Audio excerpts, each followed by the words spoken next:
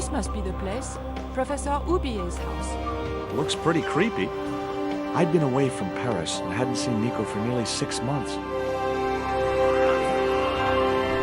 I wanted to celebrate our reunion, but she had other plans. An appointment with an archaeologist. Something to do with a Mayan stone she came across while researching a story. The guy who answered the door didn't look much like an archaeologist to me. I had a bad feeling about this.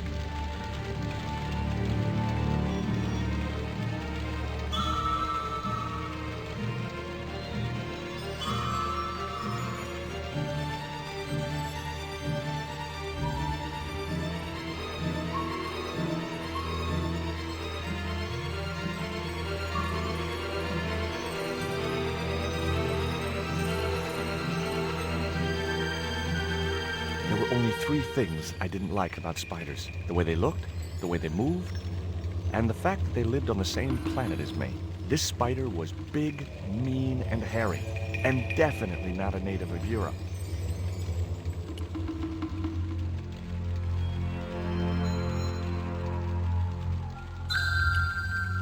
I glanced over the books, vaguely hoping to find a copy of How to Deal with Poisonous Spiders While Tied to a Chair. No such luck. But I noticed one corner of the bookcase was supported by a loose block of wood. The bookcase was too big and heavy to move. The block of wood had been used to replace the original foot of the bookcase.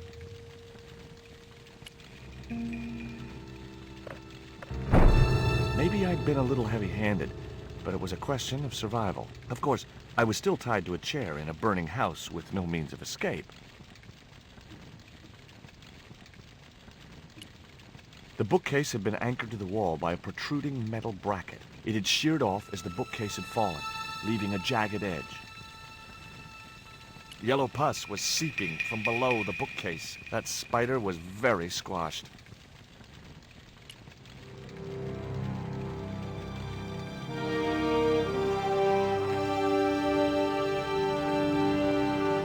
One mighty bound, our hero was free. Now, I had to deal with that fire.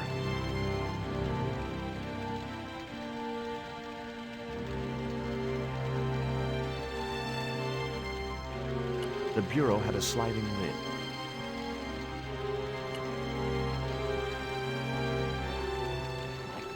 Inside, I found a bottle of tequila. It was a half bottle of extra strong Mexican tequila. Just what I needed under the circumstances. Normally, I didn't drink strong spirits, but today was far from normal. Ew, disgusting. Not only did the tequila burn like hell, I just managed to stop myself from swallowing the worm. In the drawer was a small decorated pot.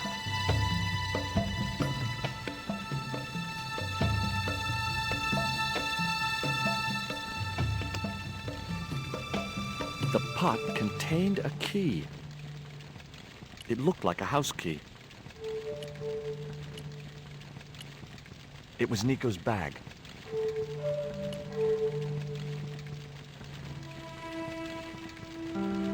a stylish little canvas number containing a lipstick, a handwritten note, and a pair of nylon panties with a large love heart emblazoned across the front. It occurred to me that Nico's tastes must have really changed while I was away.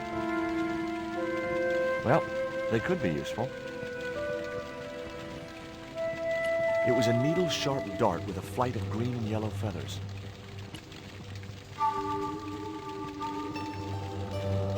That dart was sharper than a mosquito's business end, but this didn't deter me from getting it anyway. What looked like a little shriveled wiener lay on the carpet. Thankfully, it was only the worm from the tequila bottle. Well, I wasn't going to eat it, but life had taught me one thing. No matter how unlikely it seems, the strangest objects have their uses. Even tequila worms.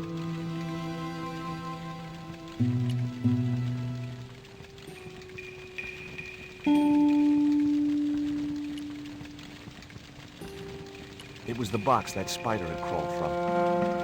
I wasn't going to touch the box after that spider had been inside it. In the cabinet's wooden door was a very small keyhole.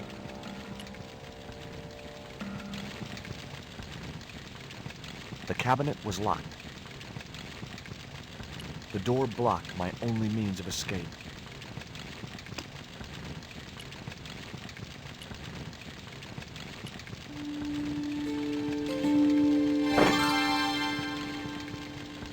As I released the lock, something blew the doors open. Inside the cabinet was a small metal object, round at one end with a valve at the other. It was a small metal cylinder.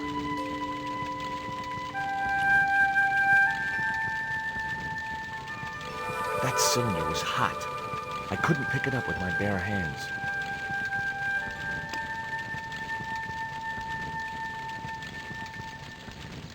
I guess I had no business reading the note, but I figured it might give me a clue to what Nico was involved in. It was from Andre Lobineau, the history student Nico had known at college. The letter was sentimental mush, and revealed that the exotic lingerie, as he called it, was a gift from him. It gave his telephone number. Lobineau figured himself as a rival for Nico's affections, but I couldn't believe that that creep was in the running. It was a pair of red, lace-trimmed panties decorated with a large black satin heart. The panties I'd found in Nico's bag were just what I needed to wrap around the hot cylinder.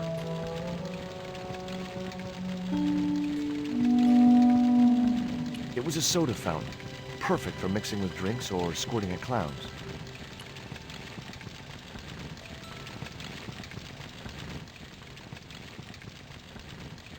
There was no pressure in the siphon. I guess it was out of gas.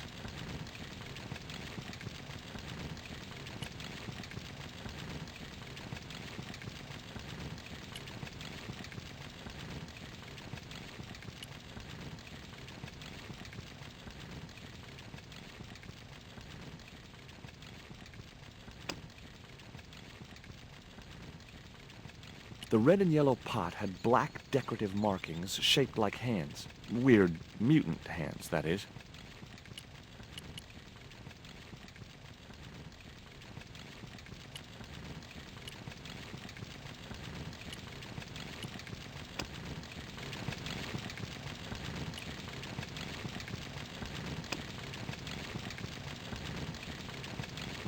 No, that's wrong.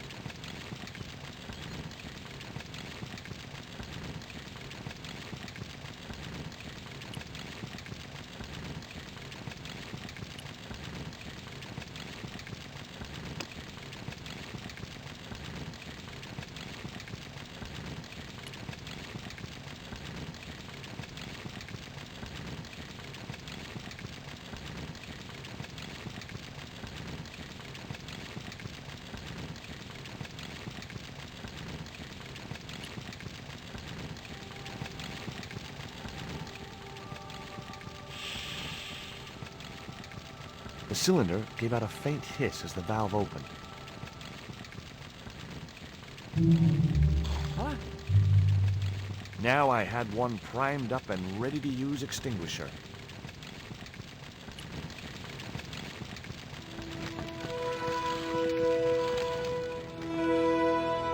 With a well-aimed squirt of a soda fountain, our unshakable hero saved the day. Now it was time to start looking for Nico.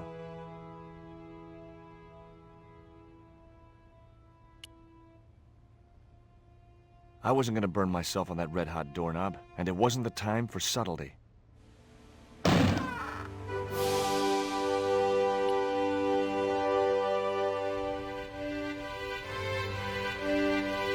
It was a folded clipping taken from a newspaper.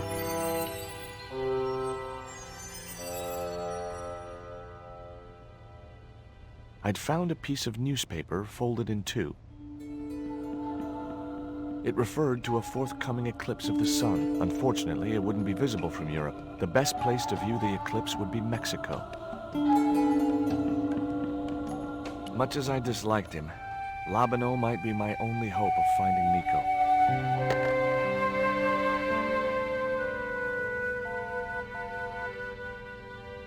Hi, Andre? Who is this?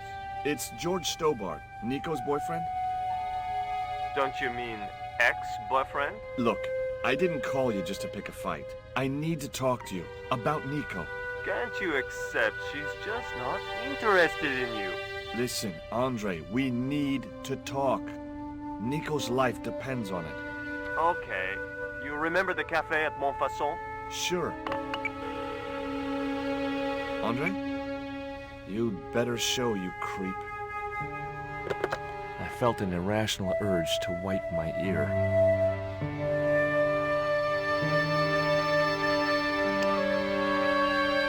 It was the newspaper clipping referring to the imminent eclipse. Wrapped inside it was another small piece of paper. It was a bank statement for Ubier's account from an automatic telling machine. The last 5 withdrawals were for large amounts, and all made in Marseilles.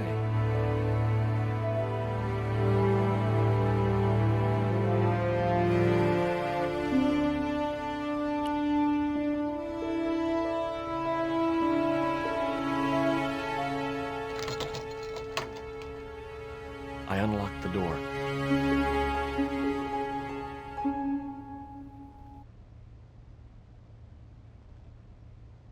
I wasn't looking forward to meeting Labano again, but he was my only link with Nico.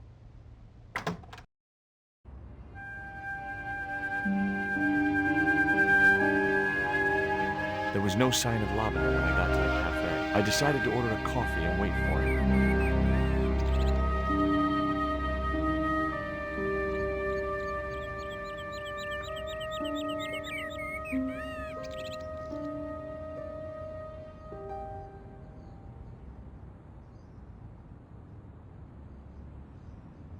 The man at the next table looked somehow familiar.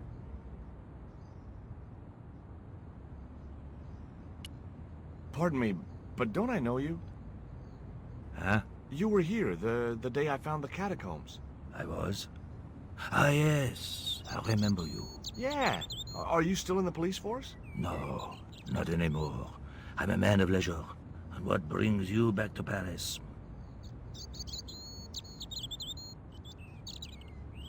My girlfriend. What it is to be young and in love. Will you share a bottle of wine with me? Hey, listen, I'd love to, but I need to keep a clear head. So my company isn't good enough for you. Have you ever heard of a Professor Ubier? No, monsieur. I don't recall the name. Well, apparently he's an expert on Mayan art and history. A little out of my field of experience, monsieur. If he'd been a serial killer or a sodomite, I might have been able to help.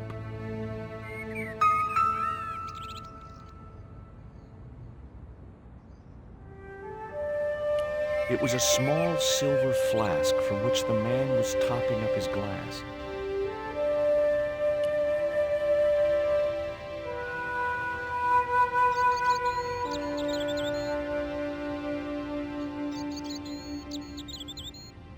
I couldn't snatch the man's flask while he was looking.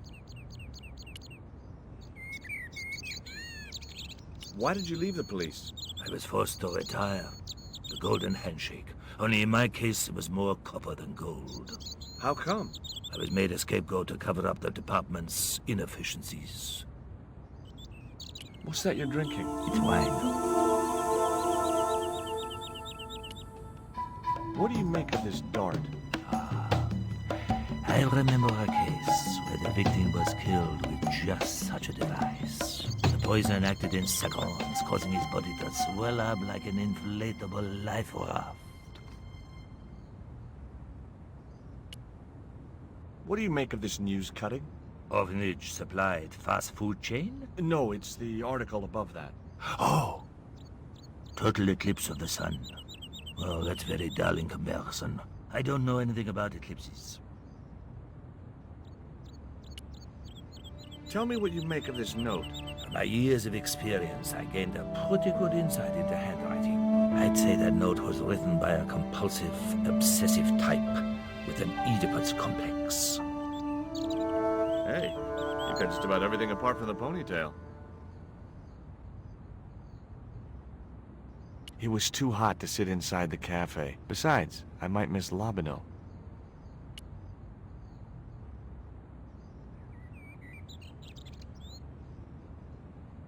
Oh, garçon? He ignored me. I'm sure it was deliberate. It was too hot to sit inside the cafe. I had no desire to go down into the sewers.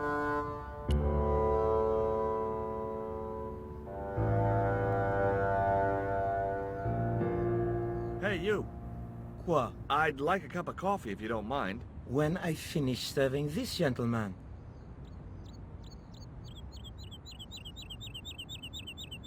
The ex-gendarme showed no effects from the wine he was pouring down his throat.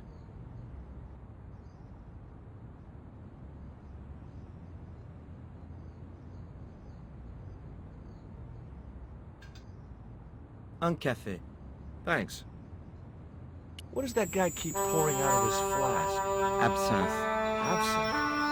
I thought that was highly dangerous and outlawed in France. It is. Don't look at me, I didn't sell it to him. Do you know a guy called André Lobino? Oui, I know him. What of it? Well, I'm supposed to meet him here. Did I miss him? No, I have not seen him today. Have you heard of Professor Oubier? Oui, he married that actress, the little dachshund. They used to come here, the nutty professor and the movie star. If Oubier's wife was a movie star, how come I never heard of her? She was big in France. The world doesn't stop at Hollywood. Her stage name was Carol Climax. She died in suspicious circumstances. Do you know that man over there? I should think so. He's a regular customer.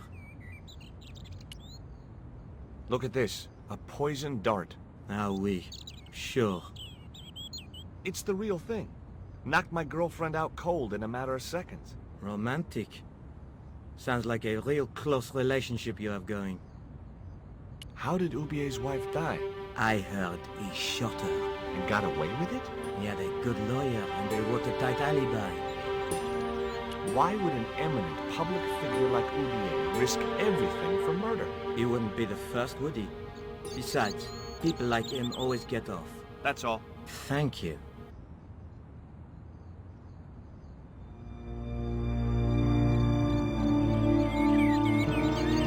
Well, this is a surprise, Georgie. I wouldn't normally call you. But Nico's in trouble, Andre. Deep trouble. You have to help me find her. What? What have you dragged her into this time? It was you that recommended Professor Oubier as an expert on Mayan art. Now his butler has kidnapped her. And he tried to kill me. Every time she gets involved with you, there is trouble. Walking out on her was the best thing you could do. My father was dying, damn it. I had no choice. Well, she soon recovered once she went back to her old friends. Drop it, Andre. Right now, Nico's in danger, and we have to work together. So, how can I help? Nico needed to speak to Oubier about a stone. Oh, you mean this stone?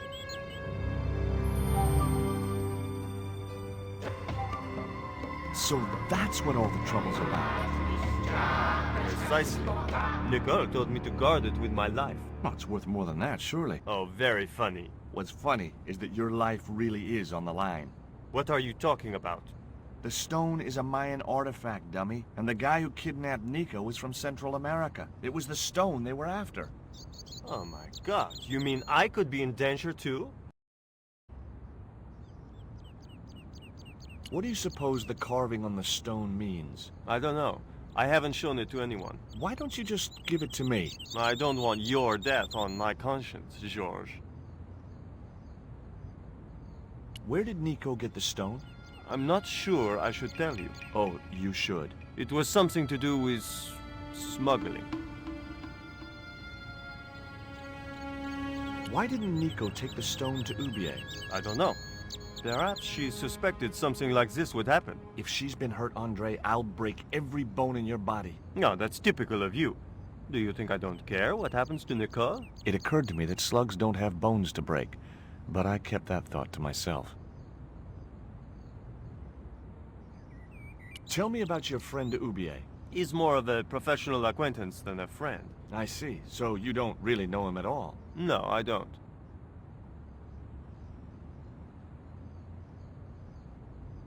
Does Ubier employ a guy from Central America? Maybe. I don't know.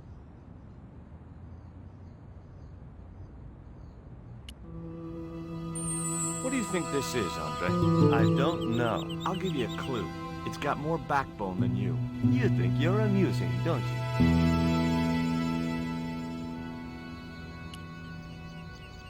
What can you tell me about this pot? South or Central American, I'd say. I have a friend who'd be able to tell you more. Where can I find this guy? He owns a gallery on the left bank, the Gliese Gallery.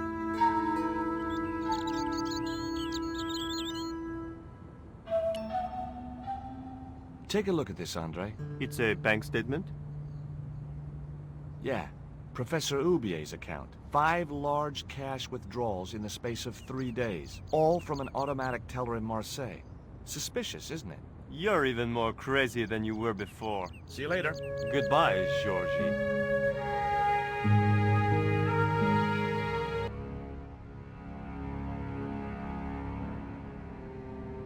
I've had enough of your games, Collard. Tell me what you've done with my stone. I thought your business was simply smuggling cocaine, Karzak. Why are you so interested in that stone? Either you tell me what I want to know, or Pablo here will make you talk. Okay. Well, I figured someone at the university would be able to help. So I had a word with one of my girlfriends, and she told me her boyfriend was a lecturer. I sent the stone to the Department of Ethnology. You know, I figured it was South American, so... You're not buying this, are you? That's enough! I don't have time to listen to your mindless prattle. We'll leave you to think it over. Come the morning, you'll be ready to talk.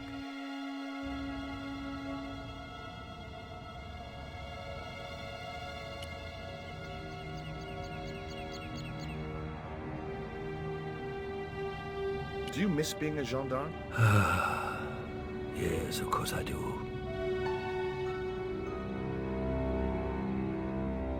When I wore that uniform, I commanded respect. Not anymore.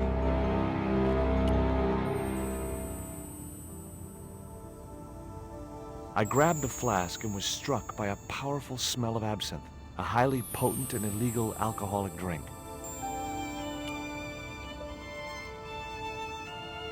Excuse me. What? Didn't you try to appeal against your dismissal? There was no point. It was my word against that of the chief inspector. And he was a close friend of the director of the museum I was supposed to be patrolling.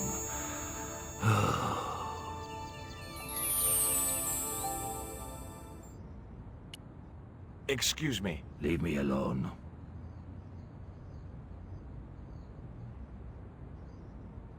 Now I had another lead. I could either go back to Ubier's house or visit the Gliese Gallery.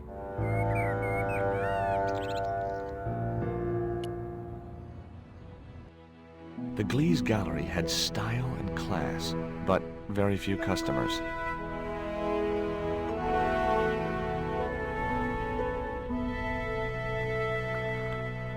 The girls were in a world of their own. Rectangles in a desolate landscape, highly cubist. He was a pear-shaped guy with a fine display of multiple chins.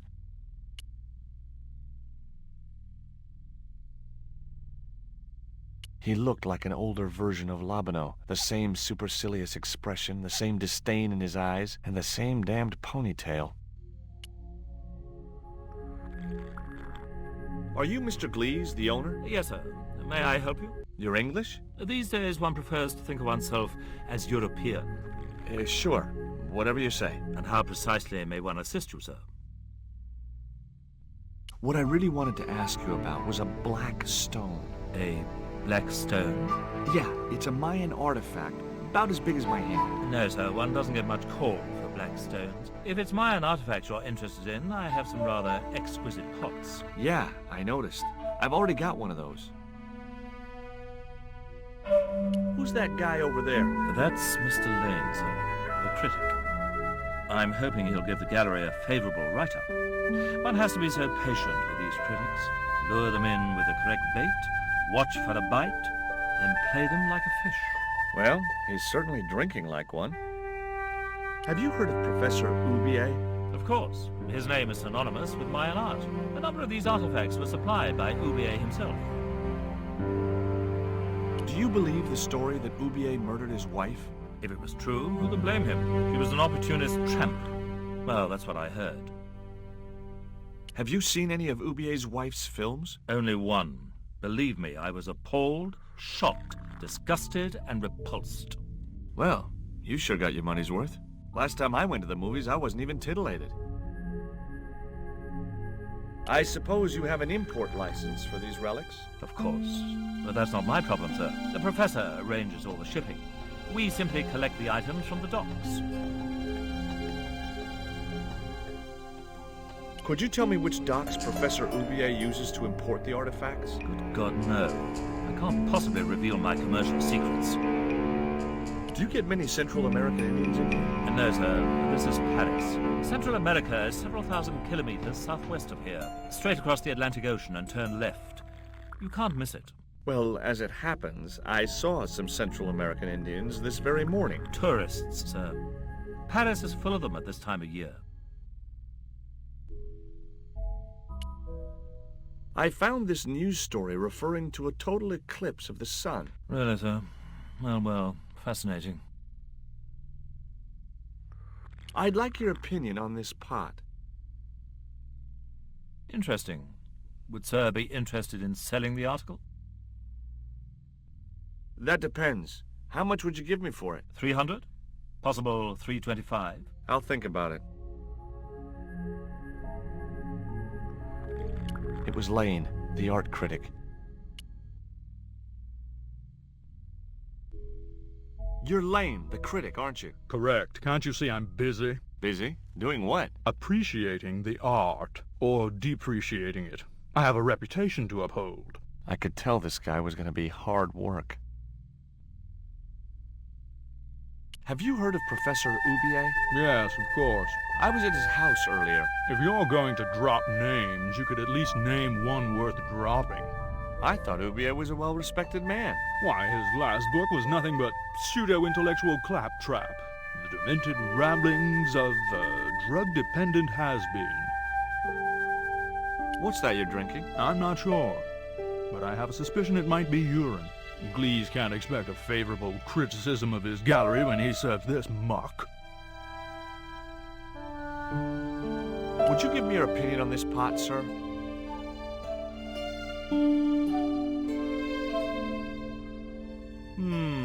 Yes. Very rapouche. Rapouche? Hideous. What the hell do you think you're doing? You smashed my pot. Certainly, it was not only worthless, it was ugly and offensive. To you, maybe. Believe me, I was doing you a favor. I wasn't gonna waste any more breath talking to that pompous blimp. Maybe I could turn the situation to my advantage, and at the same time, get my revenge.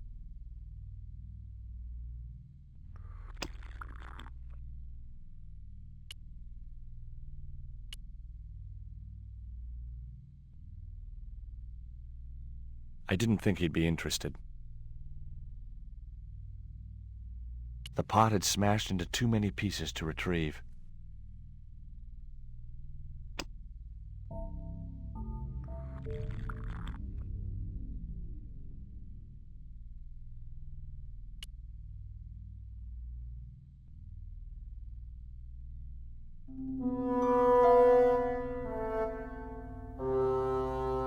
I splashed a little absinthe into the glass and hoped he wouldn't notice the change of color.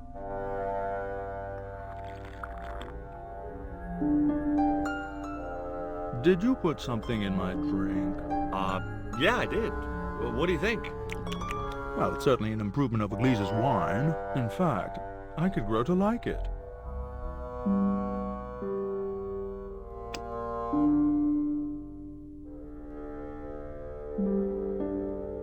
Allow me.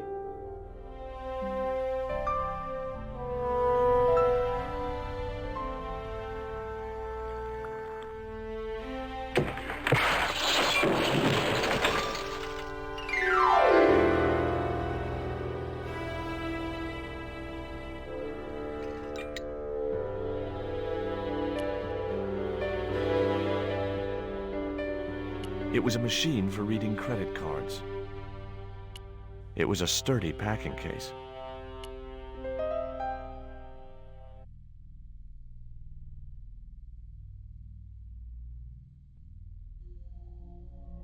There was nothing in the case but styrofoam packing, but pasted on the side was the remains of a label.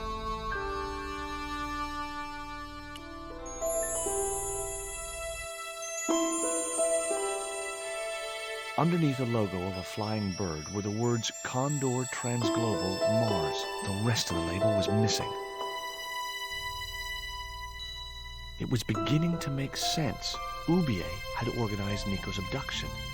Oubier withdrew money from Marseilles. Oubier was connected with Transglobal, who shipped their goods from a warehouse in Marseilles. That's how the torn Transglobal label had once read. Marseilles, not Mars. It wasn't much of a lead, but it was all I had. I set off immediately to catch the evening train.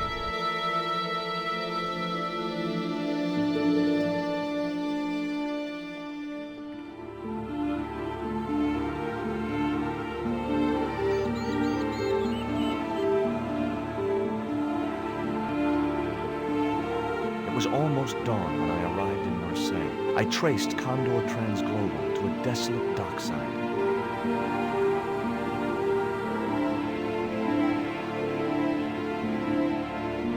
There was a glow of light at the window of the hut.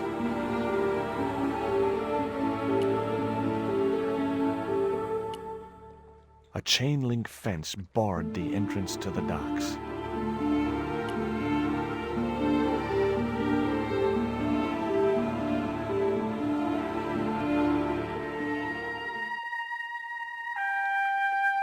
It was a mean-looking guard dog.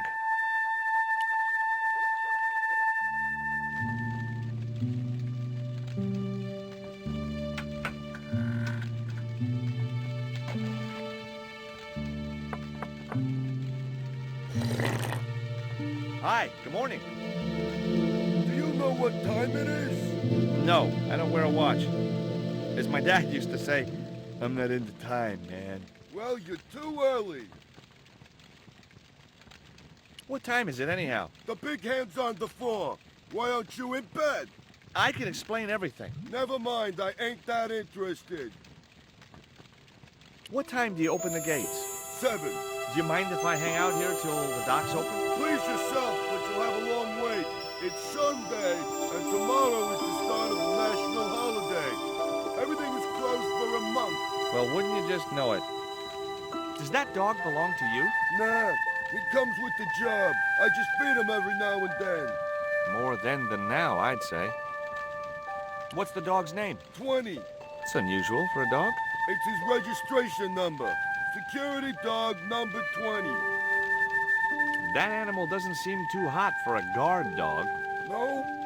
You haven't seen him in action. Doesn't look like he has the energy to wag his tail. Just like my wife. She's like a slug in a coma until she's annoyed. Then, she's like a tiger with a rat up its ass. Sweet. Ever heard of Condor Transglobal? Sure. They have a warehouse here. Well, could I take a look? Not until after the holidays. Come back in a month. I have to make a delivery to Condor Transglobal. Where's your rig? About half a mile down the road. And you walked here? Jeez, are you some kind of nut? Nah, it was easy. I just put one foot in front of the other. Are you gonna let me make my delivery? Not without the paperwork. You get the papers, you make your delivery, and I get a fat backhander. I was getting nowhere with the story about being a trucker. Do you know what kind of business Condor's involved in? I'm paid to guard the gate. Their business is none of mine. I'm looking for a young woman. At the docks? What kind of woman do you have in mind? You don't understand. It's my girlfriend I'm trying to find. Well, I ain't seen her, and you should tell her the docks ain't no place for a young lady. They're dirty and they're dangerous. I'm certain my girlfriend was brought here when she was abducted. What? Your girl was kidnapped? Yeah. Struck down by an Indian with a poisoned dart. A poison dart, huh? I could tell he didn't believe me. I have these very exotic panties. Take them away, you pervert! Have you ever heard of Professor Oubier? Me? None of my friends are professors or anything like that. What's cooking? Beans. You know a man can live on nothing but beans. Not this one. Don't you ever get tired of eating beans? Sure I do. What do you take me for? And what's the alternative? Peas. I can't eat them too often, though. They play hell with my digestion. Have you ever considered changing your diet? What's wrong with beans and beer? You need me to tell you? You're pumping out enough methane here to fill a dirigible. This is the dart that the Indian shot at my girlfriend. Sheesh! That's pretty weird, but I don't see why you'd expect to find her here.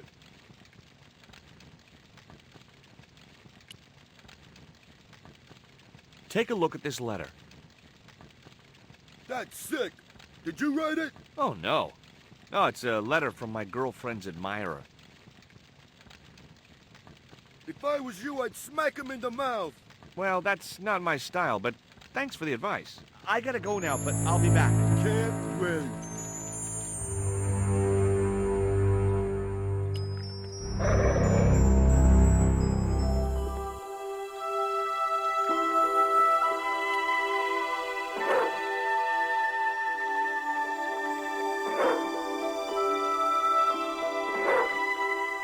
The stick had a hook on one end. I figured it was a boat hook for hooking boats.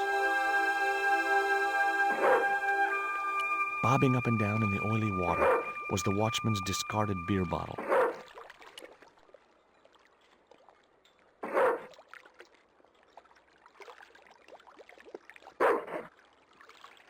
The bottle was just out of reach. Nothing was going to get me into that water if I could help it.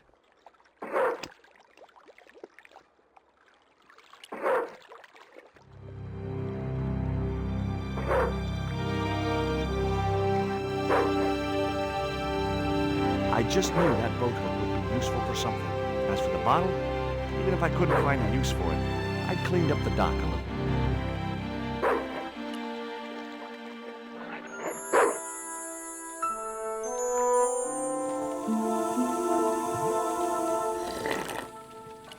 The watchman was big and bulgy, like a sack of potatoes. His flushed and bloated face wore a sleepy, amiable expression. I couldn't reach the door without climbing into the room. Impaled on a spike were a number of documents. Something was bubbling in the watchman's saucepan. It was an old iron stove, which heated the hut and the watchman's dinner. It was a large bucket filled with coal. It was a packet with a picture of a boxer dog on the front. It was a filthy, stained coffee mug.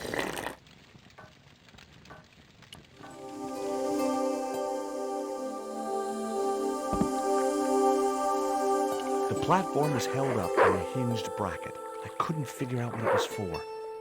Maybe it was part of a structure which no longer existed.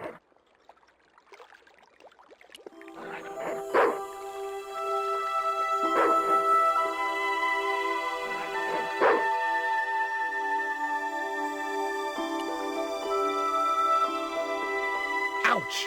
That's hot.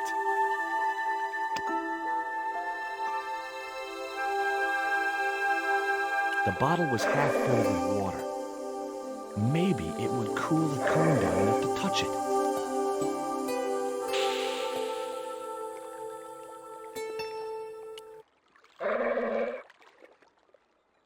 Now I could see into the pipe which formed the chimney.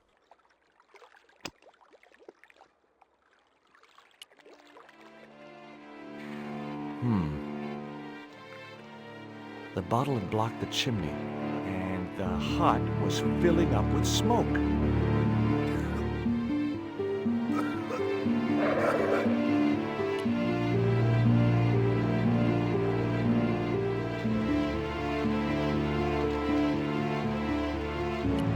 The box contained nothing but blank forms.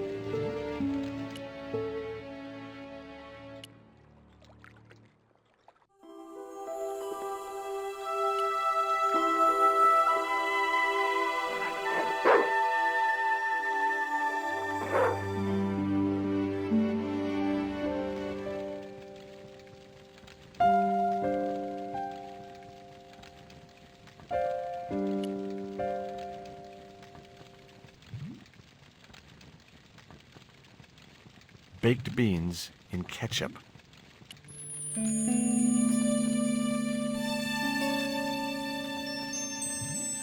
The packet was full of dog biscuits.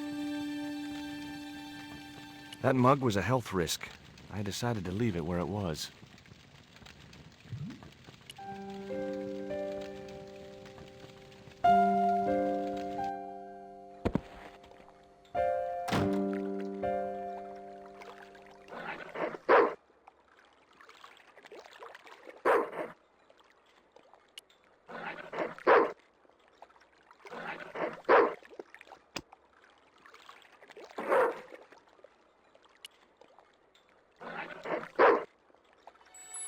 Hey, 20.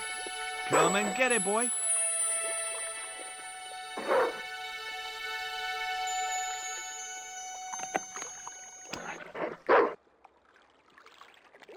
I felt a slight twinge of conscience as I prepared to give the dog a dunking. It soon passed.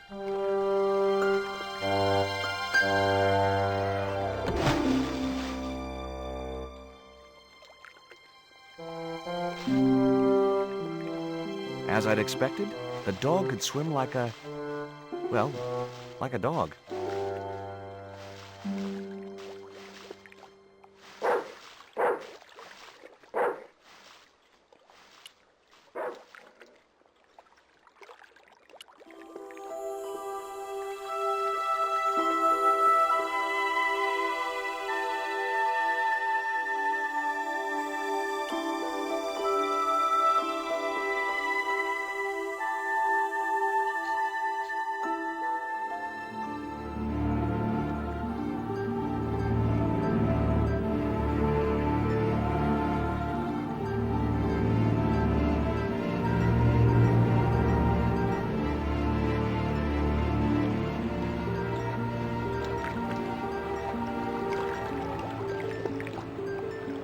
It read Pont de Nord, fine wine producers. I didn't recognize.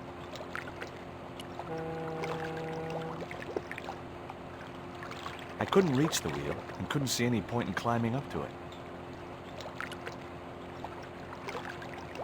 The sign looked as if it was firmly attached to the wall. Anyway, I didn't really want it as a souvenir.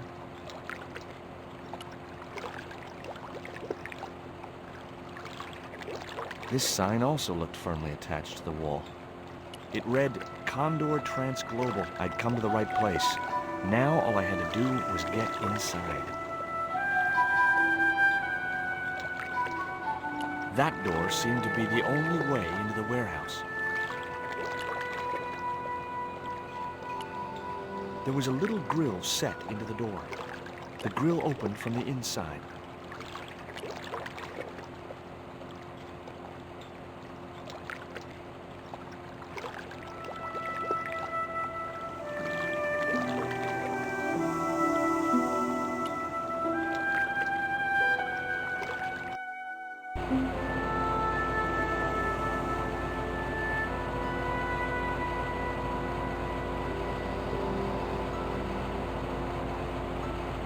It was the creep who'd kidnapped Nico, and I had a score to settle. The guy was partly hidden behind a stack of crates.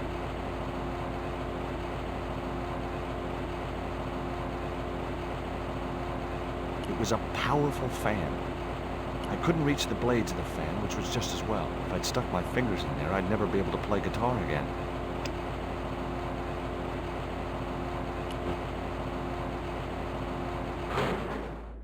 That did the trick. The fan clunked and shorted out as its blades were mashed by the boat. Hey, you make any more noise, I break your arms. That bully needed to be taught a lesson. Garzak's already mad because we didn't get the stone. You give me any trouble, I'll tell him it was all your fault. Karzak? That must be his boss.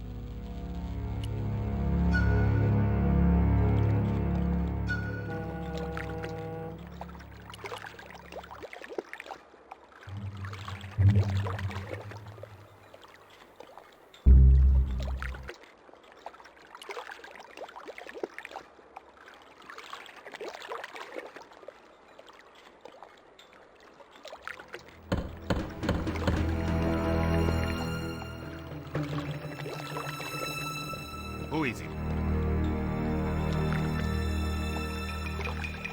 Pizza delivery? I didn't order pizza. No?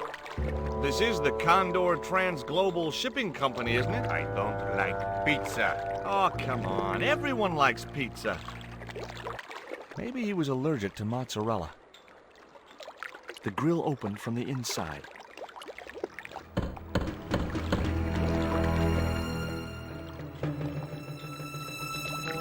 Hey, What now? look. This pizza's been paid for. You might as well take it. I told you, I don't like pizza. Not even with extra olives? I hate them. Olives are the devil's butt nuggets.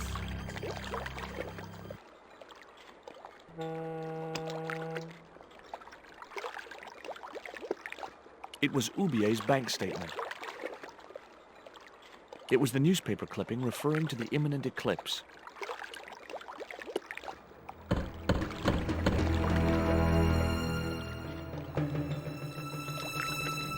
If you know what's good for you, you'll open this door. What if I don't?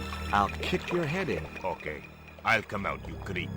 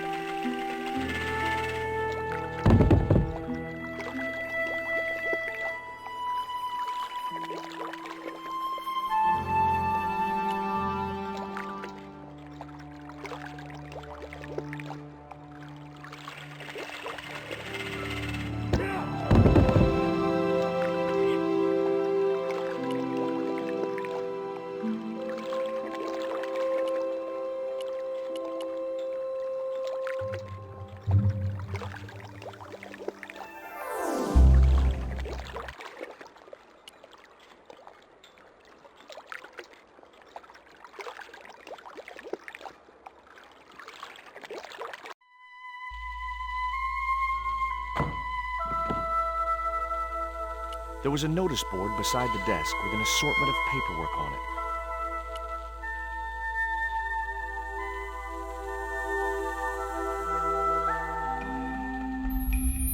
Among the paperwork which adorned the notice board was something which caught my eye. It was a delivery note from Condor Transglobal, and the address was Quaramonte City.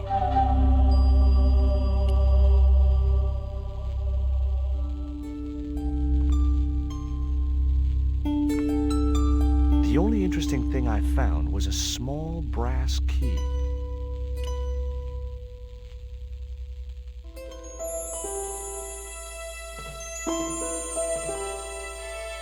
It was locked.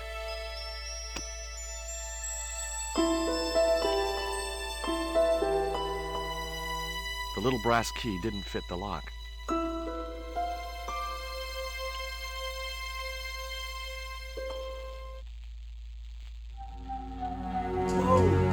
The little guy had a blowpipe. That confirmed my suspicions about what had happened to Nico. I waited for him to shoot me, but it didn't happen. Instead, he seemed to want to tell me something. What? What do you want? He seemed excited, almost desperate. What did he want so bad? The guy was partly hidden behind a stack of crates. Hi. I'm not going to hurt you. Quaramonte! Is that where you're from? Quaramonte City? Quaramonte! Quaramonte! Okay. What have you done with my girlfriend? Huh? I am not leaving without her. Where is she? He didn't appear to understand me. Tell me what you've done with Nico, and I'll share these biscuits with you. I knew it sounded lame, trying to bargain with a box of doggy snacks. Besides, how was he to know how yummy they tasted? Do you know what this is? Peito. Lotseka peito. Inyakot lagoino mutu. This was the dart you used to knock out my girlfriend. If she's come to any harm, I will count you personally responsible. Lotseka peito fnor.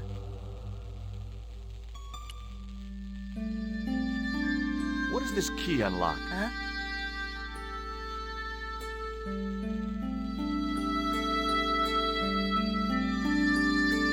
Hey, you're manacled. Who did this? That big thug? I'm gonna set you free, okay?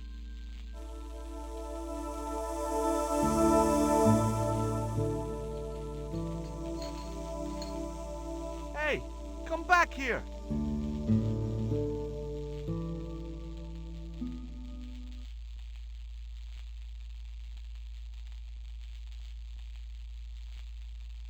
The little guy had gone to ground amongst the stack of crates.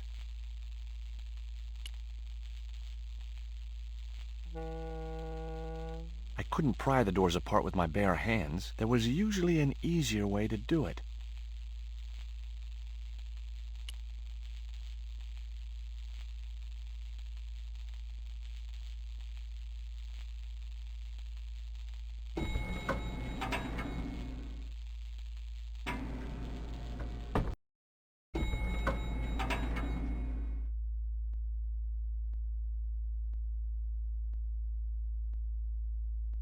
Just in time. Interrupting the beam of light kept the doors from closing and stopped anyone from using the elevator. But what now?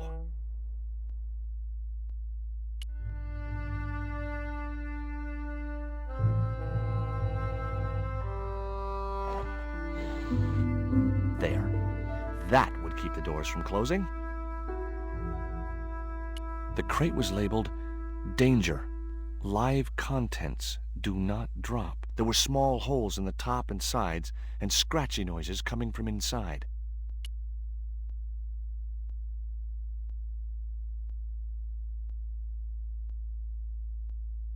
But decided not to risk dropping it and meeting the live contents. It was a large crate with no label. The statue looked as if it was Central or South American in origin.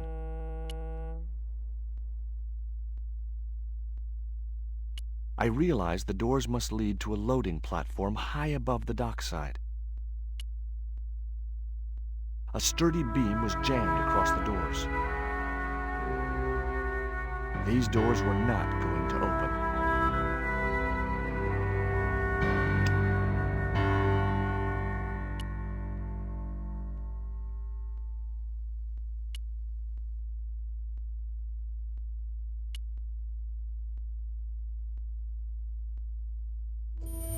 There wasn't enough room to move the handle.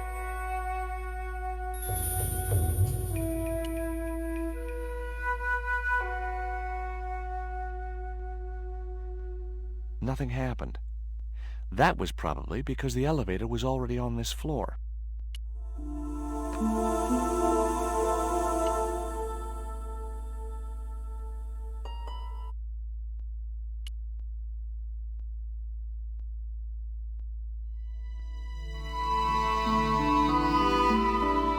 There was an arc-shaped scratch on the floor, as if a door had been opened in the nearby wall. My fingers traced the outline of a secret door in the wall. Then I found a small round stud, which was set flush to the surrounding wooden paneling. Just as I'd hoped, a secret room.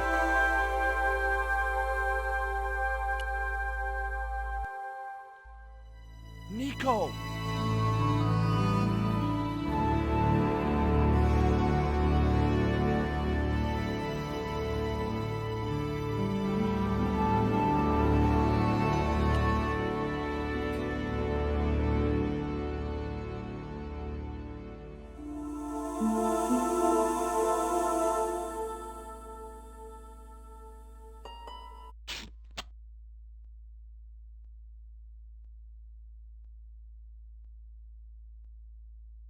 There, how are you feeling?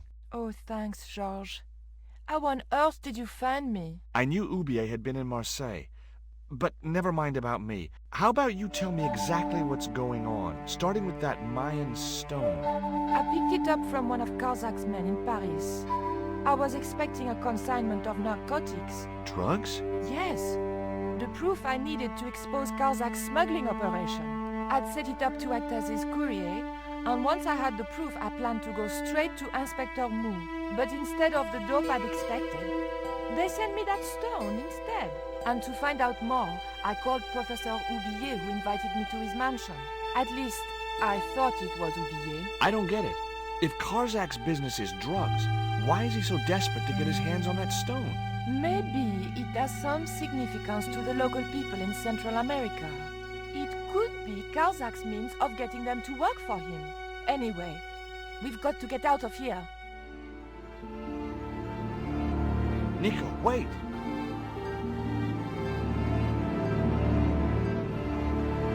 It was a grotesque little statue of a figure carrying a shield and a spear.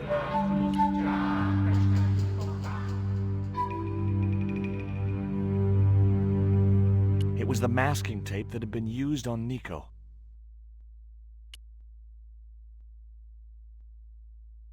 I decided to keep the masking tape. It was bound to be of some use to me.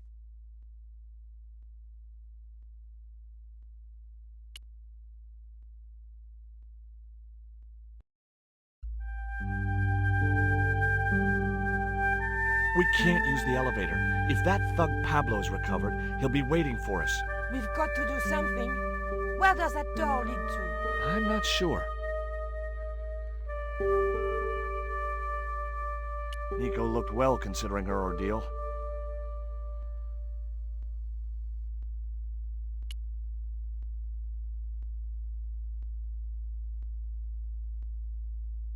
Okay, tell me what you know about Condor. Condor Transglobal exports Aztec and Mayan relics from Central America to Europe. But that's just a cover for the real business. Drug smuggling. What proof do you have? Nothing yet. Do you know where Condor is based? In Central America. A place called Quaramonte. I saw that name on a docket downstairs. Tell me about this Carzak guy. Well, I saw him for only a few minutes, but he frightens me. I got the impression that Pablo was nervous when he was around too. His eyes, they're like a wild animal's, like a tiger. That's what scared me most about him. He looked so unpredictable and dangerous. Did you know Oubier's wife was a film star? No, I didn't know he was married. What happened to her? She died. In mysterious circumstances, apparently. How mysterious? I heard she was murdered. Possibly by Oubier himself. A murderer, huh? André said he was something of a celebrity. Did I hear you refer to Inspector Moon? Yes, you remember him? Of course I do. But I thought he was dead. Oh no, he reappeared after the broken sword case had blown over. When he found out who was in with the Neo-Templars, he went into hiding. Moon knew more than was good for him. Does he know about our involvement with the case? If he does, he's not telling. Still, he got a sudden promotion. Did that Indian guy mistreat you? If you forget about the abduction, verbal threats, and bondage, no. Well, what about the little guy? I don't think he knows where he is or what he's doing here. The big guy, Pablo, he brought Titipoco from the jungle. Titty what? Titipoco. That's what I heard Pablo call the dwarf. Do you recognize this? Is that the dart which knocked me out? That's right. I kept it as a souvenir. Have you any idea who this little statue is supposed to be? I'm not very well acquainted with Mayan deities, George. But whatever his name, he sure is ugly. I found these in your bag. Oh, they were a gift. I know. I read the note. God knows what was going through Andre's mind. I think that's quite plain enough. Look, the little guy downstairs was chained up with these. That must have been Pablo's doing. I don't blame him, though. That little guy is dangerous. You're still sore about that poison dart? Of course I'm sore.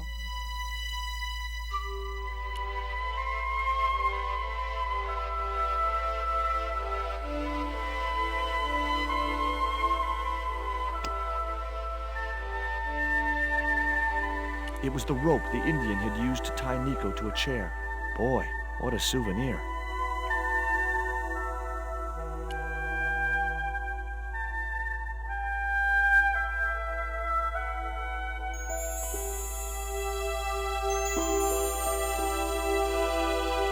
It was a device to prevent the elevator doors closing when they were obstructed. It was the strip of masking tape which the big Indian had used to gag Nico.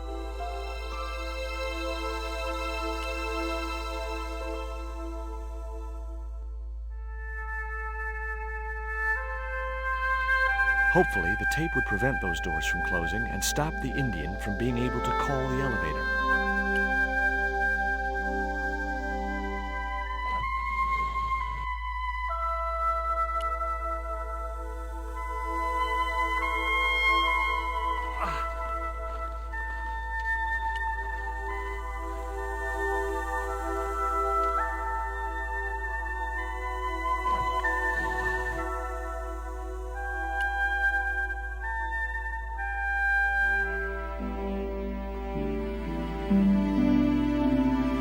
Rose about 6 inches off the floor, and I said a silent prayer to whoever had discovered the power of hydraulics. What on earth are you doing? Trying to raise the statue so I can hook it to that pulley. Is that really going to help us? I like to keep myself occupied in times of stress.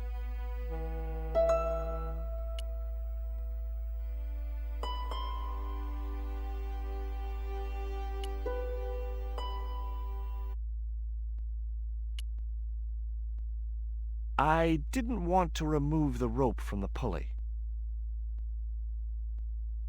The statue looked way too heavy for me to move.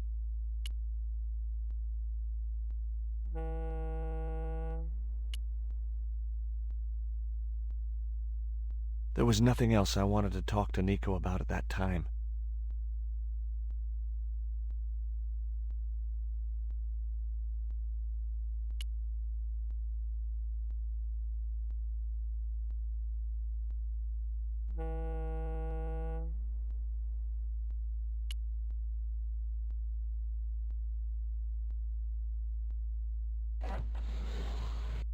It was too heavy for me to move on my own.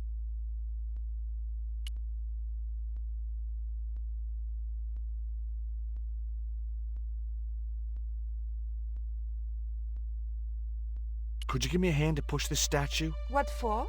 This, my dear, is our passport to freedom. If you say so, dear.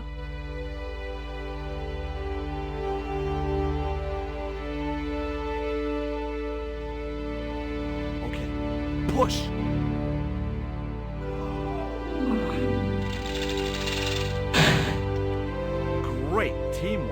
Nice to be working with you again, Mr. Stobbart.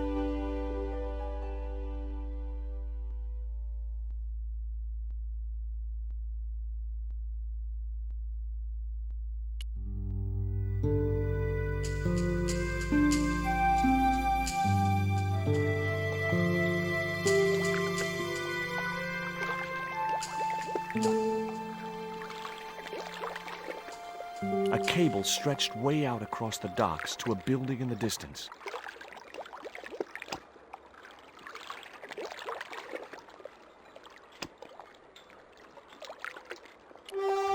Nico, I have a great idea.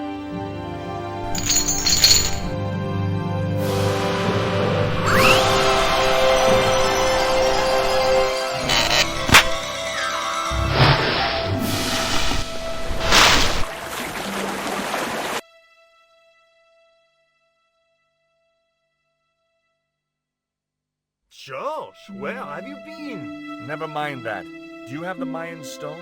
Maybe I have, but, Don't argue, Andre. Give the stone to George. well, of course. If you say so, Nicole. Thank you so much, Andre. George, he told me you'd been kidnapped, my dear. I'm glad to see he was mistaken. Oh, but it was true. If it hadn't been for George, I wouldn't be here now. It's not finished yet. Karzak's thugs will be back for that stone, you can bet. The best lead that we have is Quaramonte City. Quaramonte is in Central America. That's where Ubier gets his artifacts. That's all we needed to know. Come on, George.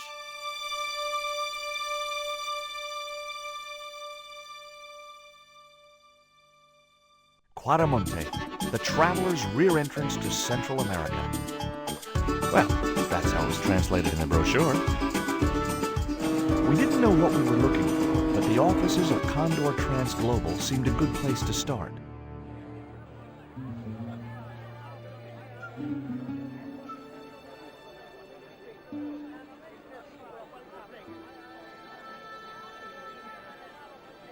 Hey, it's market day. I don't see any cabs. Let's ask someone how to get to Quaramonte City. Okay. Keep your eyes peeled for any sign of Condor Transglobal.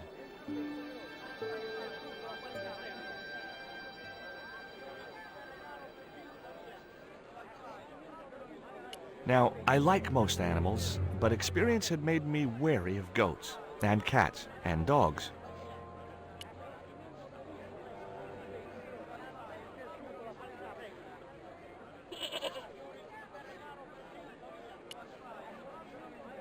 It looked to me like an early portrait of Orson Welles. In Quaramonte, defacing a poster was probably a capital offense. A couple of musicians stood watching life go on around them. They looked pretty depressed.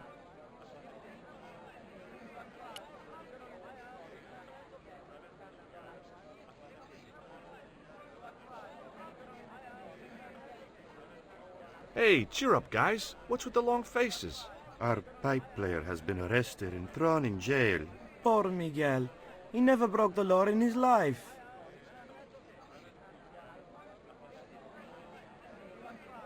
Why was Miguel put in jail? For playing folk music. What? It's true, senor. He insisted on playing traditional Quaramonte music, even though it's illegal. Why don't you try playing a tune to cheer yourselves up? No, we should be looking for real jobs. We could earn 10 times as much down the mines. My cousin Ramirez was earning 8 pesos an hour. Before he lost his legs in the accident. Tell me about the accident at the mine. There was an explosion at Teoculcan. 30 miners were buried alive. They got some of them out, though. 2 of them, including your cousin, and they left half of him behind. Would either of you guys care for a biscuit? A dog biscuit, senor? Are you trying to insult us? No, really. They're good. We'll take your word for it. Have you any idea what this is? No, senor. Me neither. Have you seen anything like... I, the hungry chief. Why are you carrying that thing around with you, senor? Don't you know who it is? No. Do tell me. He's Tezcatlipoca, god of death and blood. What do you make of this little worm? No good. It's dead. Sure it's dead. You think I'd carry it around in my pocket if it wasn't? Take a look at the design on this label. I have seen that before. Where? There was a ship flying a flag just like that. When did you see this ship? 3 months ago. It was here, at the docks. What was the ship with the condor flag carrying? I don't know, senor. We weren't allowed near the docks. That's right. Usually we meet the ships when they tie up. We play to the tourists. Well, when the condor ship came in, we were told to go away. Do you guys know anything about a total eclipse? What is it? It's like when the sun is hidden by the moon. It's crazy. My cousin Alfredo swears he saw it happen once. But that was after he stupidly consumed a cocktail of peyote and antibiotics.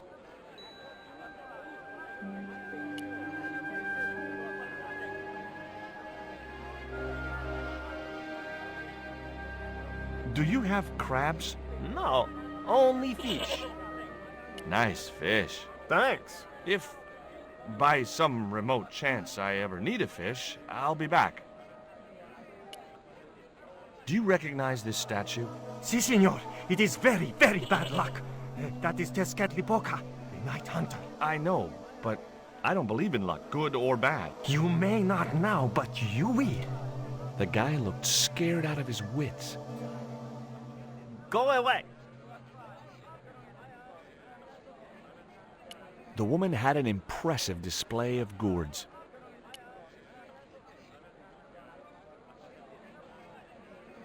Those things are gourds, aren't they? Si. Hey! Mind the footwear, lady.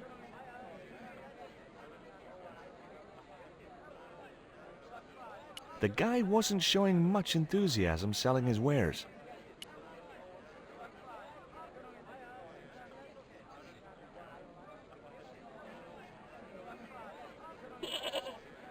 Hi. You wanna buy something? No, not really. I got cabbages. Buy a cabbage, senor. I don't think so. I didn't come all this way to buy vegetables. Listen, have you heard of Condor Transglobal? No. Buy a cabbage. I'll give you a discount on both purchases. I'm not into cabbages. Have you ever seen anything like this before? Aye, Tezcatlipoca. Put it away, senor. Tezcatlipoca brings nothing but evil. The poor guy was so freaked, he didn't even mention his cabbages. See ya. It was an uninteresting little wooden hut with an armed goon outside it. The man was puffing away at a crudely rolled cigar.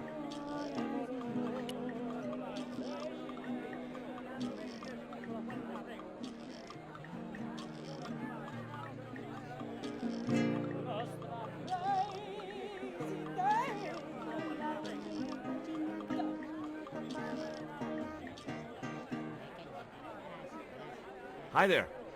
What have you got for sale? ¿Qué? I said, what have you got?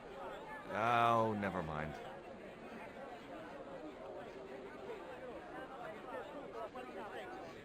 It was an armed guard looking after the barrier.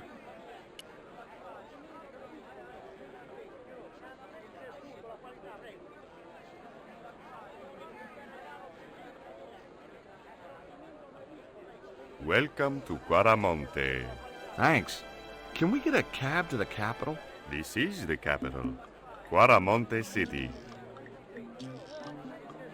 When's the next ship out of here? But senor, don't you like our beautiful country? Oh, yeah. It's like a little piece of paradise right here on Earth. Then why you wanna leave? I'm just plain homesick. Like it says in the song. A word of warning, senor. If you feel like bursting into song, bite your tongue. Huh? There are official restrictions on music in Quaramonte. We've had enough. We're going back to the ship. Okay. You show me your brown card? Huh? What brown card is that? The official exit visa. How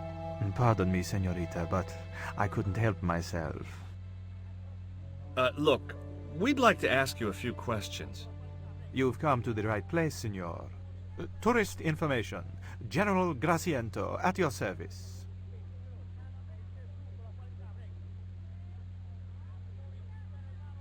This is the tourist office? It says police on the sign outside. It is both, senor. I am a man of many parts. I can see that, General. Have you heard of a guy called Karzak? No.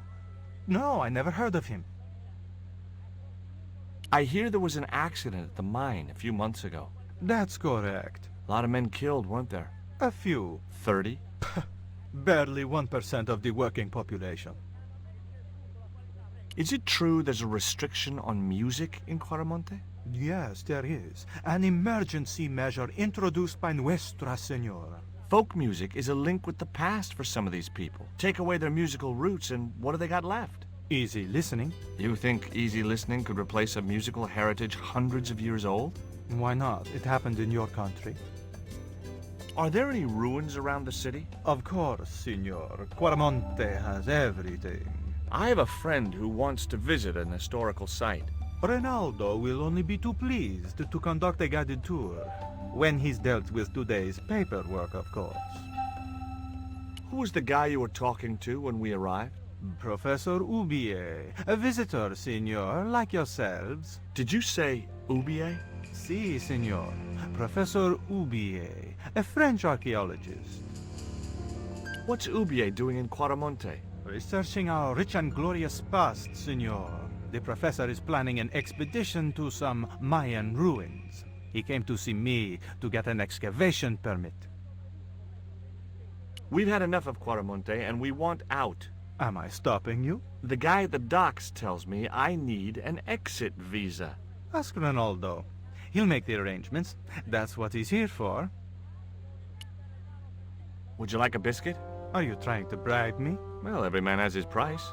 Mine is more than a dog cookie, Senor Stobbart. Have you ever seen anything like this before? That's a native carving, isn't it? Where did you get it? We picked it up in the market as a souvenir. What do you think of these panties, General? Oh boy, fabuloso! They're yours if you'll tell me all you know about Karzak. I told you. I never heard of the guy. Do I get the panties now? I told you all I know. You told me nothing. Take a look at this label. Si, senor. Condor Transglobal. Can you tell me where to find their offices? No, senor. I never heard of them, and neither did Ronaldo. Are you sure you never heard of Condor? Oh, yes. The company is registered here in Quaramonte City. You are mistaken, senorita. The musicians out in the square say that a ship flying the Condor flag was birthed here. They are simple peasants. They will go along with anything you say in the hopes of parting you from your money. Condor is run by Karzak, isn't it? Wrong again, senor. Karzak has nothing to do with anything called Condor, whoever he is. Do you keep a record of companies registered in Quaramonte? Of course, senorita. Unfortunately, all the records were destroyed by a flash flood. Do you know anything about the forthcoming eclipse, General? Such things do not interest me, senor. I'll be back.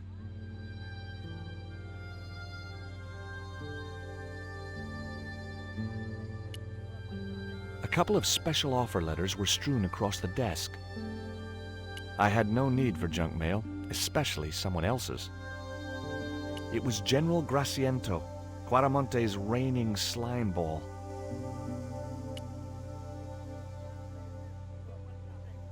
It was a computer monitor with some kind of outdated game displayed on it.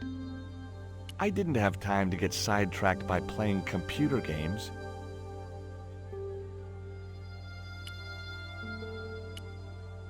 It was the map which the General had been showing to Professor Ubier.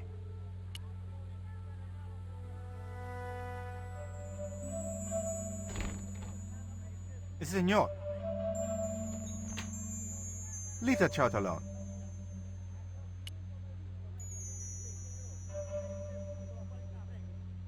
filing cabinet stood in the corner. The filing cabinet was probably locked. A gloomy passage led to the rear of the building. He had the eyes of a cocker spaniel set in a face like a deflated souffle. I couldn't help wondering what had driven him to work for a man like the General.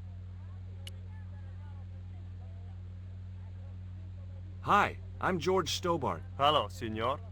How can I help you? Are there any ancient pyramids near Quaramonte? Si, senor. But it's not very impressive. It's in ruins. That's perfect. Would you be willing to give a guided tour of the ruins? I can't. The General would have a fit if I left all this paperwork. I'm trying to get out of Quaramonte. If I had $1 for every time I heard that, I'd be able to buy back half my family. Never mind them. What about my visa? We don't take visa. I didn't ask if you take a visa. I want you to give me a visa. I can't help you, senor. I don't understand these things. Would you like a gourmet dog snack biscuit? I would love one, senor. But I would have a problem with my teeth. Toothache? No, senor.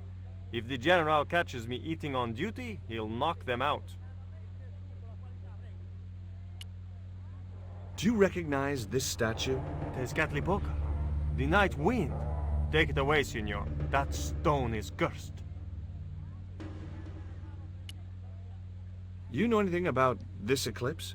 No, senor. El General keeps me in the dark about most things. So long.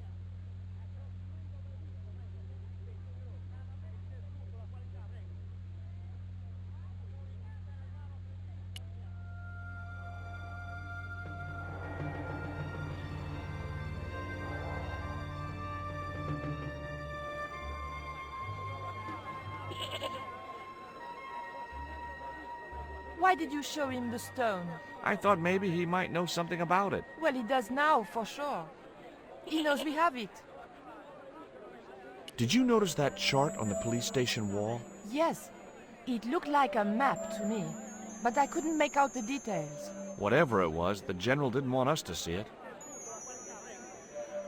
You came on a little strong with the General. I was merely flattering his ego, George. Every man has his Achilles heel. Maybe, but that guy's weakness isn't in his foot. Labano tells me he's been seeing a lot of you. We meet sometimes for lunch, a drink. After you'd gone back to the States, I was pretty lonely, you know. Lonely? You must have been desperate. Couldn't you just visit the zoo or something? That man we saw talking to the General was Oubier. Didn't you recognize him? I never met him, remember? The guy I called in Paris claimed to be Oubier, but he sounded nothing like the man in the police station. Maybe the professor really is innocent. Nah, it's too much of a coincidence that he's here in Quaramonte. Would you like a biscuit? Gourmet dog? Have you been eating those things, George? Sure, they're great. Guess what this is? Go on, guess. It's wrought iron, probably from a chimney stack on an old stove. Well, I suppose it could be. How did she know that? My grandfather used to work in a foundry. Take a look at this, Nico. That's disgusting, George. Why are you carrying it around with you? I don't know. I just can't seem to part with it. Take a look at this. An eclipse of the sun. Why the sudden interest in astronomy? I found the cutting in Oubier's house. Apparently, it's only visible from Central America. Take a look at this. Mon Dieu! Where did you get that kind of money? It's not mine. I found that statement at Oubier's house. Do you have any theories about this stone? I think that design represents a dog, a Mexican dog. So, this is the sacred Chihuahua stone? Sheesh.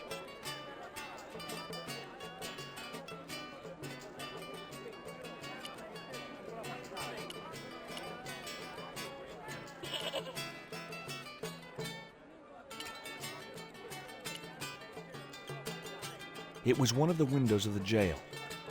It was one of the cell windows. It was that suspect archaeologist, Oubier. Professor Oubier? Yes? Who are you? My name is Stobbart. George Stobbart. I thought that face was familiar. Remember me, George? Dwayne Henderson. Hi, Dwayne. Just a moment. I have a few questions to ask the professor here. Does the name Karzak mean anything to you? Yes, I know him. In fact, if it wasn't for Karzak, I wouldn't be here. What? He's financing my expedition. Tell me about your wife, Professor. Please, I don't want to talk about her. Maybe you don't, but I do. Why was she known as the Little Dachshund? It was just a silly pet name I used to call her. Somehow some damned reporter found out. What do you know about my girlfriend's abduction? I don't know what you're talking about. She was invited to your mansion in Paris. Not by me, she wasn't. I haven't been home for nearly 7 months.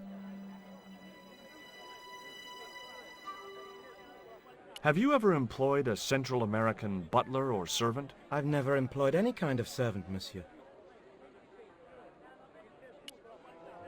Would you like a biscuit? No, thank you. You should, they're good. I can't get enough of these things.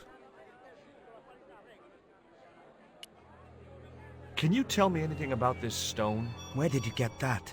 That's my business. How much do you want for it? It's not for sale.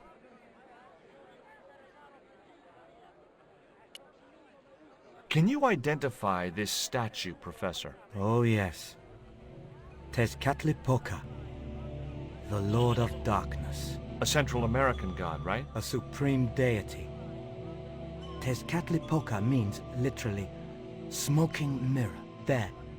You see the mirror shield in his left hand? The Mayans believed he could look into the mirror and see into the hearts of men.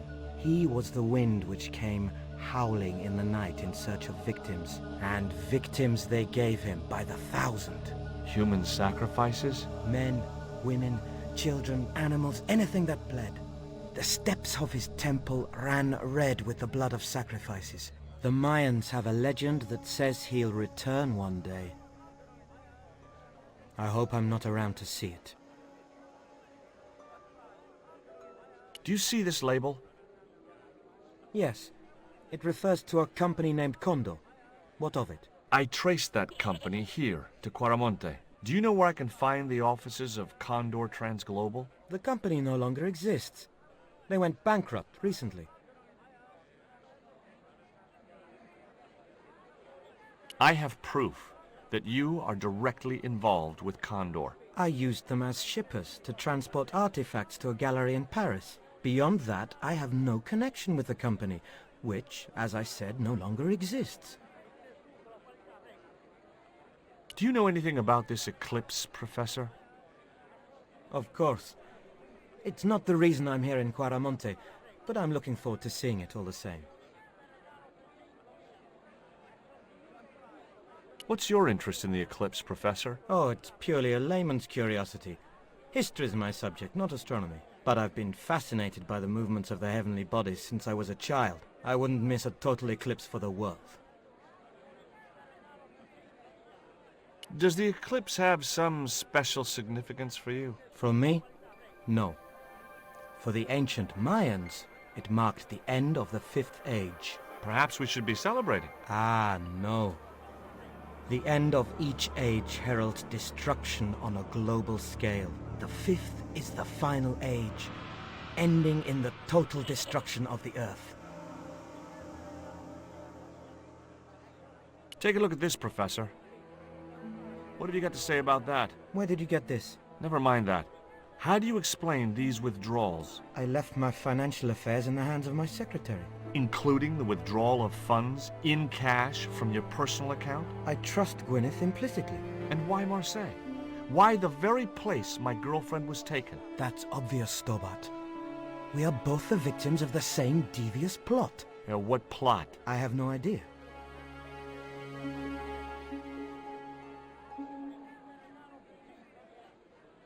It was Pearl's husband, Dwayne.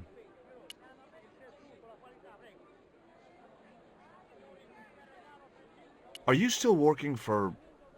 you know who? Who's that, George? You know I'm retired. Oh, nothing. Forget it. I confused you with somebody else. Oh, I do that all the time. Do you think the general was involved with Condor? Hell no. And if he's a general, I'm a Buddhist. No, that fella's just a mouthpiece for the real power in Quaramonte. So the general is nothing but a puppet? He's like Pinocchio before he met the Blue Rinse Fairy. Strictly strings and wood.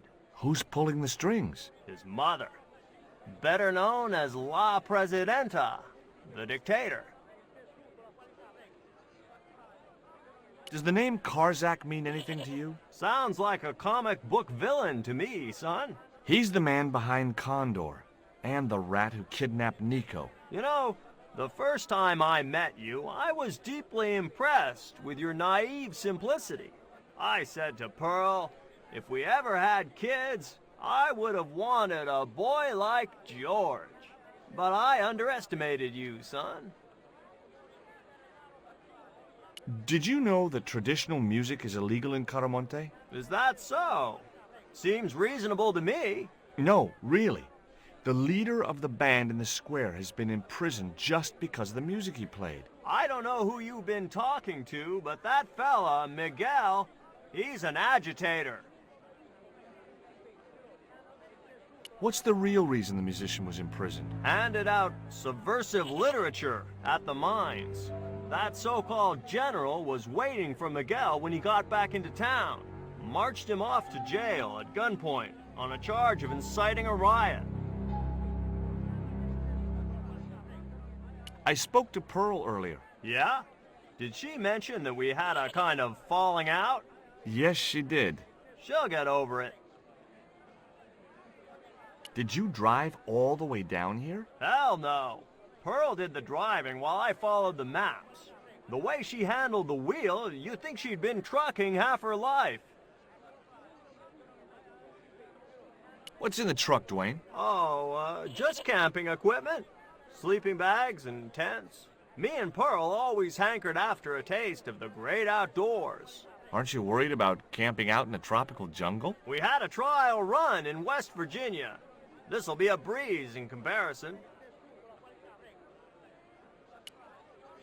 Would you like a biscuit, Dwayne? Oh no, those gourmet dog snacks bring me out in a rash. You've tried them? They were on special offer. Pearl bought a whole crate. When I asked her if she was thinking of keeping a dog too, she just laughed. Do you know anything about a shipping company called Condor Transglobal? I never heard of it, son. What do you think of these panties, Dwayne? Lord, hot stuff, George. You buy those for your girl? No, a guy we knew in Paris bought them for her. Oh, you're a threesome then. Why are you looking at me like that, George? Forget it.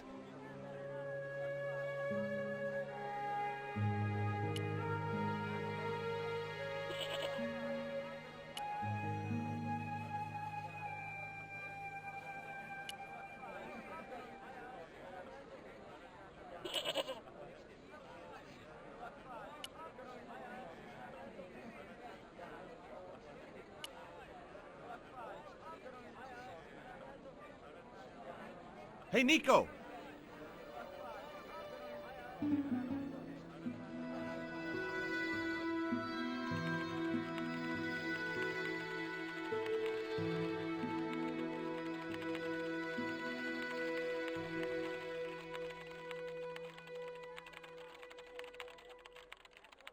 Hola, señora. Hi. We were wondering... I was talking to the lady, Chico. Hi, my name is Nico Collard. Concha Garcia.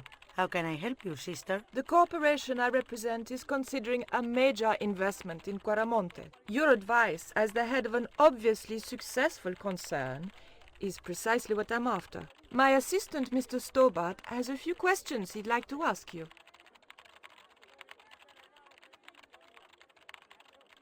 Have you heard of a man named Karzak? No? Who is he? He's the reason we came to Quaramonte. We think he's running a drug ring. Well, I hope you find him, but I've never heard the name before. Can you tell me about the accident at the mine? Accident? It was sabotage. Somebody wanted my mine closed down for good. Do you have any evidence that the mine was sabotaged? Not yet, but I'll get to the bottom of it. There'd been trouble at that mine for several months. The workforce was getting smaller every day. Someone had started a rumor among the men that the mine was cursed. Now the entire operation has been closed down. Where's the site of the mine? Several days upriver at a remote area known as Teoculcan. Do you know Professor Ubier? Yes. I understand he is about to embark on an archaeological expedition. He hired some equipment from me earlier today. I overheard him talking to the general. I think they're working together. What? If I'd known that, I wouldn't have hired out the equipment. Now, why would the general be interested in an archaeologist? Would you like a dog biscuit? Would you like a smack in the mouth, Chico?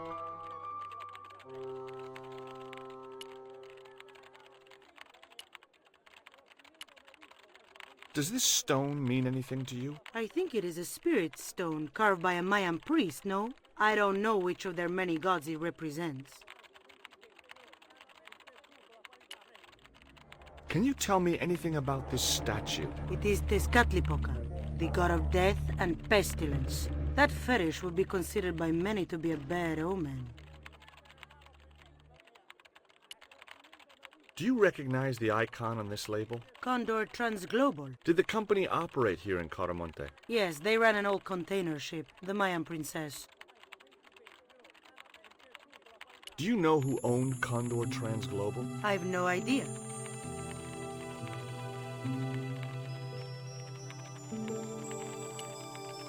Have you heard about the forthcoming eclipse? I don't take much interest in things like that. One of the boys might know about it. Would you be interested in these panties? They look about your size. Is that your best line, Chico? I'm serious. They were an unwanted gift. Put them away before you get overexcited.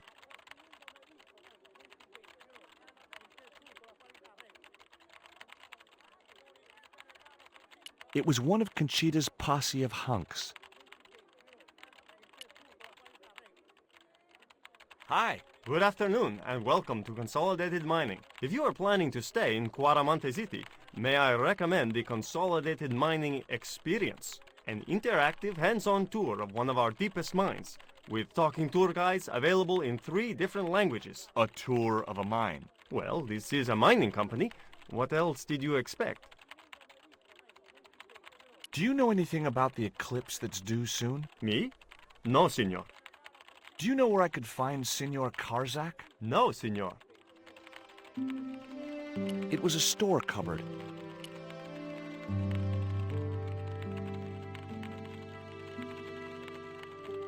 Keep out of there. That's where the explosives are stored.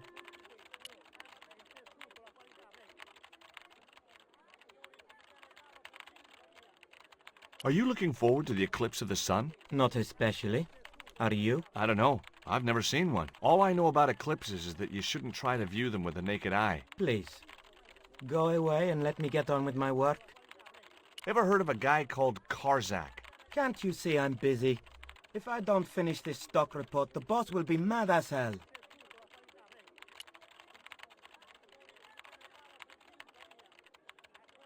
Ever hear of a guy called Karzak? No, sir. Did you know there's an eclipse of the sun in a few weeks' time? Yeah, Joe told me about it. He's having a party and we're all invited. Me and the boys are dressing up as evil monks. Yeah? Cool.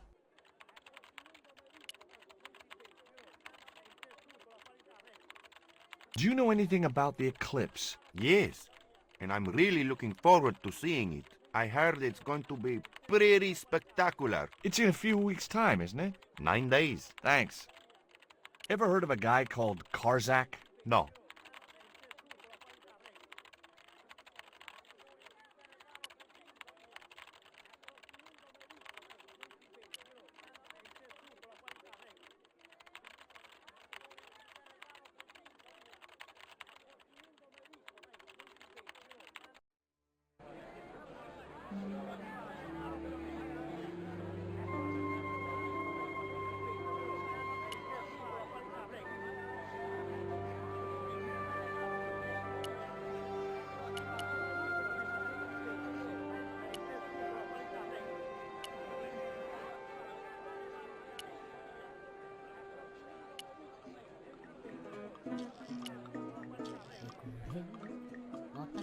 Maybe I'm wrong, but you seemed kind of evasive when I asked you about what you had in that truck before. Damn right I was being evasive. I couldn't talk in front of the foreign national, see? George, I'm on a top-secret classified mission for Uncle Sam. This truck is a rolling bomb. 400 pounds of nitrate fertilizer with a plastique initiator. They'll hear the bang in China. Gee, I'm really looking forward to this. Is Miguel the reason you're here? Pretty smart, George. I was supposed to make contact with him. By the time I found him, though, he was in jail. I've been trying to figure out a way to get him out since then. Sounds good to me. Count me in. Good man, George. All I need is a detonator. How come you brought a truckload of explosives but no detonator? Call me old-fashioned, but I say packing trunks is woman's work. I left the packing to Pearl, and I can't find a darn thing. Just hope she remembered to bring my denture polish. I'd sure hate to arrive back in the States with tar on my teeth. Have you really never heard of Condor? Of course I have, son. Matter of fact, it was old Dwayne's investigations scared him off. Did you find any evidence of Condor's drug smuggling operations? Drugs? Hell no! Condor was a cover for the illegal export of Mayan artifacts. So who was behind Condor Transglobal? It was registered in the name of Edan. Did you get the guy? I don't think he ever existed.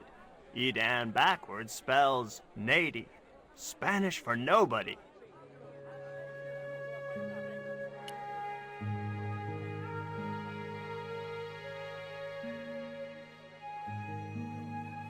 Hi, I'm George Stobbart. What can you tell me about the mining company? The general closed down one of their mines after the explosion. Lots of folks lost their lives. I was lucky. I only lost my legs. Can you tell me anything about this stone? That's obsidian. It's a volcanic rock which has cooled so fast that... Yeah, look, I'm not interested in geology. You're not? I suppose you want to know about the carved picture on it. That's right. Then the guy you should talk to is the professor. He was here a while ago. Do you know what this statue represents? Should do. I used to carve things like that to sell to tourists. But it scared people around here, so I stopped. Do you recognize the design on this label? Why, sure. That's the Condor Transglobal Shipping Company logo. Do they have an office in Quaramonte? No, but they ship out from here. That's what I thought. Did you see the ship with the Condor flag? No. But the dock is just the other side of the square. Might as well be the other side of the moon. Have you heard about the eclipse of the sun? Sure, I'm having a party to celebrate it. Drop by. Really? Sure. Plenty of food, plenty of wine, and everyone's invited, except the general. Why don't you want the general at your party? Because if he comes, he'll bring those damned music albums from the 70s. What do you think of these panties? Awesome. You wear them? No. Someone sent them to my girlfriend. Thoughtful.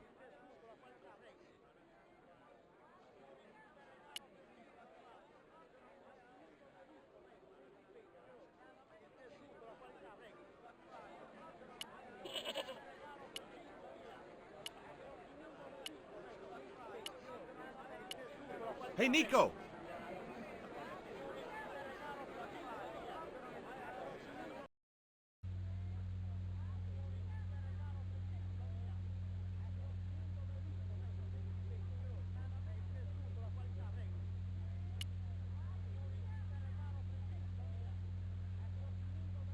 Do you have a map of Quaramonte? A map? I'm sorry, senor, but I don't. What about the one on the wall? Ah, that is an archaeological survey map, senor. Not suitable for tourists. I'll be back.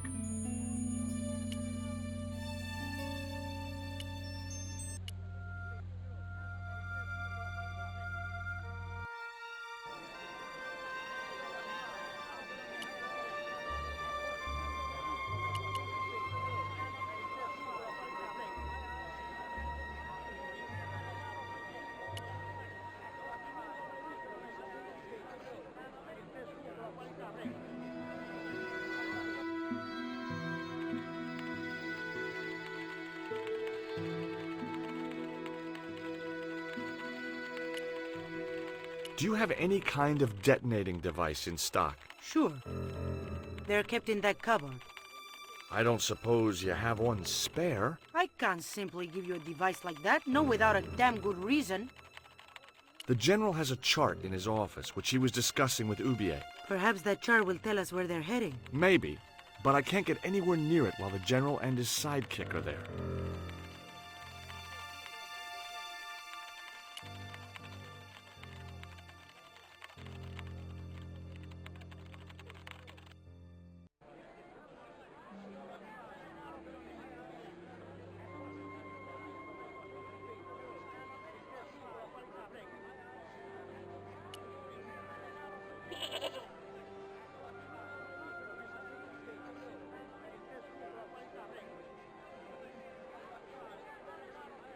Could you distract the General while I took a look at that chart? You're kidding. Did you see the way he was leering at me? Yeah, you'd make a great snake charmer. Come on, 5 minutes is all I need. Well, maybe. But it's your harebrained scheme. You do the talking.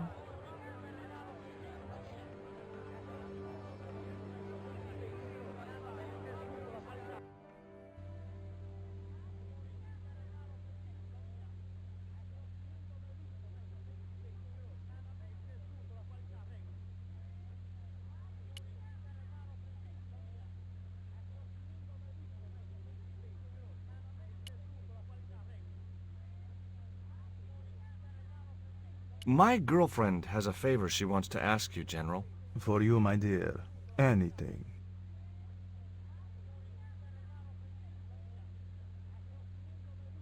I've changed my mind. Oh, no, you haven't. She's embarrassed about asking you for an interview, General. An interview with me? Fabuloso! Well, I want to write a story about you. You hear that, Ronaldo? An exclusive glossy spread about your beloved General. Si, Signor General. Look after things here. I'm going back to my apartment and I don't want to be disturbed. I'll get you for this, George Stobbart. Don't worry. If you're gone for more than a couple of hours, I'll come and get you. A couple of hours?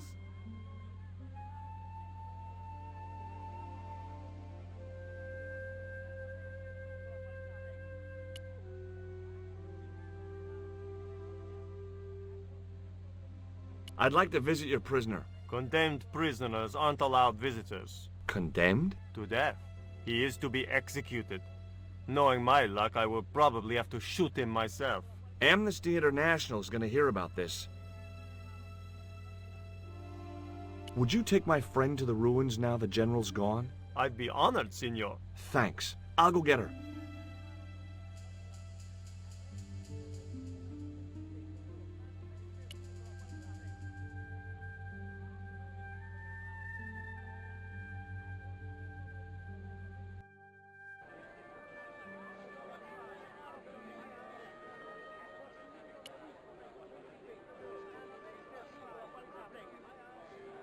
Have you met the guy who calls himself the General? No, I haven't.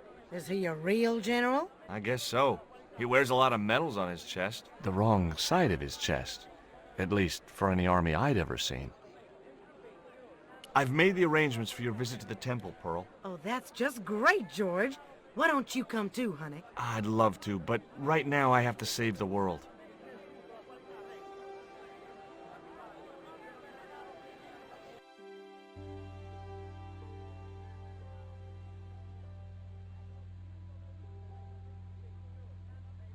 Listen, sweetie. I'm looking for an official guide to take me to the old pyramid.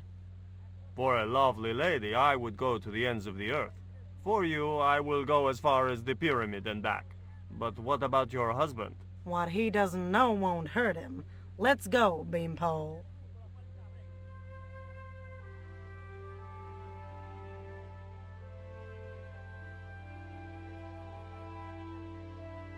As Pearl and Ronaldo set out for the ruined pyramid, I prepared to search the police station.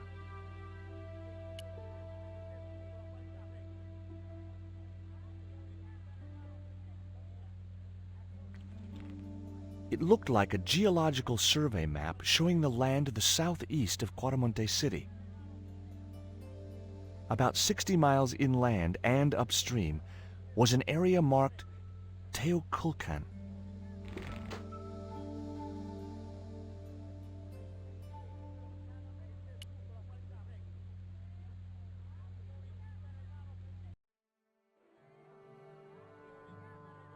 It was Miguel, the musician. I'm George Stobbart. You're Miguel the musician, aren't you? Ex-musician, senor. My career is finished. Going to jail could be the boost your career needed. Senor, I would rather die than live with this shame. Have you heard of a guy called Karzak? Yes. The old man spoke of him. The foreigner? Professor Oubier? That's right. This man Karzak is Oubier's boss. Why is that noose hanging from the bars?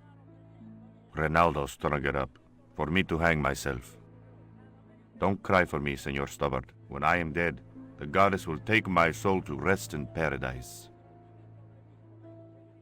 It was a length of rope, knotted in a hangman's noose. I couldn't reach the noose.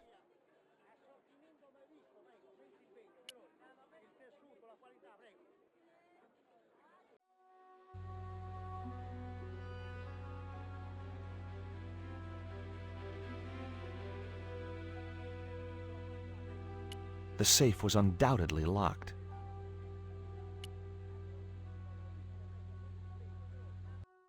Uh-oh. Not such a good idea. I had no need for junk mail, especially someone else's.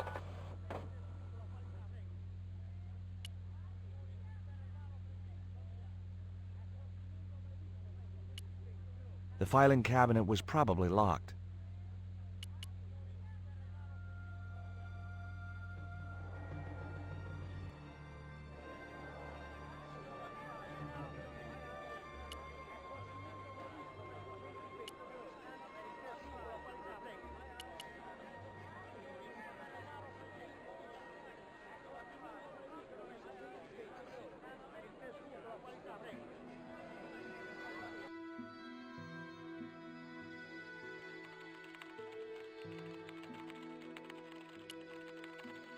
I got a good look at that chart in the police station. It's a map of Quaramonte. Does it tell us where Oubier is heading? Yeah, a place called Teoculcan. That's the site of the mine. I wonder why they're being so secretive about Oubier's plans. One thing's for sure. If the general's involved, they're up to no good. I'd like to talk to that musician Miguel. Take the detonator and get him out of that jail.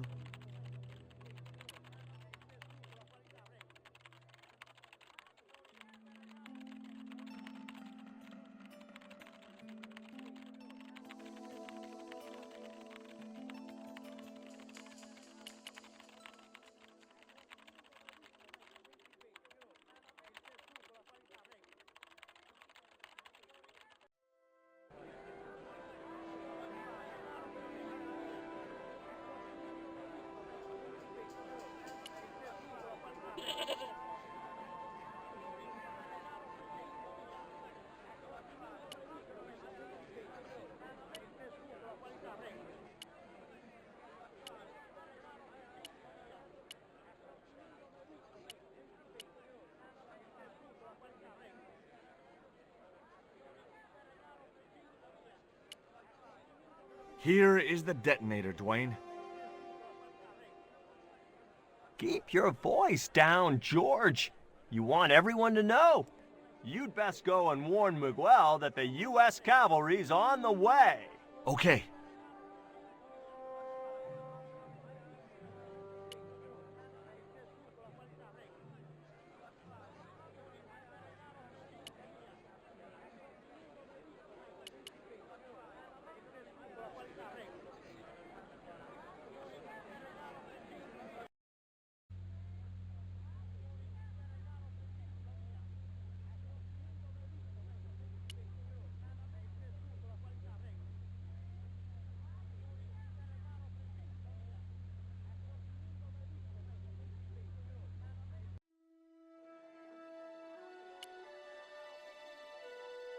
Hey, Miguel.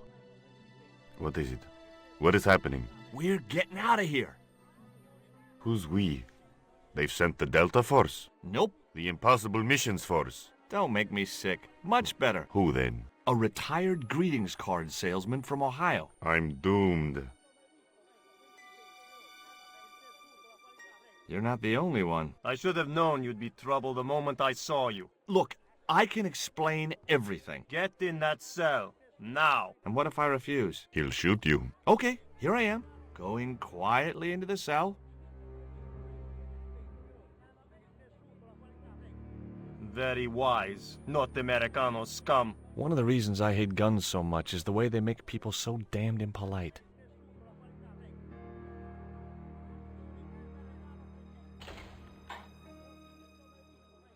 I hope you're enjoying your vacation, Senor Stobbart. Go polish your weapon, Ronaldo.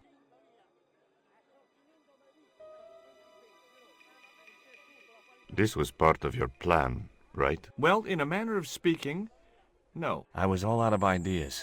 It was up to Nico now.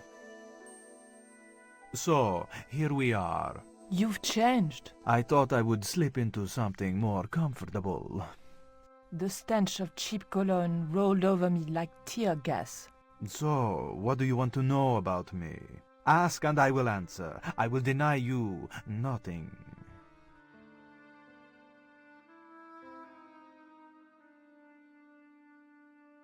I am a very giving person. How nice for your friends. Your eyes are glittering like stars. His damn cologne was making my eyes water. I was running out of sofa.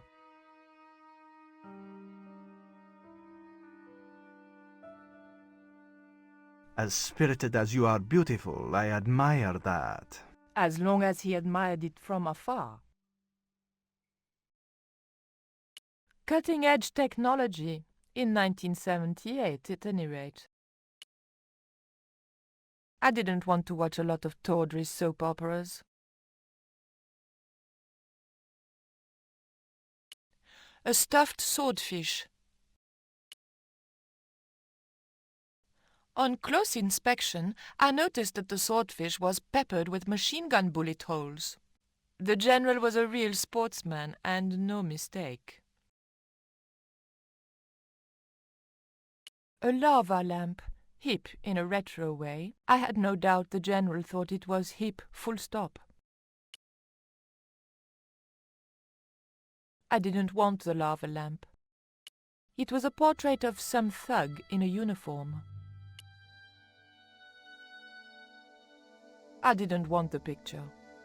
It was General Graciento in full-on lounge lizard mode.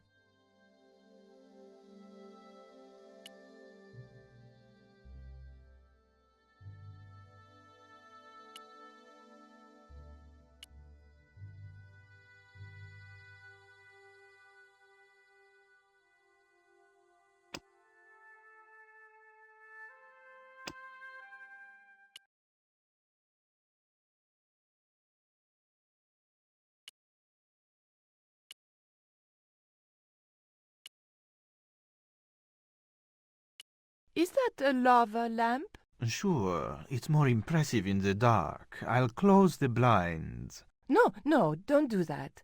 Not on such a beautiful day.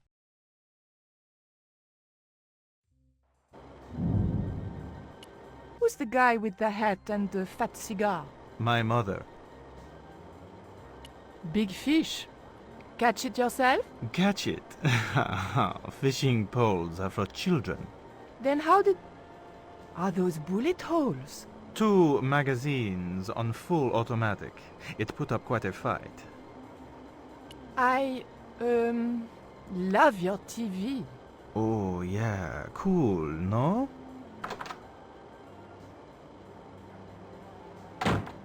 Mom! What is going on here? Nothing, Mom. I was... I'm in uniform.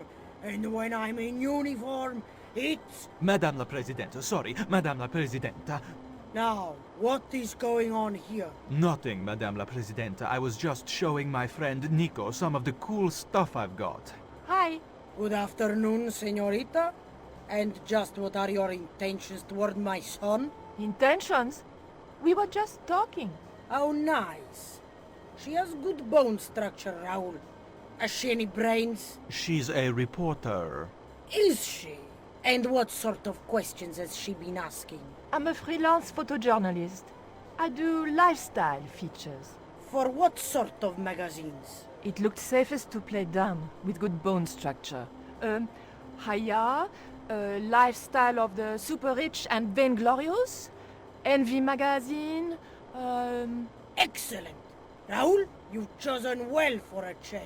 It was pretty obvious who pulled the strings around here. I hope George was making good use of the time I was buying him. And then it goes, Fa fa fa fa fa fa fa fa fa fa. And when you were in this band of yours, you used to play that song for 2 hours? yeah, we were really famous at our college. Still, ours wasn't as good as the original version. I have never heard that song before, yet I have no doubt that this must be true. Hey! Psst! Hey, George! Dwayne Henderson. Boy, am I ever glad to see you. Get to the American consul and tell him I've been imprisoned without charge. Get real, George. He was the previous occupant of that cell you're in. We're gonna have to use good old American know-how to get you out of there. Uh-oh. That, and this truck full of explosives I've got here. Dwayne, listen to me.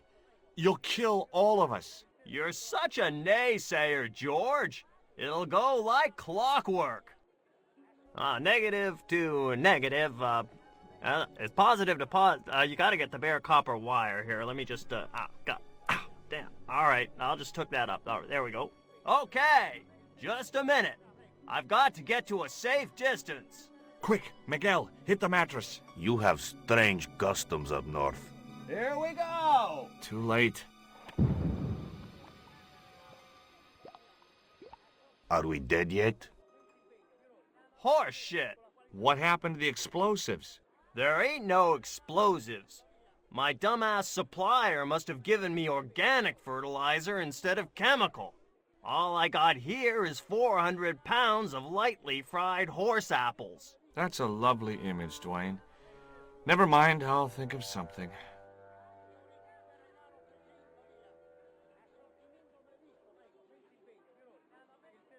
I couldn't reach the noose. It was a length of rope, knotted in a hangman's noose.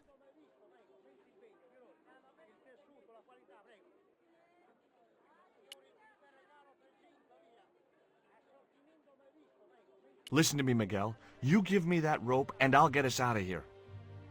Is there somewhere you can hide from the General? Of course. My friends have a boat ready to take me upriver. But how are you going to break out of here with just a short piece of rope? I'm not sure, but I'll think of something.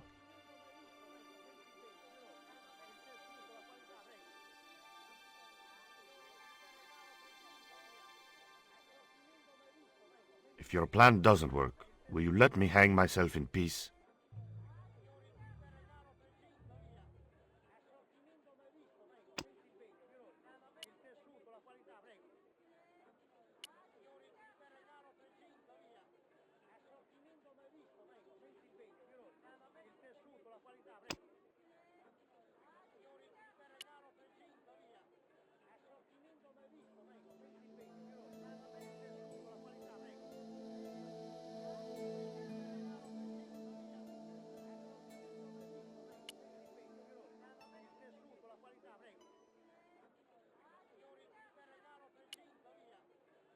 I didn't have the key to the lock.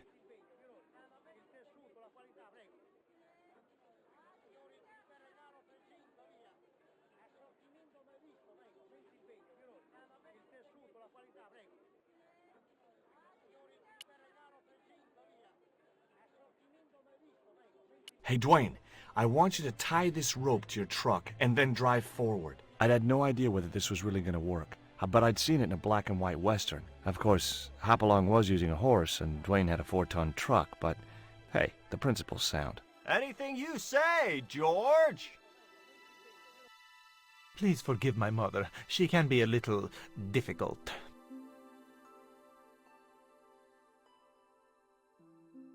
Oh, my feet. Raoul, propose, you idiot. Don't mind her. She just wants grandchildren. Don't think I can't hear you, Raoul. I want the worthy successor, and you're not it. Propose now, or I'll do it for you. Look, Nico, we haven't known each other very long, but... What the hell was that? I didn't know what was going on, but George had to be involved in it somewhere.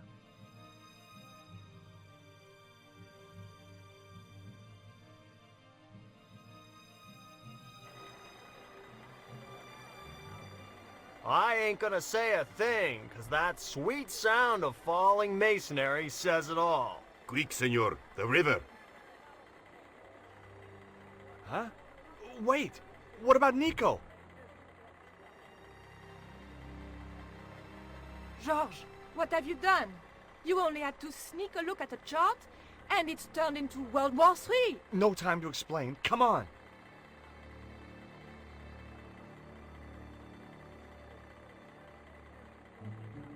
Don't move, terrorist scum. You talking to me, Junior?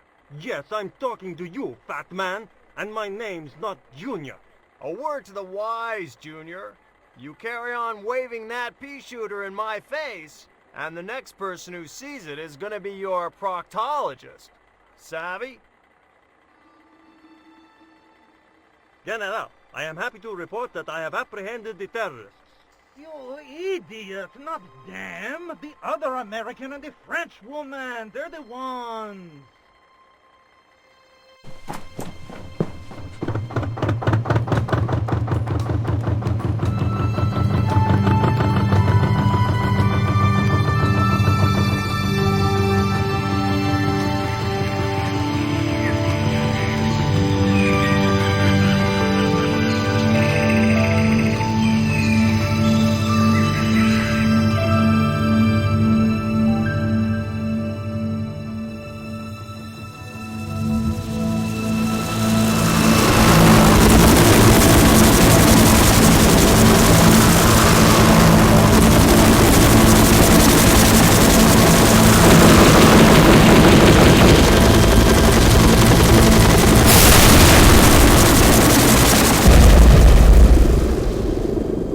When I recovered consciousness, I was alone, washed up on the riverbank. My head was aching fiercely, and my mouth tasted like a swamp. But I followed the sound and discovered a tree house in a nearby clearing.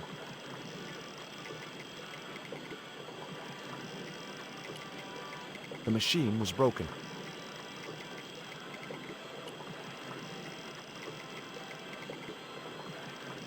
That vine rope could be useful.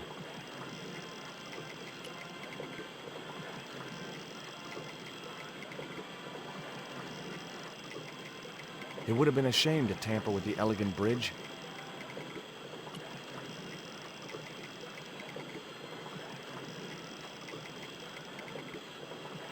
It seemed to be working just fine.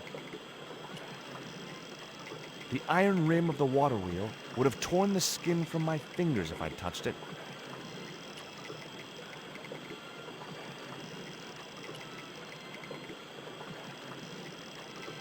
The stones were too heavy to turn by hand.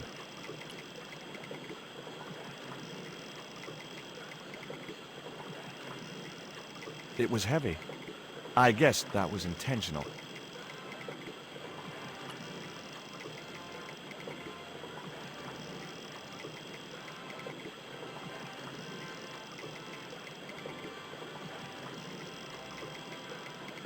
The leverage from the cross allowed me to turn one of the stones, but the other one remained stationary.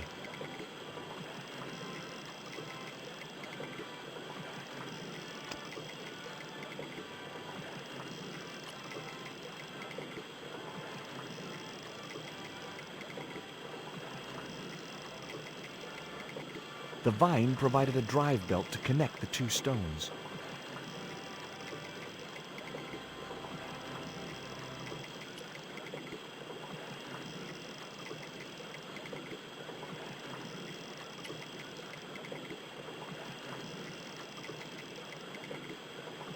Now I had the contraption working.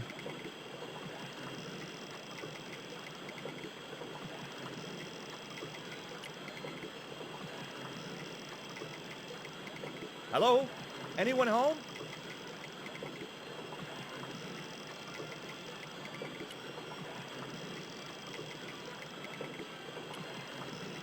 It was a pile of damp leaves.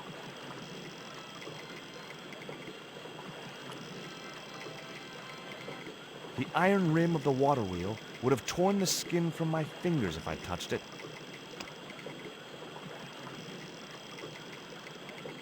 It was the newspaper clipping referring to the imminent eclipse. It was Ubier's bank statement.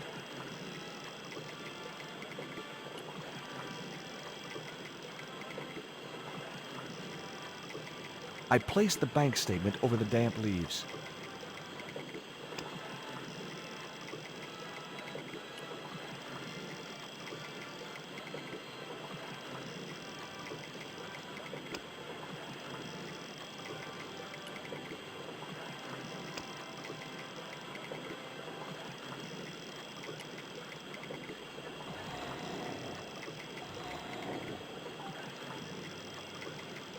As I held the fetish to the iron rim of the wheel, a shower of sparks cascaded onto the leaves.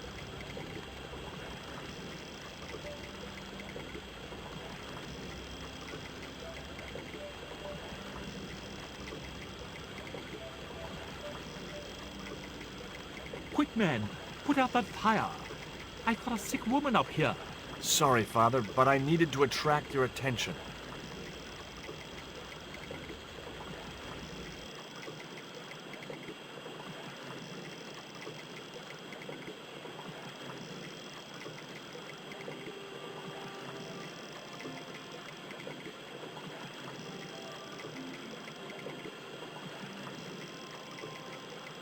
Who are you?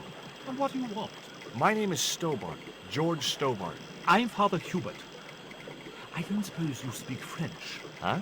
Why do you want to know that? I found a young woman with a fever by the river this morning. The poor girl is close to death, and there's nothing I can do for her but pray. I don't understand her, but I think she's speaking French. Hang on. That must be Nico.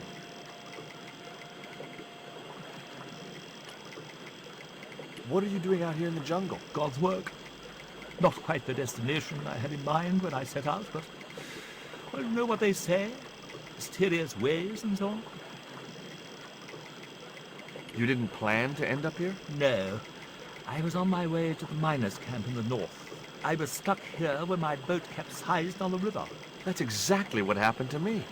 How long have you been here? 11 years. That's my girlfriend you've got in your treehouse. What's the matter with her? She's been bitten by a venomous river snake. But can't you do something for her? There's a cure, isn't there? I ran out of penicillin and morphine years ago, but the local people speak of a root which they believe will counteract the poison. Where can I find this root? I don't know, but maybe the shaman at the village can tell us. Will you show me the way to the village? Me? Oh, but I can't. Can't?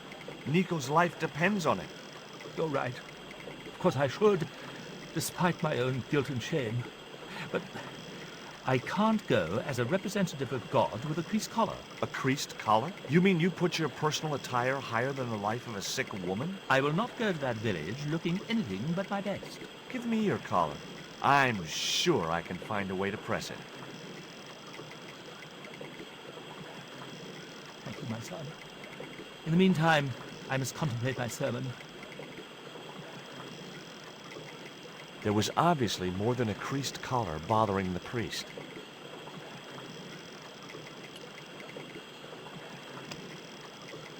It was Father Hubert's collar. He wanted me to press it for him.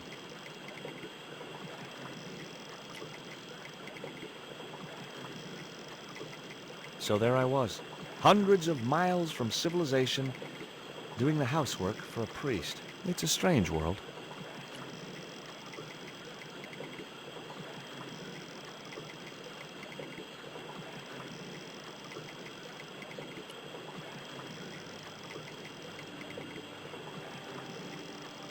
The press worked surprisingly well on the collar.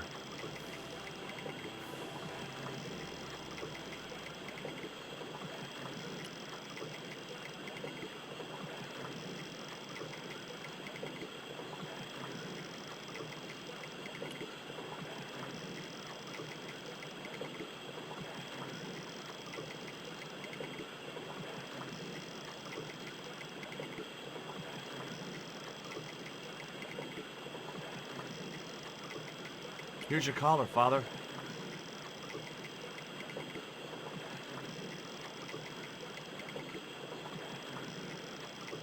Thank you, George. You'll probably think it a little odd of me to make such a fuss. Oh, no. If I've been living in the jungle for 11 years, I'd be completely screwy, too. Screwy? Yes, perhaps I am. Ever since my last visit to that village. Do you want to tell me what happened at the village? I forgot my vows. I let myself be overwhelmed by the beauty of this unspoiled paradise, and in a moment of weakness, animal passion reared its rampant head. You know, you should be writing romantic novels. Did you experience some kind of a physical liaison at the village? Yes, I'm ashamed to admit it, but I found myself doing the monkey dance. I've never heard it called that before. And I didn't want to pry any deeper into Hubert's murky past. Now you've got your collar back, will you take me to the village? I've still not finished my sermon. Look, Father, I still don't know why you're so reluctant to visit that village, and it's none of my business. Whatever the reason, it can't be more important than saving Nico's life. You're right. I must be crazy. We must make haste if we're to reach the village before nightfall.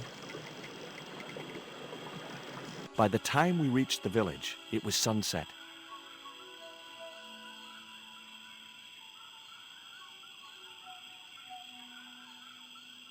Hello, boys. Glad to see you're still wearing the underpants. What? They're the best Christmas present we ever had, Father. Mine are too tight. Well, we all have our cross to bear. This is George. He has a request to make. I'm afraid I can't stay. Good luck, George.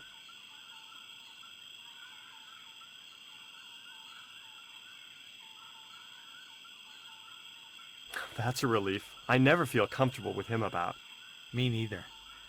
These damn pants keep riding right up my butt. So, what do you want?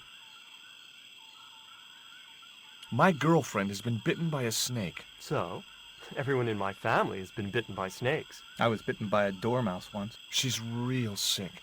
I hoped your wise man might have medicine. Wise man? You must have the wrong village. Father Hubert said there was a wise man in the village who could help me. Ooh, he must mean the old man, the shaman. Are you going to stand by and let my girlfriend die? Of course not. What do you think we are, savages? We'll start the preparations for a cremation feast. I'd like to see the shaman, please. You can't just go walking in there and demand to speak to the shaman. Why not? You have to observe the protocol. The shaman demands tribute. Tribute? You mean like a gift? That's right. The eternal question. What do you give a man who has everything? Give me a clue.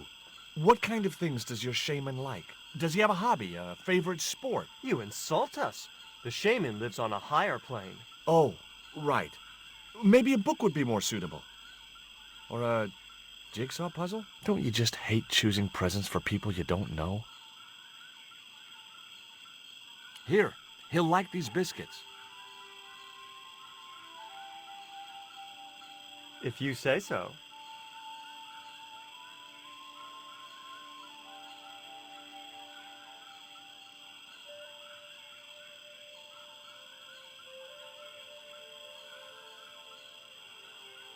He liked the biscuits, especially the black ones. He wants to know if you've any more.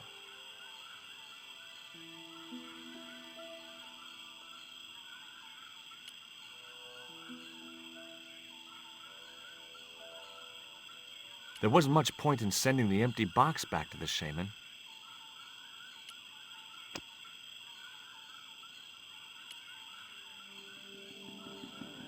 I put the Mayan stone in the empty box.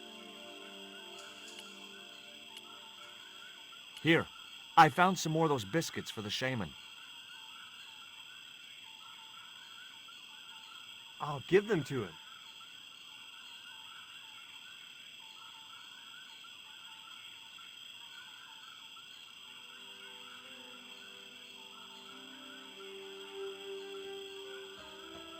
The shaman wants to talk to you. I hoped he would. Well, it's been nice to talk to you guys.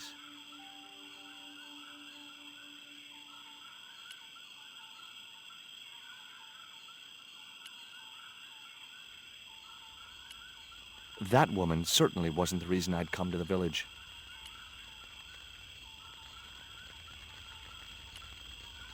I couldn't think of any reason to steal the villagers' rock collection. Hi, my name's George Stobbart. Please, sit down. Welcome, George. Thanks. It has long been foretold that a white man would bring the coyote stone to this village. My girlfriend's been bitten by a snake. And you want me to heal her? That's the idea. Can you do it? I'm not sure. My gums aren't what they used to be. Listen, my girlfriend's in a coma. Please, old man, give me the root. What root? Why is Father Hubert so reluctant to visit the village? I don't know. He used to come here a lot, but then he just stopped.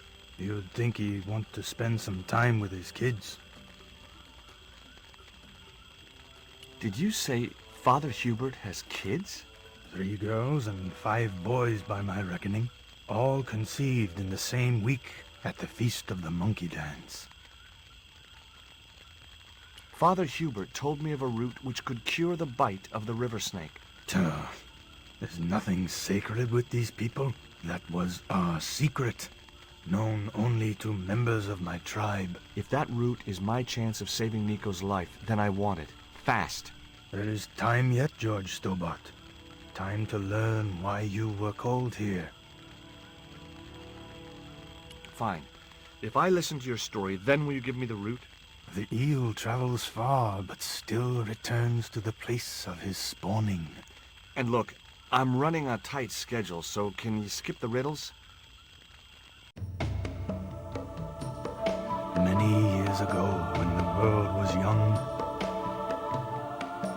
the great god and king Quetzalcoatl was defeated by trickery and deceit. His enemy Tezcatlipoca took his place as leader and demanded terrible human sacrifices. A group of loyal priests found a way to trap Tezcatlipoca. But his powers were so great, they knew he would not remain trapped forever. His time of incarceration would end with the eclipse, which marked the close of the 5th age. So the priests fashioned 3 obsidian stones which contained the power to seal the mirror for all time. But before the stones could be put in place, they were seized by the invading Spanish. But how did they trap Tez, the evil god? They built a pyramid which they told Tezcatlipoca was dedicated to him. At its center, they fashioned a huge mirror of perfectly smooth obsidian. Luring him into the pyramid with praise and flattery, they used sorcery to ensnare him in the mirror. There's an eclipse of the sun due very soon, isn't there? Correct.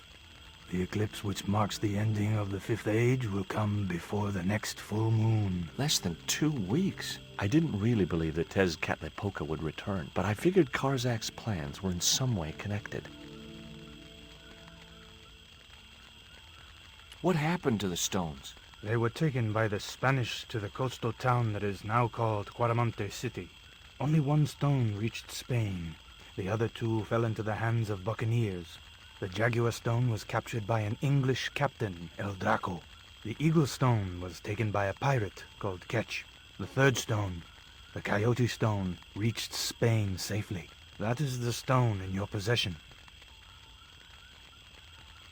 Tell me more about the Jaguar Stone.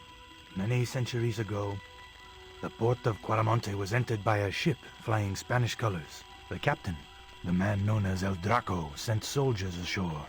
Only when the soldiers arrested the mayor did the people realize that they were English privateers. The mayor was held hostage while the soldiers looted and plundered the city. Amongst the treasures they stole was the Jaguar Stone.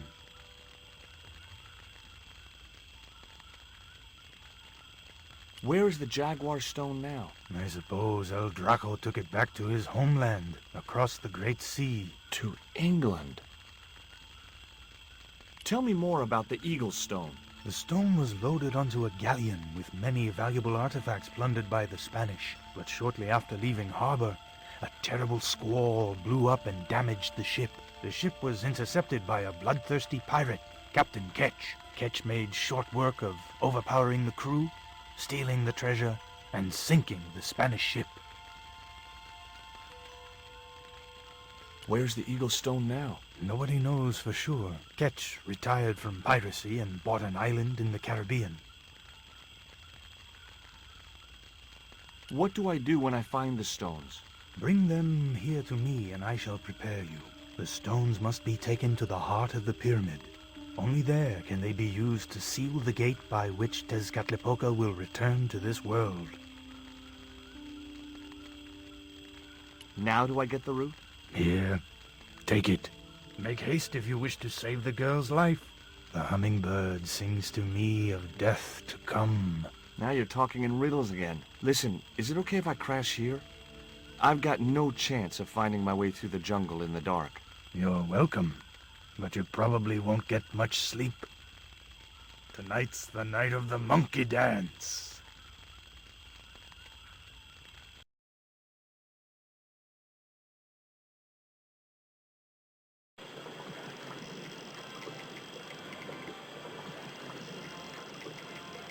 I left the village at dawn and stumbled back through the jungle in a post-party daze. It was just like sneaking back to my parents' house when I was younger, except Oakland didn't have monkeys or parrots.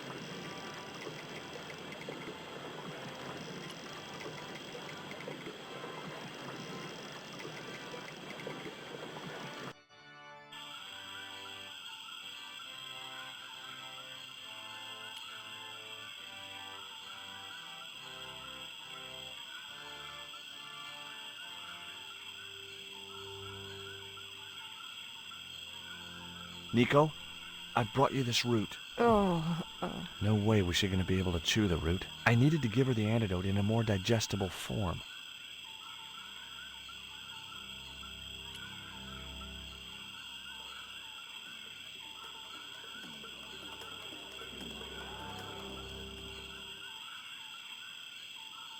I've got the root, Hubert. So what are you waiting for? Give it to the gal. I've tried, but she won't take it. Oh, you fool, George. You'll have to extract the sap so that you can drink it. Right. The shaman thinks you should go visit your kids. So, he told you? Look, Hubert, having an extended family is nothing to be ashamed of. If I was you, I'd be ashamed of not being there for them. It was that damned monkey dance that led me astray. Yeah. A sight like that must be difficult to forget.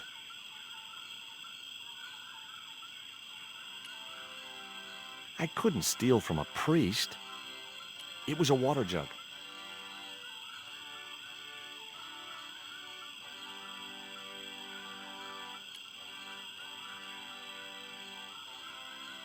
I thought it best not to defile the altar while Hubert was looking after Nico.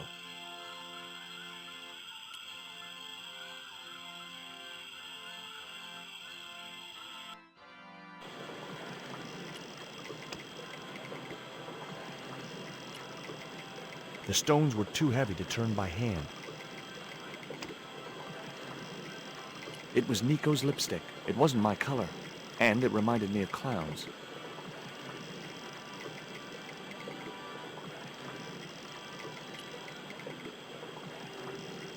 The cone was ideal as a makeshift container.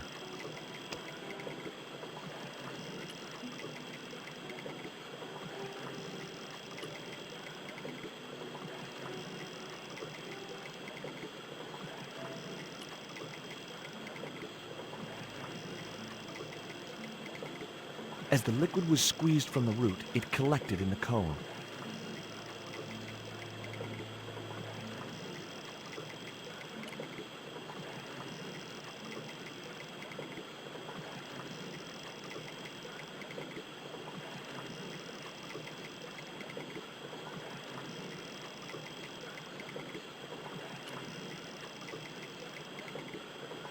The stones were too heavy to turn by hand.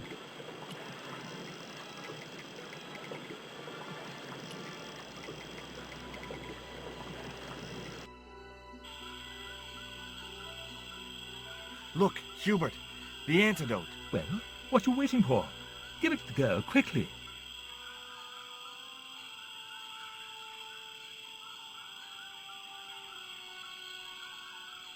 Nico.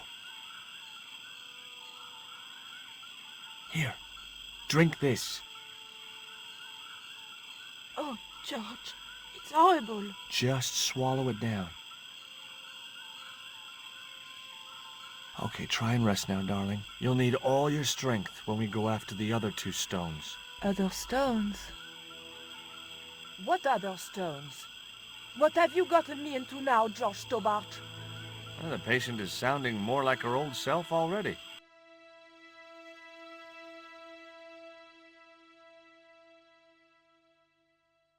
Nico recovered quickly from her fever.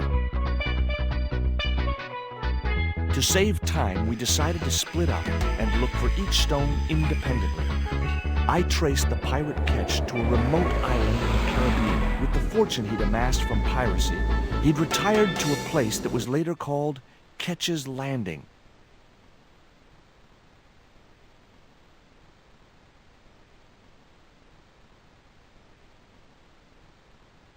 The guy was studying a large document.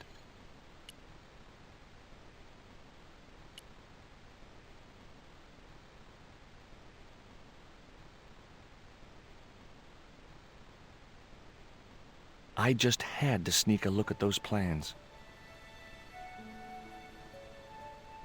Hey, get out of there. You know, wherever I go, I hear those words. Paris, Syria, Ireland, or Spain. Makes no difference. What do you think you're doing? I was trying to show some interest in your project.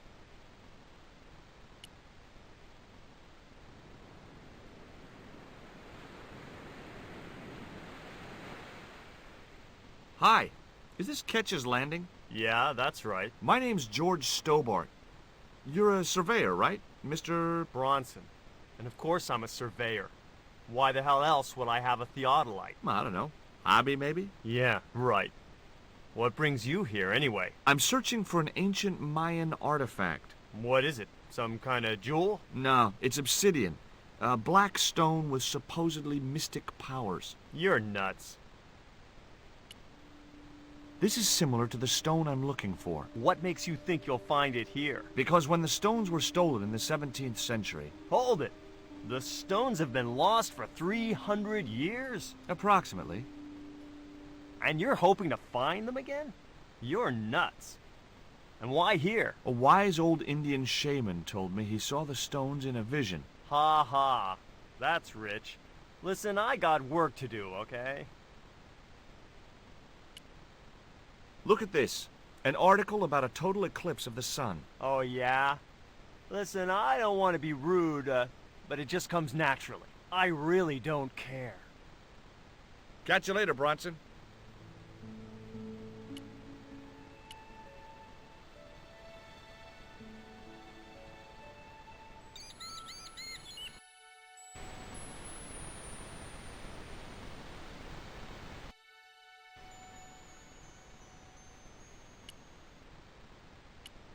It was a net left to dry in the sunshine.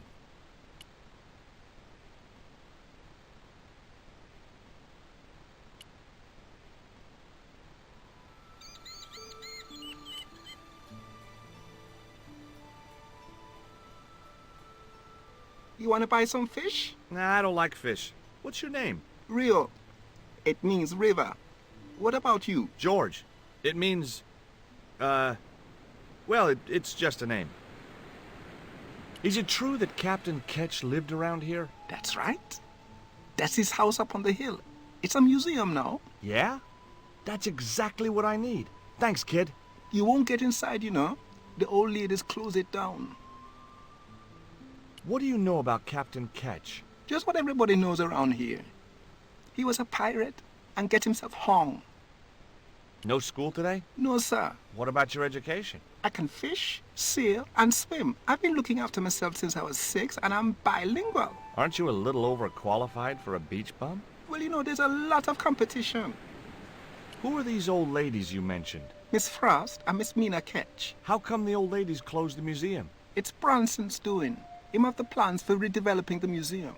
They kind of regret it, you know. The man's a crook. Will you help me get those plans? I don't want to go nowhere near that man. He promised to draw me when he found the fish I left in his sleeping bag. Do you know anything about pirate treasure? Man, that's all stories. There's no such thing as a real pirate treasure. Do you know anything about a forthcoming eclipse? No, but that explains why the weather's about to get real bad. Rio, it's a beautiful day. There's no more than a whisker of cloud in the sky. Trust me, man, it's going to get real bad. It was a seaworthy little craft, in bad need of a coat of paint, but spotlessly clean and maintained.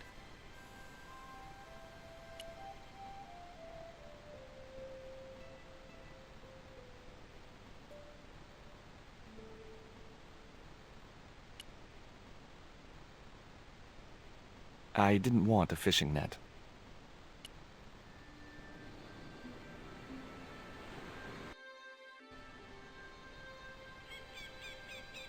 A cute little putty-tat. Actually, no. It was a mangy old flea bag. It was busily torturing a red ball. 2 old ladies were sitting outside the house, enjoying afternoon tea. It was a sturdy, extendable ladder.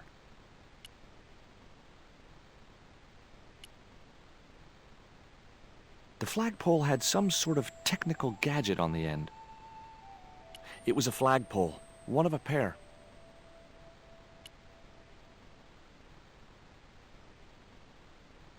It was locked. The house is closed. How come? It is undergoing refurbishment. Refurbishment? Where are the workmen? Preparation is half the work, young man. The intention is to prepare the museum for the new century. The Frederick Ketch Memorial Museum. It would look nice in neon. A museum for a pirate? There was a stony silence. Frederick Ketch was emphatically not a pirate. It's precisely this sort of vile misrepresentation that Mr. Bronson is seeking to rebalance. Oh? How? Mr. Bronson has kindly agreed to undertake the museum's refurbishment at a very reasonable price. He understands the importance of a sense of history. Funny. That's not the impression I got of Bronson at all. He also understands spherical geometry. Mina?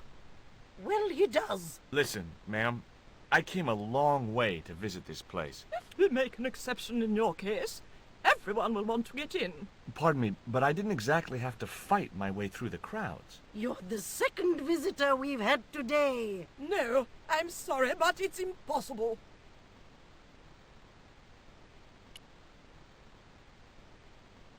Hi, my name's George Stobbart.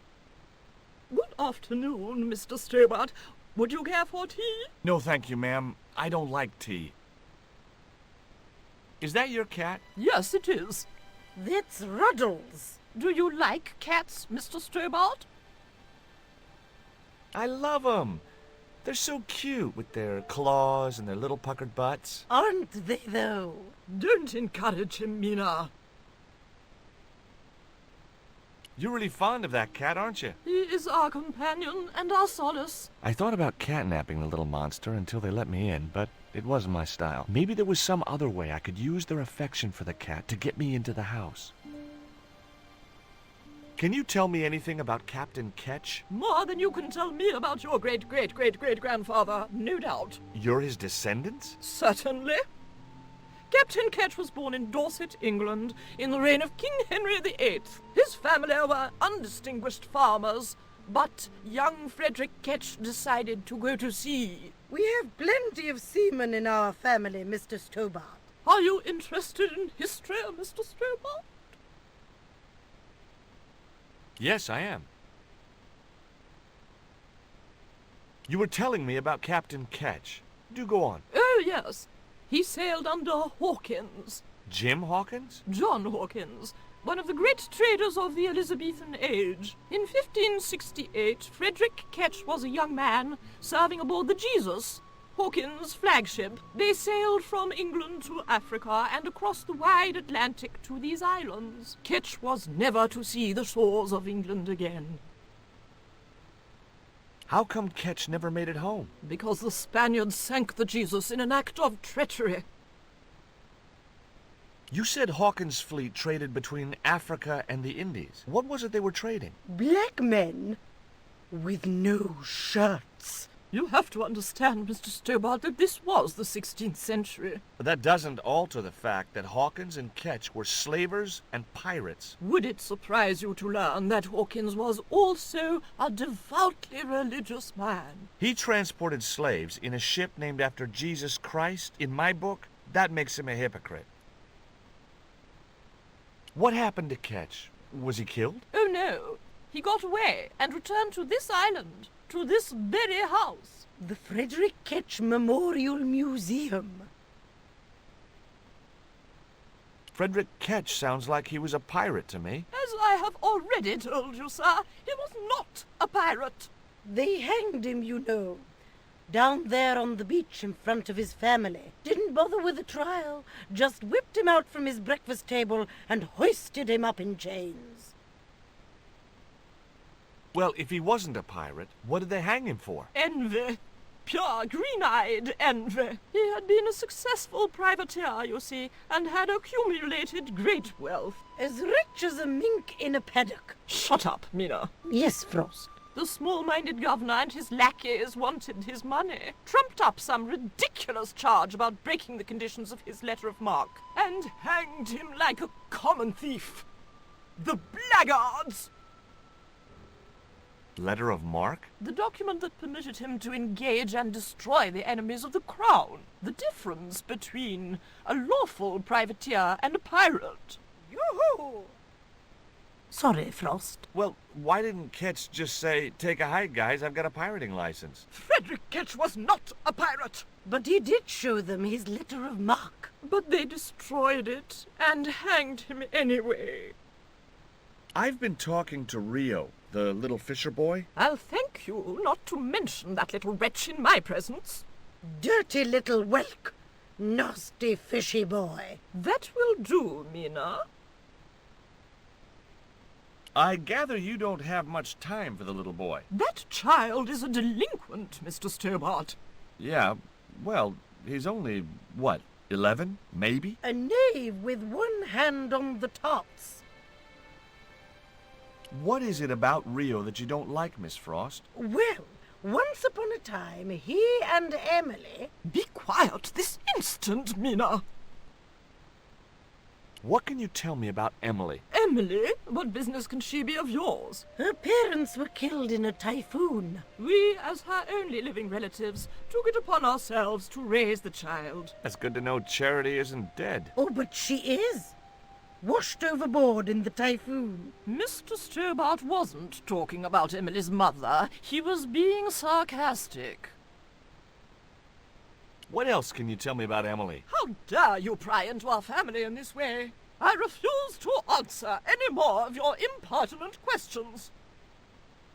Okay, it was time for diversionary tactics. I thought I saw a little girl down on the beach. You must be mistaken. He must be mistaken. Mustn't he, Frost? I'm sure I'm not. A little girl and that young fisher boy. What? It's not possible. What were they doing? Oh, the kinds of things that all little boys and girls get up to at their age. When I was a little girl, we used to play cows and milkmaids. Woe betide you if you're lying to us, Mr. Stobbart. Heaven help you.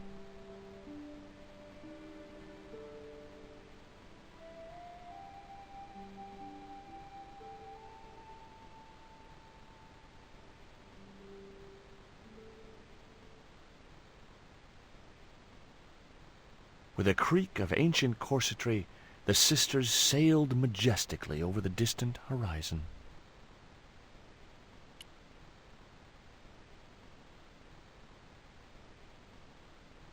Hi, Puss. Want to play? Hey, Cat. Watch where you're putting those claws.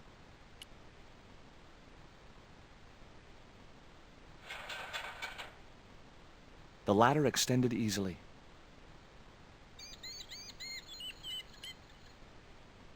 I couldn't reach it. I couldn't reach the flagpole, and a bush stopped me from moving the ladder across.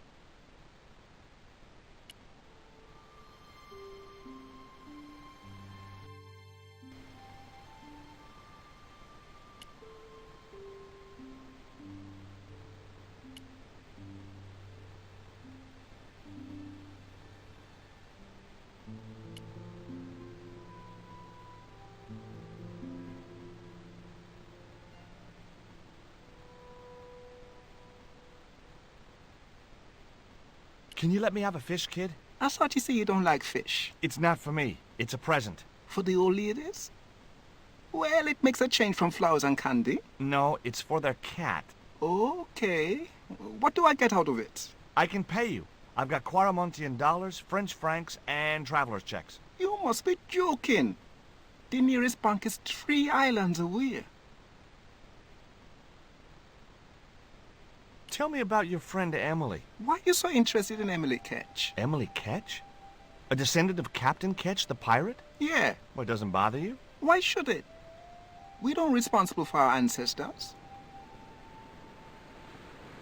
How come the old ladies closed the museum? It's Branson's doing. Him have the plans for redeveloping the museum. Oh, I know all about Mr. Branson's plans.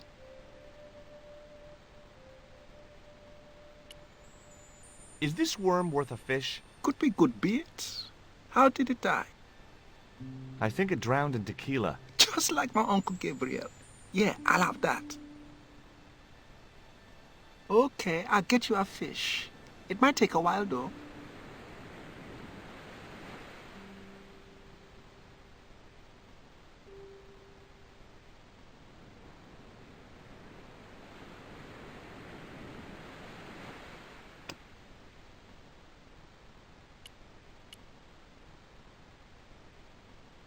Did you see the weird sisters come by here? Did I?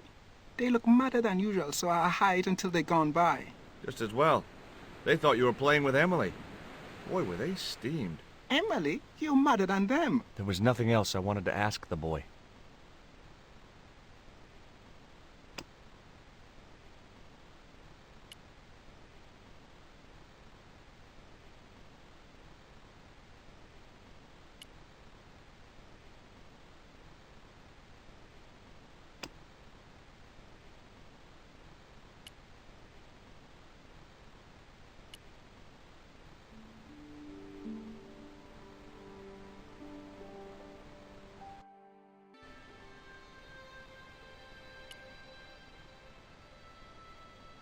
I wasn't going to risk further laceration by the cat's claws.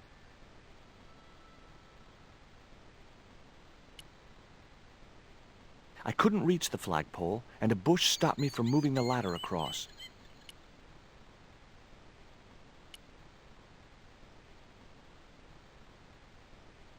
The windows were way out of reach. If I could get up to them, maybe I could climb in that way.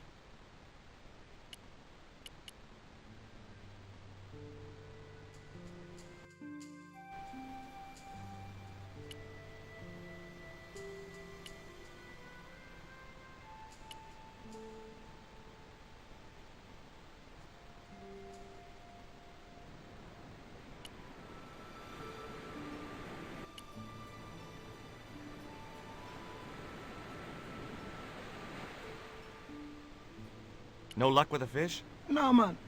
They don't want bite. That's 'cause they know there's a storm brewing. Storm? I don't think so. Hey! I caught a bite! You have? It's a big one! A real big one! Reel him in, Rio. Jeez, it must be a whale or something.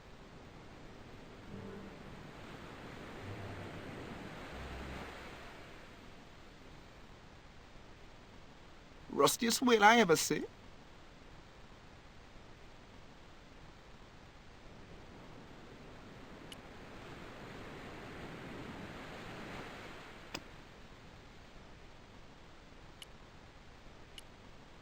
The only serviceable part of the bicycle's wreck was a rubber inner tube. You just never know when you're going to need stuff like that.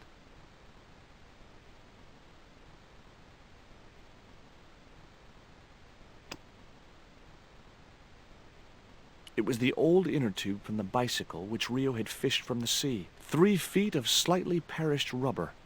Bound to be useful for something.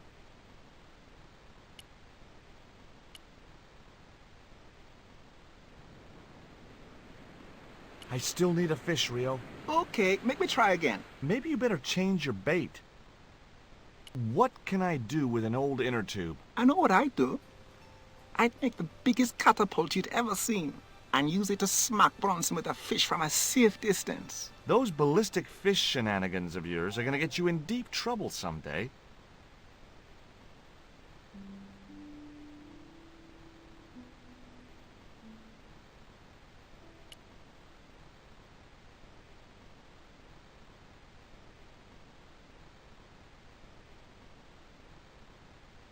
There's a fish, my man. I can't put it in my pocket while it's flapping about like that. No problem.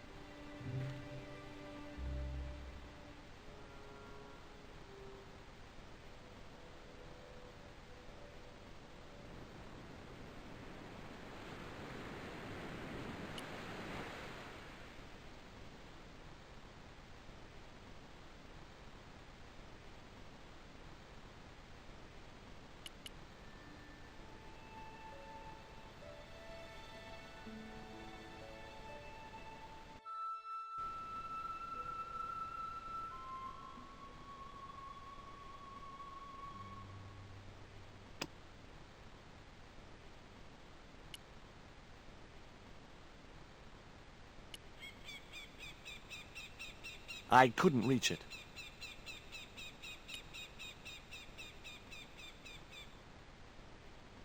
It was locked.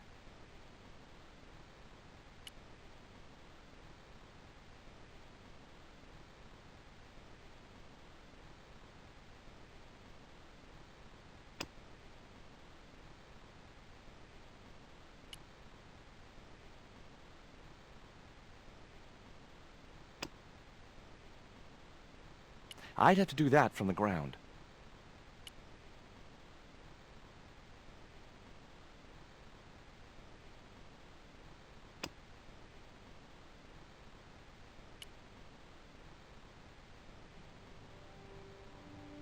That should get the old cat dancing. I just hoped it didn't give itself a cardiac.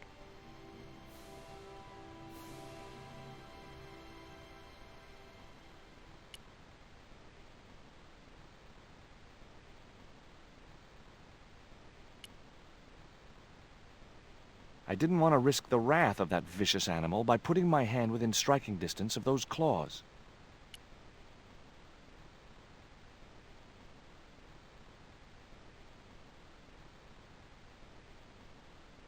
I didn't have a flag on me, so the flagpole would have to stay bare.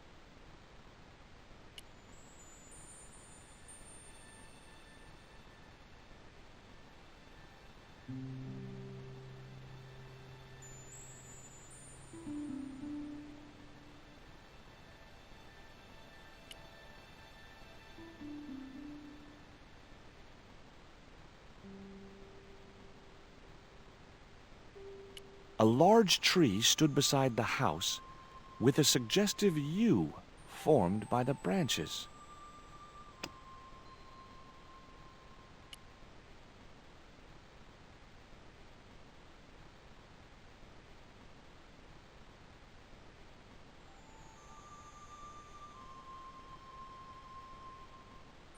The inner tube hung between the 2 branches.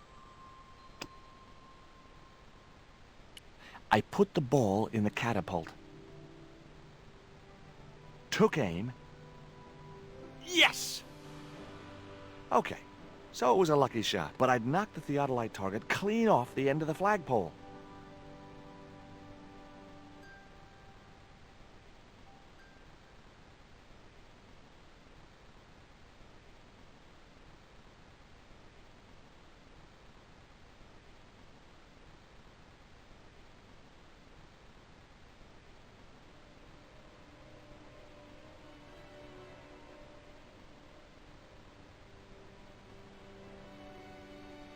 What the hell's going on here? Hi, Bronson.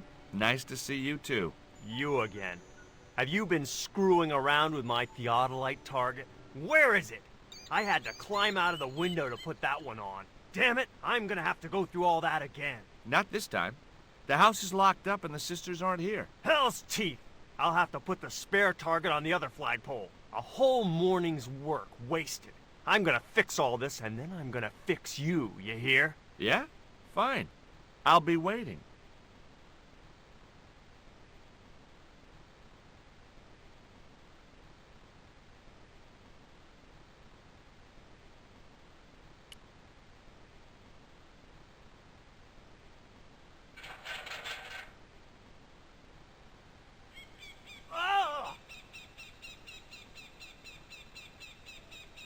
What you doing, Bronson? Just hanging around? I'm gonna kill you for this, Stobbart! Get me down from here! What, so you can kill me? Gee, you talked me out of it, Bronson. I felt a little guilty about leaving Bronson up there, but not much, obviously. The marker was a bright, shiny thing, and I have a weakness for bright, shiny things. It wasn't going to be much use without the theodolite, though.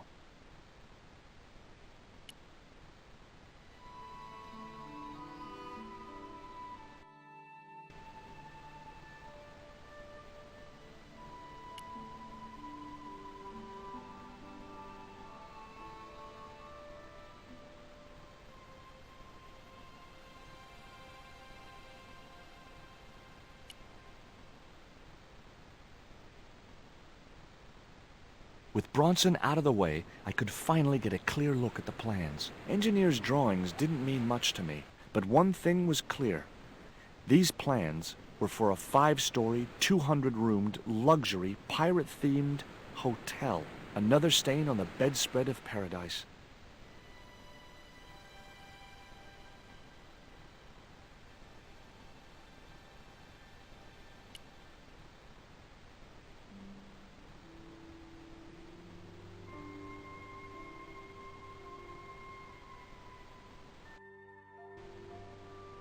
You there! Why is Mr. Bronson hanging from that flagpole? He climbed up there of his own accord. Then help him, you stupid man! Quickly, before he falls!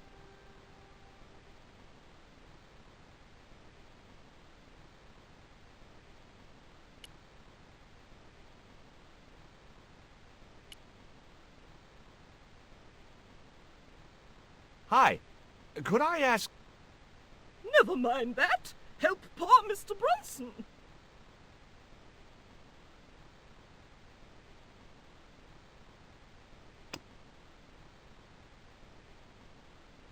It was Bronson's plans for the hotel from hell. Here, Bronson's plans.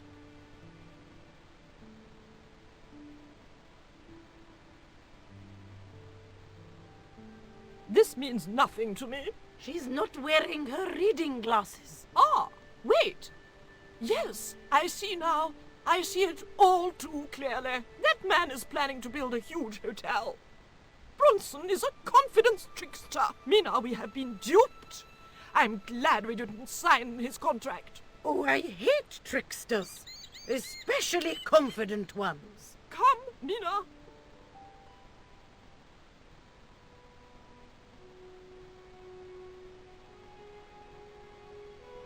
Mr. Bronson, you may consider yourself persona non grata.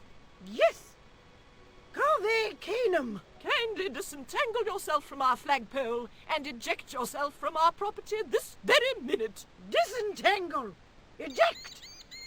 Hey, cut that out, you crazy old bat. How dare you? Mina isn't crazy, she's just engagingly eccentric. Yeah, as a bedbug. Ouch! Lovely as this little vista is, I'd be really grateful if you could let me into the museum now. Certainly, young man. We are most grateful to you for exposing this scoundrel. Mina, the lock.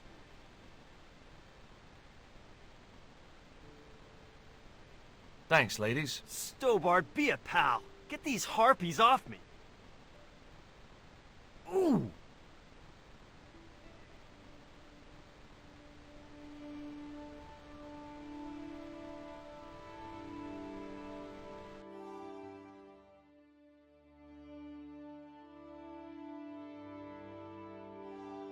While George was basking in the sun-drenched Carribean, I went to London. It was a long shot, but I thought I'd start my search for the Jaguar stone at the British Museum.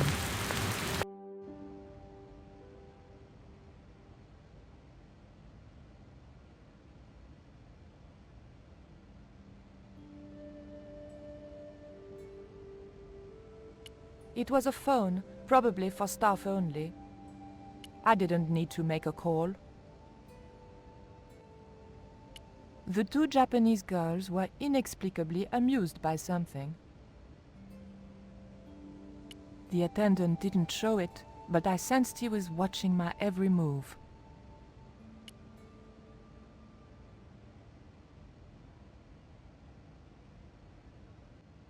The cabinet was locked. The cabinet contained a dagger decorated with Mayan designs.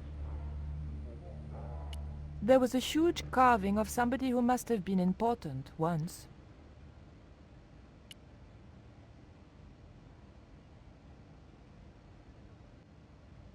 It was a small flat square of polished obsidian, nothing like the one I was looking for. According to the caption, this was the scrying mirror given to Dr. John Dee by Sir Francis Drake.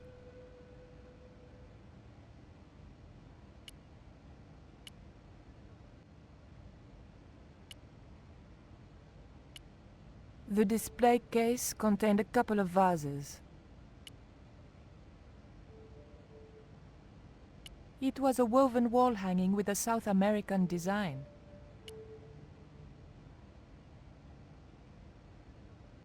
It was a stone identical in size and style to the coyote stone. However, this stone bore the image of a jaguar.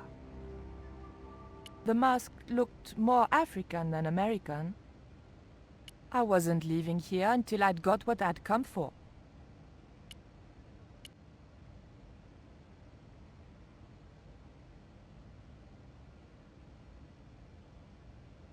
Bonjour. I wonder if you could help me. Ohayo gozaimasu. What's so funny? Oh, never mind.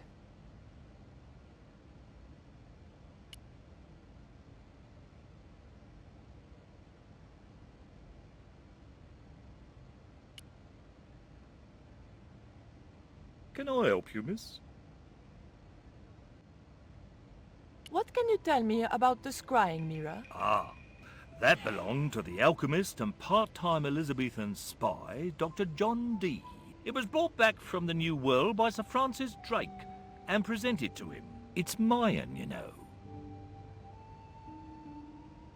What is a scrying mirror? It's rather like a crystal ball, and you can't see anything in it. Apparently, he had a partner who used it to talk with angels. If you ask me, you were barking mad. Have you ever heard of an English sea captain called El Draco? El Draco? Not a very English name. I think that's what the Spanish would have called him. It was about the time of the conquistadors. 16th century. Oh, I know. That's what the Spanish called Sir Francis Drake. Francis Drake? Have you got anything here that belonged to him? Indeed, miss. We have a couple of artifacts he brought back from one of his journeys. It didn't look anything like the coyote stone. This one was like a little black shaving mirror. Is the scrying mirror the only piece of obsidian Drake gave Dee? Funny you should ask. There's another called the Jaguar stone. Dee never liked it, though. Said there were angels in the mirror, but devils in that stone. Can I take a closer look at Dee's mirror, please? No, you cannot. That's why the cabinet is locked. They tried some newfangled interactive scheme, and you can guess what happened. Bloody kids ran off with half the exhibits. Hands-on experience, my foot. In my days, it was hands off, I ask you. What do kids know about ancient Mayan civilization? Nothing. Can you tell me something about the Jaguar stone? Certainly, miss. The so-called Jaguar Stone was brought back from the Americas by Sir Francis Drake and presented with, as you already know, the more famous scrying mirror to John Dee. The old loony didn't like the stone, though. Reckoned it was tainted by the devil. Come along, miss. I'll show you the mirror. I've already... Oh, never mind. There. John Dee's famous scrying mirror, given to him by Francis Drake. Do you know if this mirror has any relevance to Tezcatlipoca? Who? Tis I can't even say it. Ah, there's someone here who'll be able to help you better than me.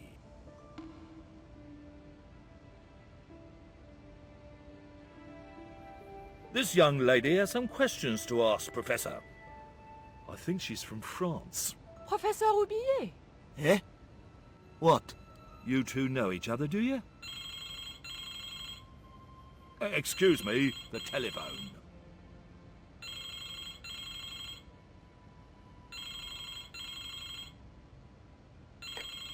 We meet again. Mademoiselle, France, eh? Yes, I believe that's where you live, Professor. I have a house there, on the outskirts of Paris, but I haven't been back for many months. What can you tell me about the Jaguar Stone, Professor? It's obsidian, from the Chichen Itza region.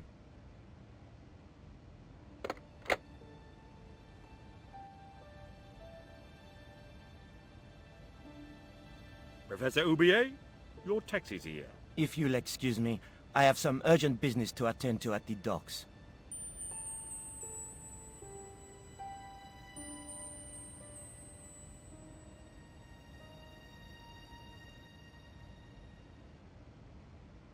Can you answer me some questions about the Jaguar Stone? Certainly, miss. If you just step this way.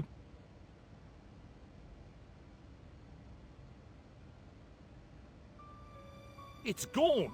Some sods half-inched it. Half-inched? Stolen it, miss. Never mind.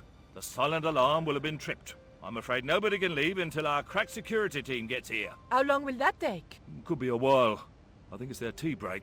The thief could be miles away by then. Don't you worry about that, miss.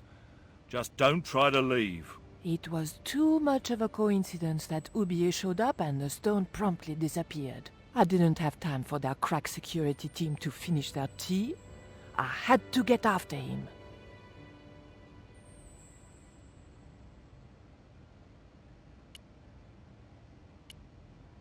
It was a small key, intended for a small lock.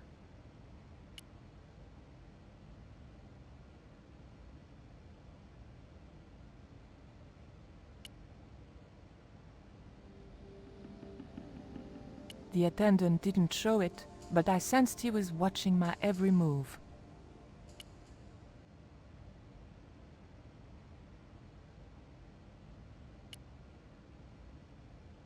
Look at this.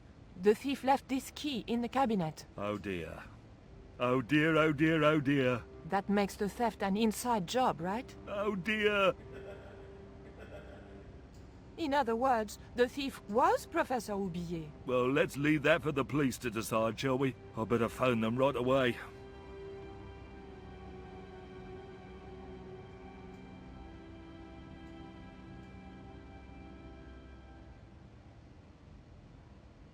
Hello? I knew I had nothing to worry about if the police were called. Yes, I'll hold. But I had to catch up with Roubillier, and fast.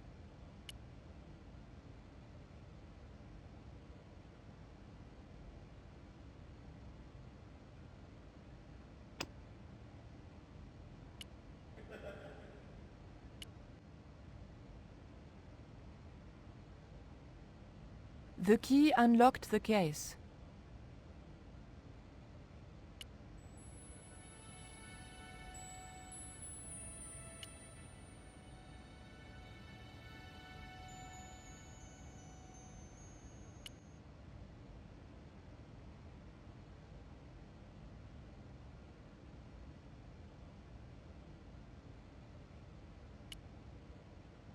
The doors were securely locked.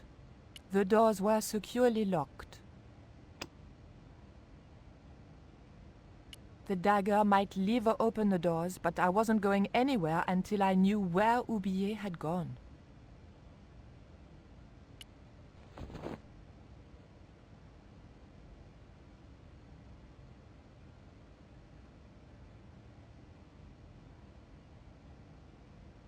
You'll have to be quick, miss. I'm on the phone.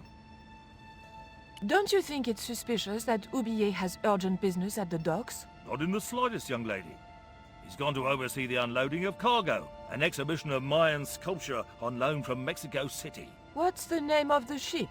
The Xibalba Princess.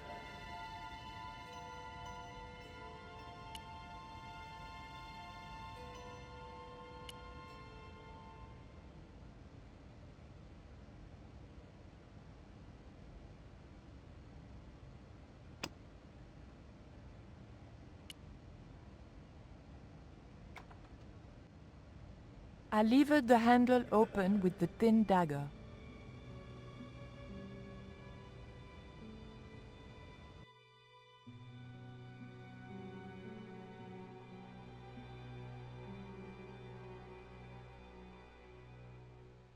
The room had been decorated to resemble the interior of a sailing ship. It was disturbingly effective.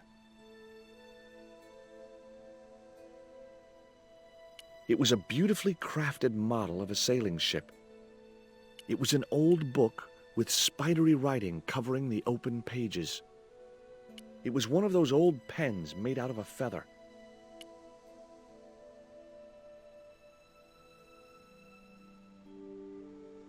That might come in useful in ticklish situations. The top surface of the desk had a large recessed area set into it. I guessed it was intended to stop things rolling off in heavy seas. There was also an inkwell and the small hole where the quill had been. It was an actual pirate ship chart.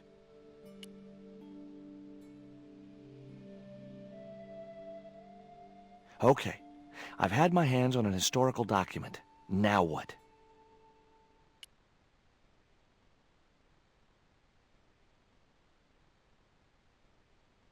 The chart fitted exactly into the recess on the top of the desk.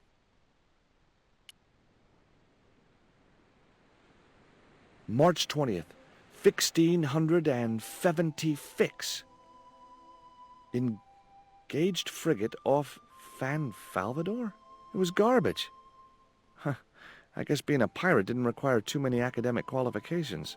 The passage went on to describe how Ketch had got wind of the approach of a fleet of English ships. It seemed the new governor had not shared his predecessor's views on Ketch's activities. They were out for his blood. Sailed to that place where I made secure my fortune. I returned safe in the knowledge that the governor shall not discover that which I had hidden.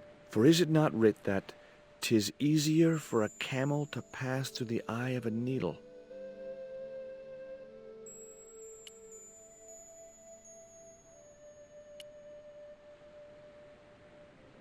Maybe that wheel was from Ketch's ship.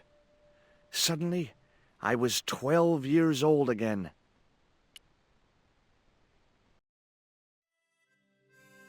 Captain Frederick Ketch, 1570. Around his neck was a cross. Maybe he was a part-time pirate. It was a ship's bell. It was an old wooden barrel. Maybe it was from Ketch's ship.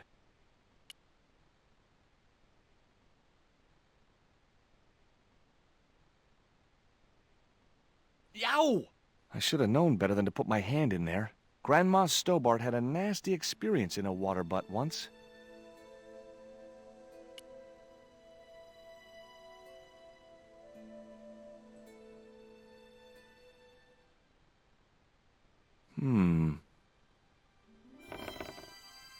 Surprise!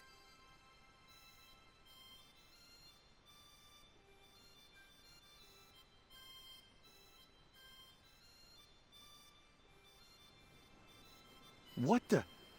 Who are you? I'm Emily. What were you doing in there, Emily? Hiding.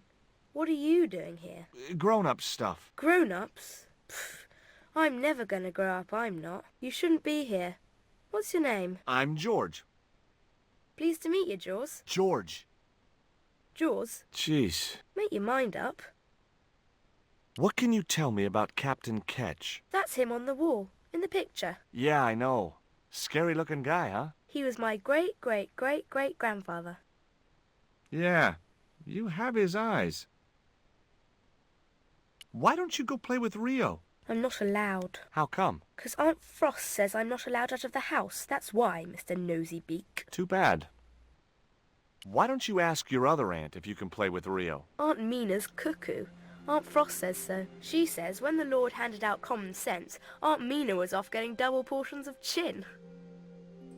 That Rio's a smart kid. He helped me outwit Bronson. Rio is clever. He can spit ever so far. Look, an ancient Mayan stone. Is that a magic stone? Well, I don't know about that. No. That cross you're wearing, Emily? It's my lucky Jesus cross. It's just like the one Captain Ketch wore. Uh-huh. Can I borrow it? Uh-uh. What would you trade for that cross, Emily? A puppy. Well, I don't happen to have a puppy in my pocket right now. Can you think of anything else you'd trade? Don't know. Would you like to play darts? No. Oh, come on. I'll throw, you catch. That's dangerous. Darts will stick in me and make me bleed. Do you know how to use a theodolite? We don't learn anything about surveying at my school. Not until 5th grade. The desk had obviously been cut to fit the chart. Or maybe vice versa. It was the holder for the quill. It was an indented well in the corner of the desk. I guess it was intended to hold ink, but it seemed unnecessarily wide. Maybe Ketch had used it to hold his rum bottles steady in heavy seas. It was firmly attached to the desk.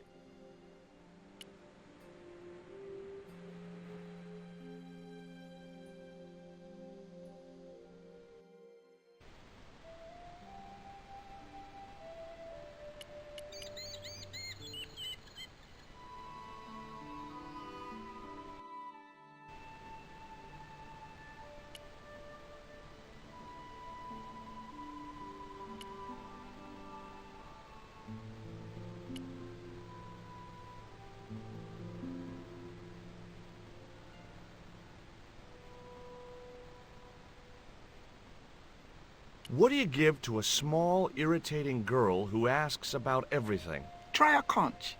Delicate colors, interesting shape, and when you put it to your ear, you can hear the sea. Yeah? Why's that? Usually because you're standing next to it. Cool. Have you got one? Yeah, but I promised it to my sister. She well vexed with me. Why is your sister mad with you? Well, last night, when I got home with our supper, she went wild. Rio, she said, how come all you ever catch is puffer fish? A sicker puffer fish. What I want is tiger fish. So don't bother come back home till you catch one, boy. I don't see how I'm gonna catch no tiger fish. All I have is a fishing pole and a worm. What do you need to catch a tiger fish? One of them real fancy flies like the rich fishermen use. Any use for a quill? What's a quill? It's what people used to write with in Captain Ketch's days. No, man. I'd sooner be fishing.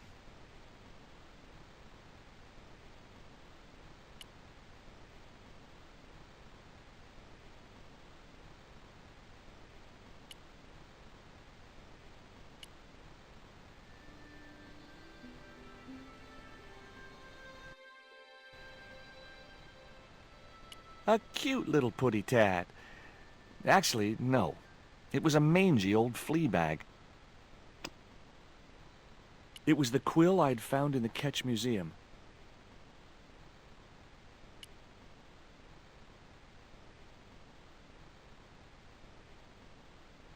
The cat made short work of the feather, tearing it into a blizzard of small pieces.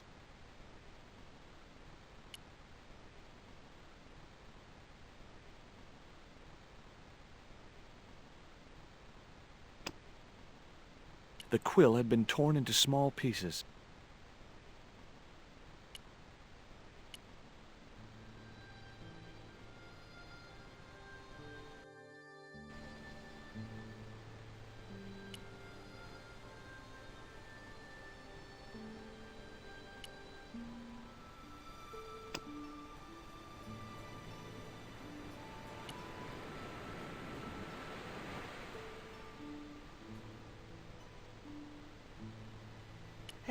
This is just what you need to make a fly. Thanks. Let's hope them tigerfish hungry. A deal's a deal. Here's a conch.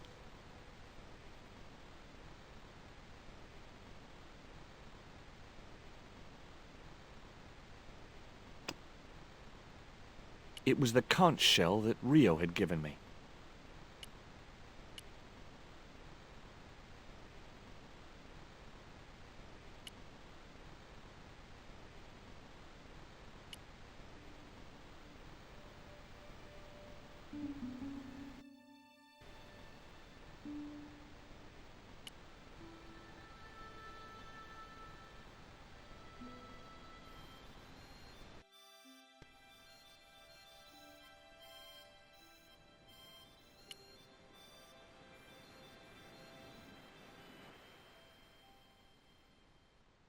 Why don't you run along and play? Aunt Mina told me, stay out of mischief. Well, that doesn't mean you have to stay indoors, does it? On a beautiful day like today? There's a storm coming. Oh, nuts. You don't know that. I do so. I can see the whole world from the window. Yeah, well, like I said, I'm busy.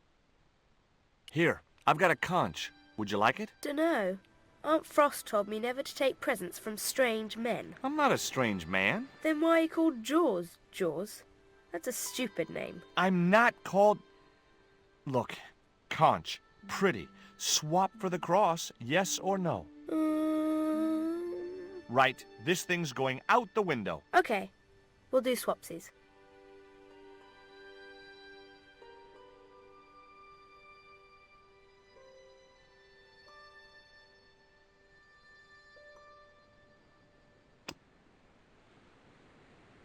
Ketch's crucifix was encrusted with precious gems.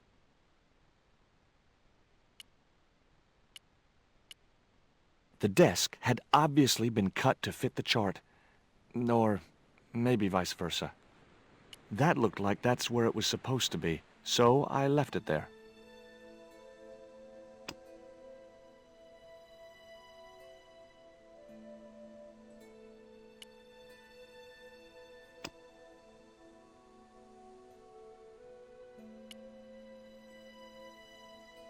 Ketch's cross slipped snugly into the penholder.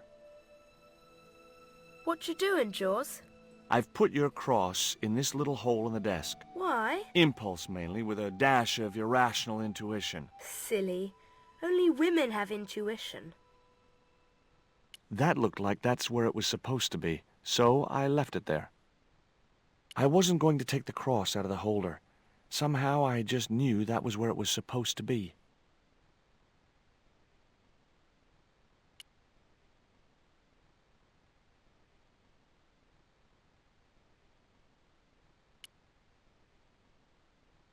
It was a shiny and very sharp-looking pirate's cutlass.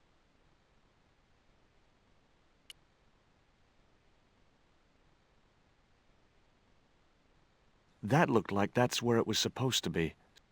The desk had obviously been cut to fit the chart. Or maybe vice versa. The ship looked too fragile to touch. Holding that lantern, I felt kinda biblical. Like Jesus or Florence Nightingale.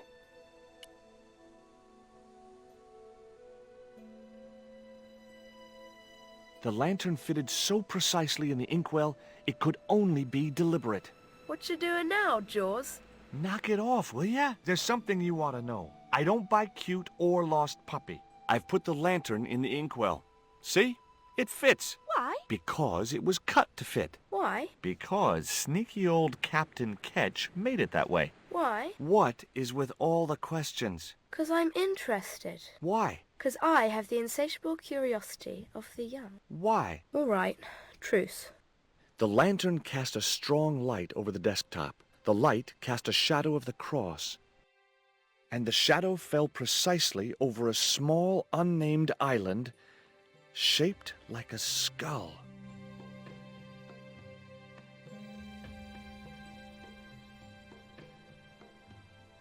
That must be it. Ketch's Treasure Island. Uh-oh. That's Zombie Island. It's a bad place. No kidding? Well, bad place or not, that's my next port of call. Can I come too? The hell you can. I never get to leave the house.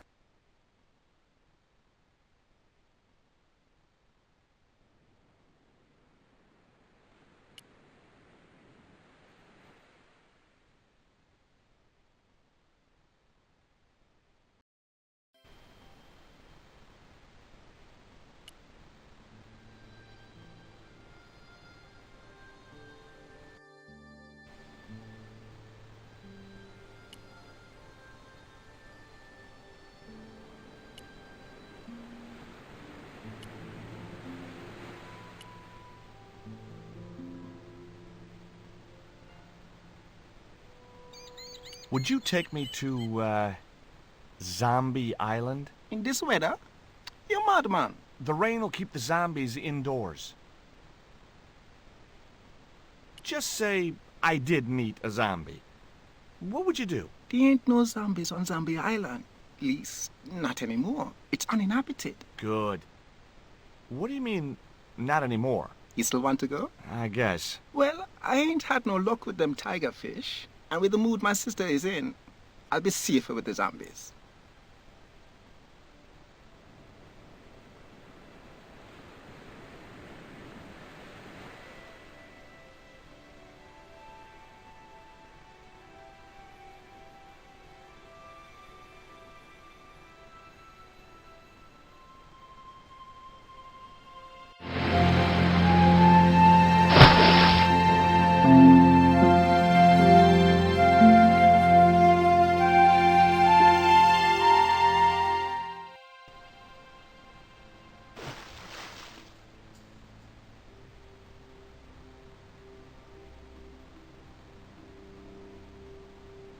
So, this was Zombie Island. Somehow I'd been expecting something more sinister. Come on, Rio. Let's find that treasure. No, thanks. I'm staying right here. Oh, come on. You said yourself there's no zombies left. Yeah, but that was while there was a big pile of seawater between me and this place. All me have now is this little bit between the boat and the shore, and I'm hanging on to it. It was Rio waiting patiently in his fishing boat.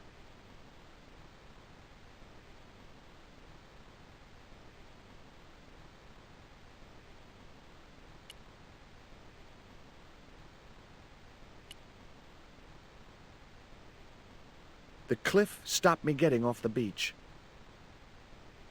The outcrop was about the only feature on the cliff face. It was too high. I couldn't get up there. Rio's boat was strewn with fishing nets and tackle. I was quite happy where I was, relatively speaking. The cliff stopped me getting off the beach.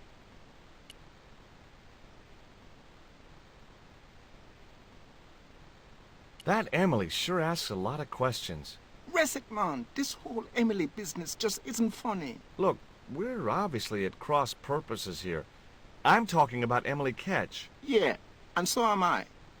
She was my friend. Her aunts hated it, but we did move together, you know. She used to be real keen at hide and seek. It could take hours to find her. One time, the last time, it took days. She must have shouted and screamed herself hoarse, but there was nobody to hear her. Where'd she hidden herself? Captain Ketch's old sea chest. The only way to open it was from the outside. Suddenly, I didn't feel so good. We never exchanged another word about Emily Ketch. Could I borrow your net? Yeah, man, no problem.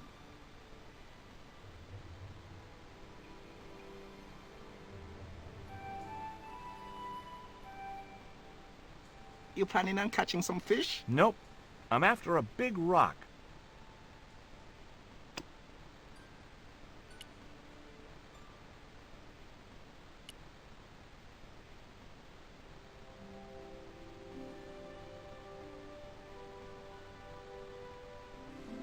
Well, here I go. Wish me luck, Rio. Good luck, George. Watch out for the walking dead.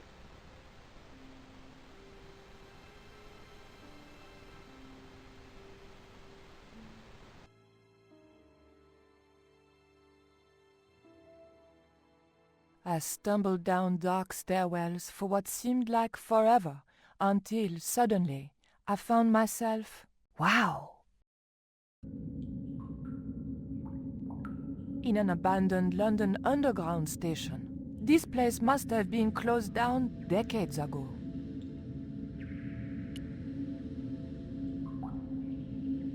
LBS Lubes? What are lubes? The machine wasn't about to weigh me for nothing.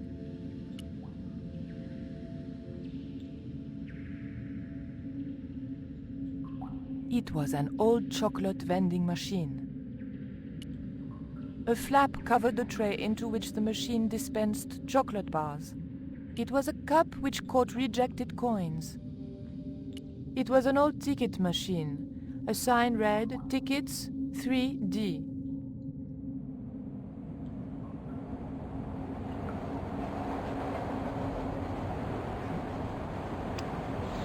It was the obsidian dagger I'd borrowed from the British Museum. I guess when all this was over, I'd have to return it. There was nothing very useful in my bag, just a single hair clip.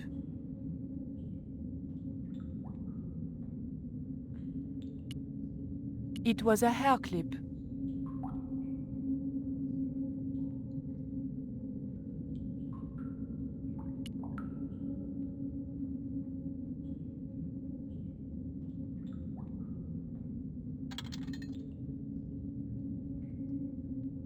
I pushed the hair clip into the slot and whatever was stuck there disappeared into the machine.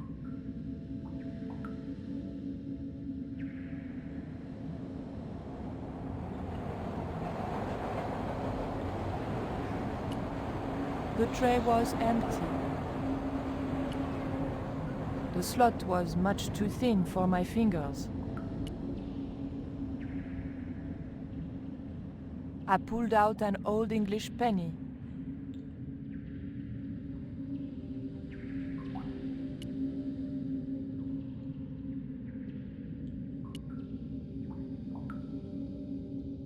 The poster was advertising a play I'd never heard of. It was an old map of the London Underground. It was a maintenance cupboard. The train signal light still worked.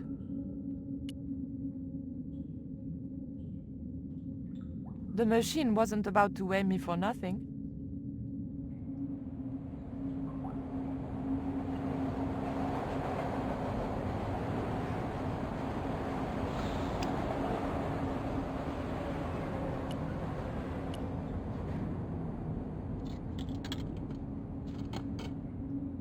I put the old penny into the slot, the needle twitched rustily and the machine spat out a card.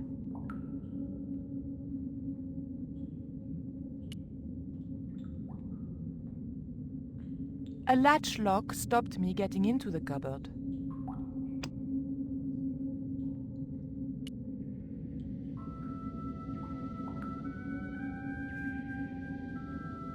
The blade of the dagger just fitted between the door and the soft wood frame. The door gave slightly and then held firm.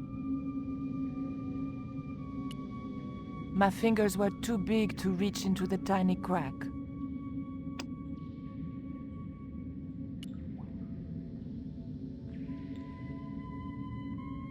I remembered my student days when I regularly forgot my house keys. A wiggle with the thick cord between the frame and the lock, and the latch lifted.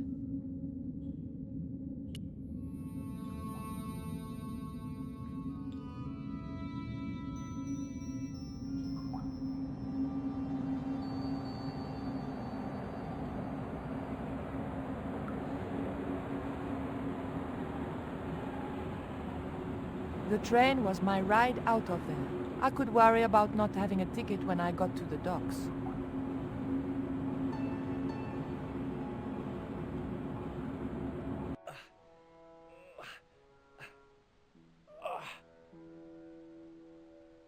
Oh.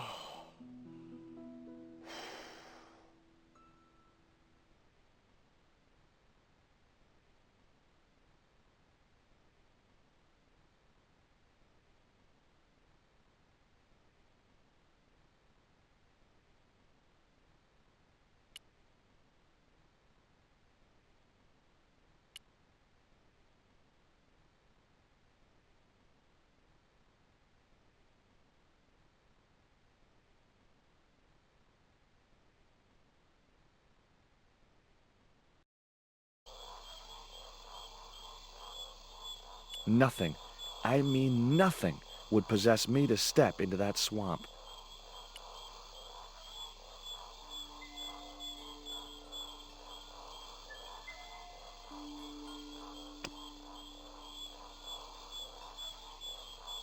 It was a short, hollow reed.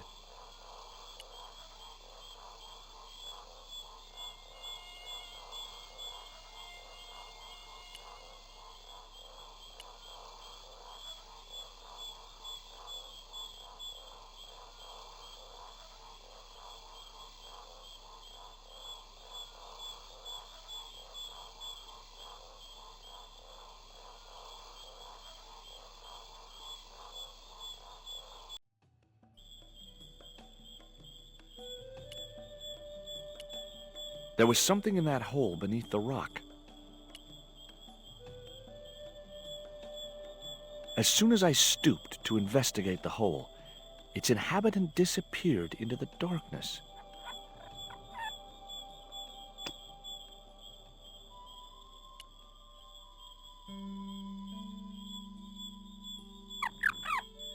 The end of the reed had been neatly bitten off. Now I knew what was living in there. A long-toothed, snarling, furry wild thing. The reed was a lot shorter since that creature had savaged it.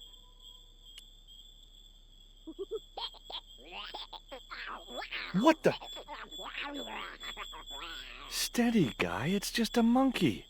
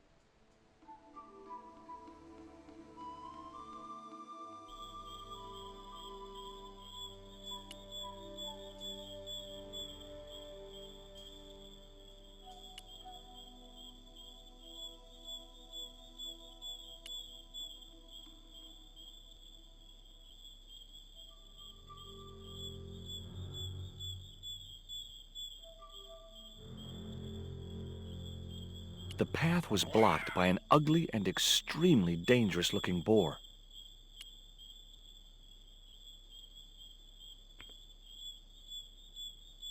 The boar's expression said, "Forget it, Stobbart."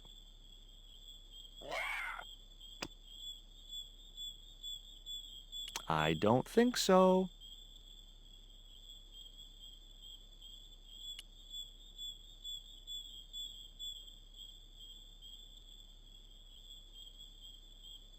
The dart fitted snugly into the reed.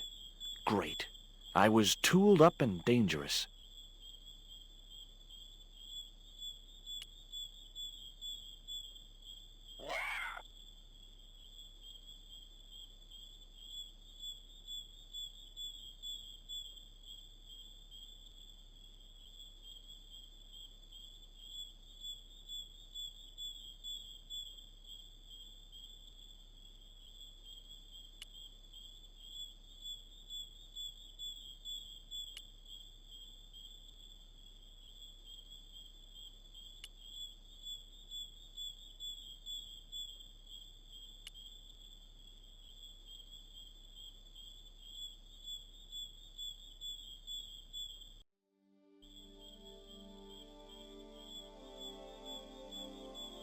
It was a needle of rock in the middle of the clearing.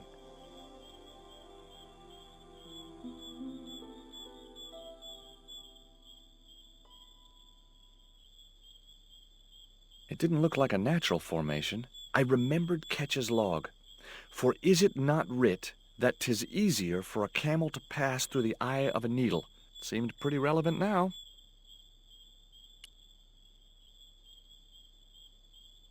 The creeper just came away from the rock as I pulled it.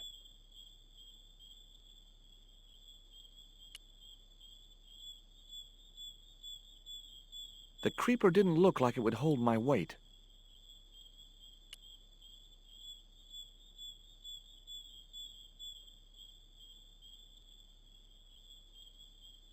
No good. I'd have to be bitten by a radioactive spider before I stood any chance of getting up there.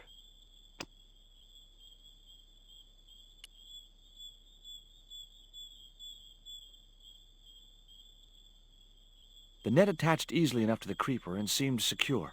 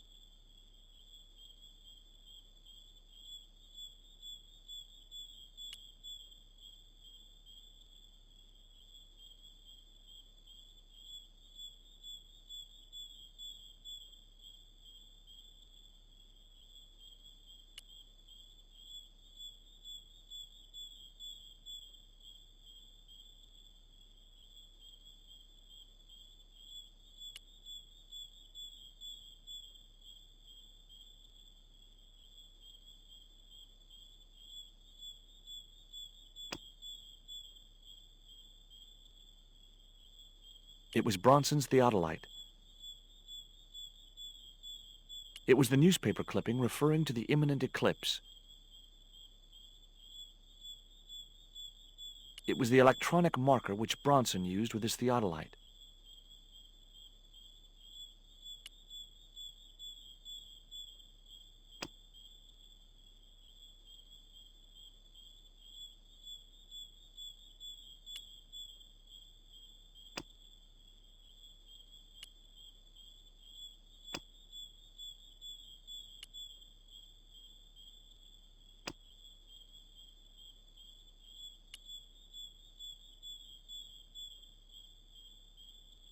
Great.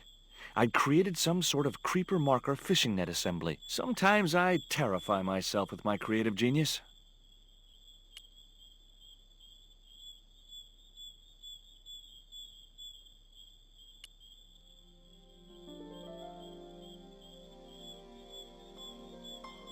I'd successfully got the marker into a position near the top of the needle simply by using the kind of lateral thinking that can get you institutionalized.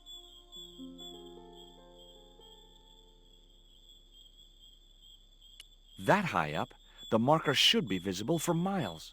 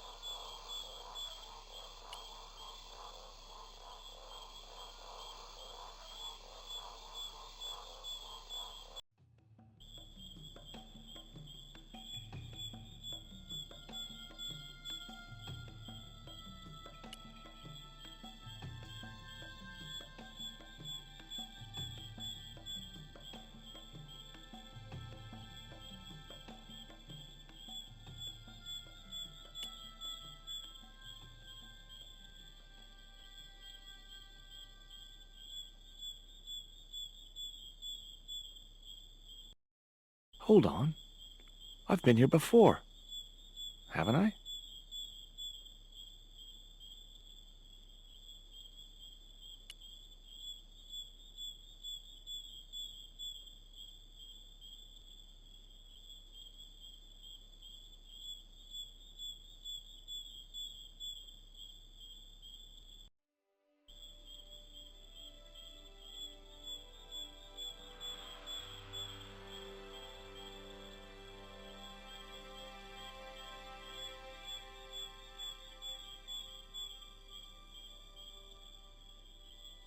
Initials had been carved into the rock.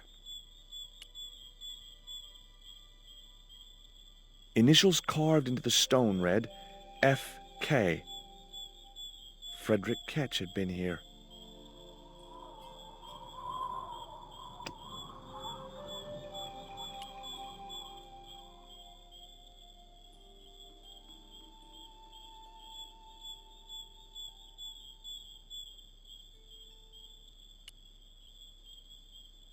Joining the dots would make an equilateral triangle.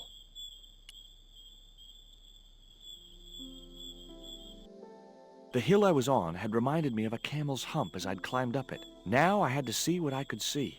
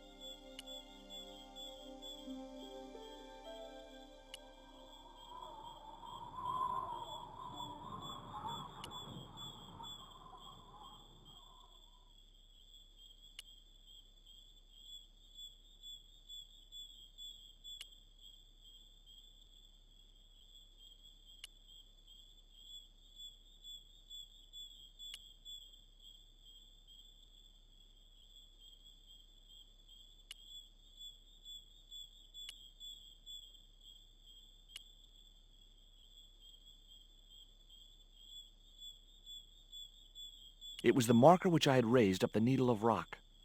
It was the marker which I had raised up the needle of rock.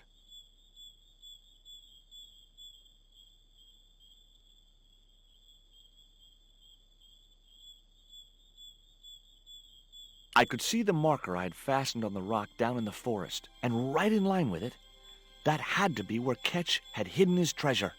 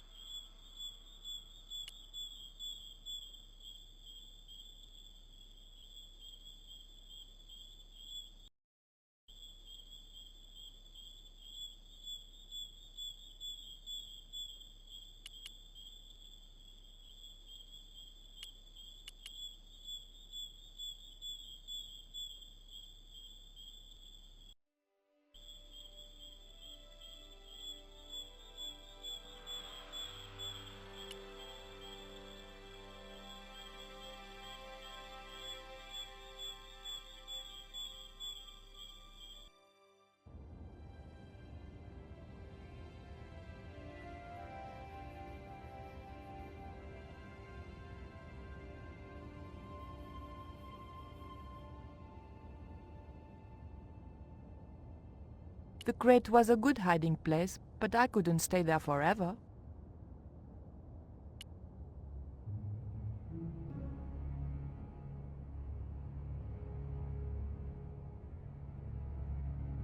The gangplank crossed a collection of heaving litter.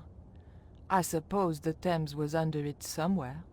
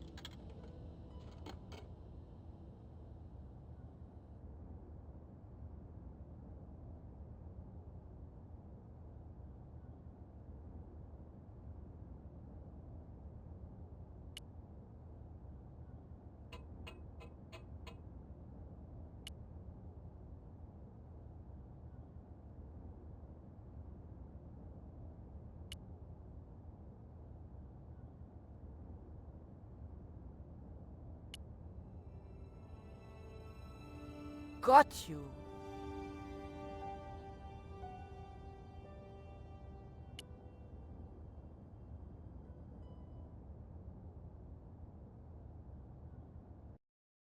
But the Collard woman was there. They'll know it was me. But you have the stone. The right stone, you're sure? Yes, of course, it's the Jaguar stone. No possible mistake. Here it is. Karzak, please. The police will be looking for me soon. You're going to get me out of the country, aren't you? Stop your whining, Oublier. Do you have any idea what this stone symbolizes? I thought you just wanted it to frighten the natives. Fool. I intend to cast this stone into the sea. But why? It's unique. Exactly. With it gone, the Mayan priest's plan to destroy Tezcatlipoca cannot succeed. I can assure you that Tezcatlipoca is a mythical figure. Such a small mind you live in. Tezcatlipoca is real. I have seen him in my dreams. We have spoken of his plans for this world. We have spoken of your part in these plans. My part? He told me you would be useful.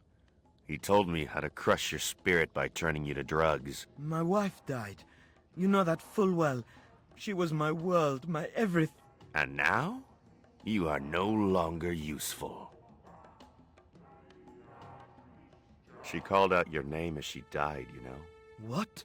What are you saying? And then they thought you'd done it. It all worked perfectly. You? It was you? You bastard! You monster! For the love of God, Karzak! Which one?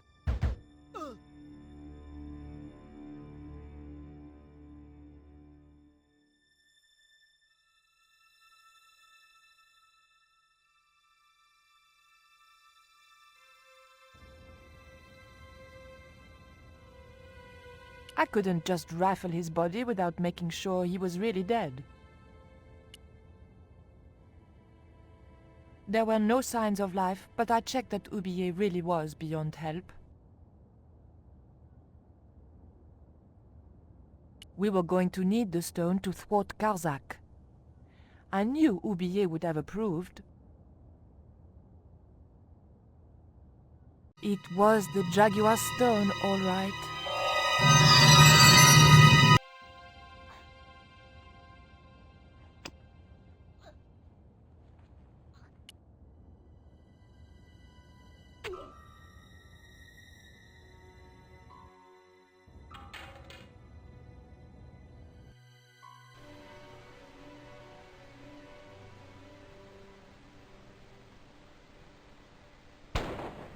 Pirates? I was about to make good my escape when... Cut! Who the hell are you? I can explain everything. Don't bother.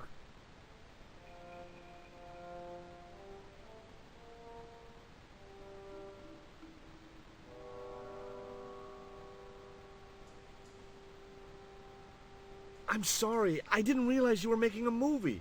So who are you? Stobbart. George Stobbart. 2 B's and 2 T's. It's okay, Mr. Hawks. He wasn't in the shot. Hawks? This had to be Carlton Hawks, the newest enfant terrible of Tinseltown. I'd read about him.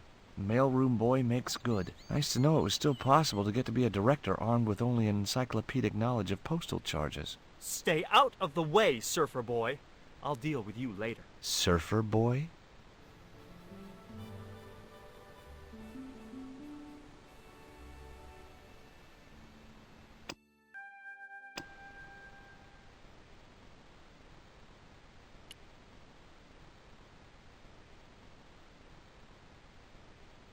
What's the name of the movie? Are you trying to be funny? No. It's Treasure Island, the only book I ever read twice. Who's the leading lady? Don't you recognize her? That's Sharon Kowalski. Oh, right. I'd never heard of her. You know what the locals call this place, don't you? No, but I guess you're gonna tell me. Zombie Island. Zombies? A crazed gleam came into his eye. Get me the writers. Get me makeup. I want zombie pirates in this movie by the end of today. I don't recall any girls in Treasure Island. Gotta think box office. People like that kind of thing. What other changes have you made to the story? Just a few minor details. You haven't written out Long John Silver. Are you questioning my integrity as an artist? Of course Silver's still in it. We've even hung on to Captain Flint. His parrot. His trained attack falcon. Why do you think Blind Pew's blind? Did you say you've changed the ending of the story? That's right. Do they find the treasure? Yeah, but that comes later, after they've escaped the volcanic eruption. A volcano? Sure. Krakatoa. All the millions spent on a movie, and nobody thinks to buy an atlas. Who's playing Jim Hawkins? Haiku McEwen. Oh, don't tell me you've never heard of him. I don't go to the movies too often. Jeez. Haiku is only the hottest teen star in Hollywood. That's why we're on such a tight schedule. Gotta film the close-ups before he hits puberty.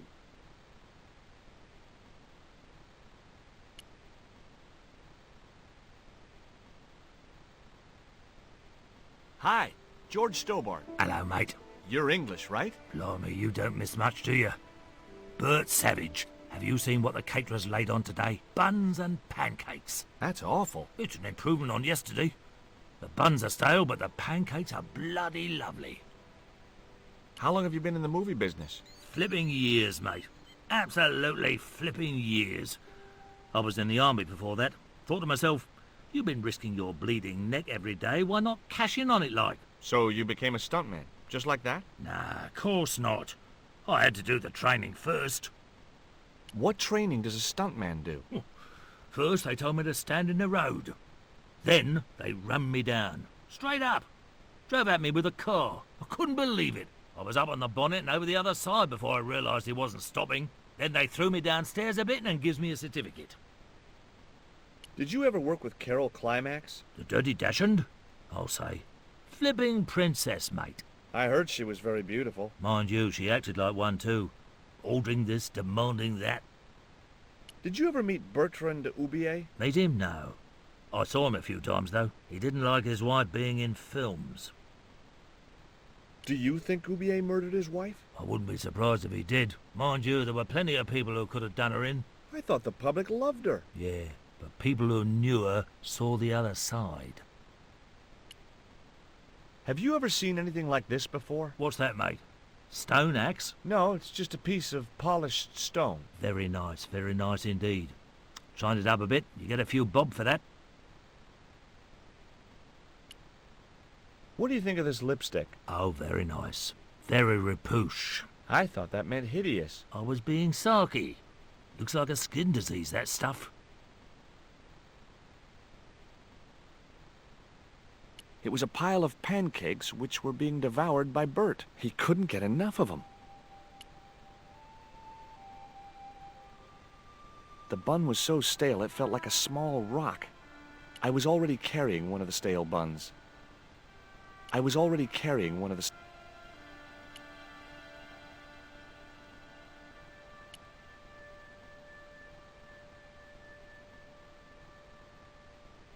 was Bert, the aging stuntman.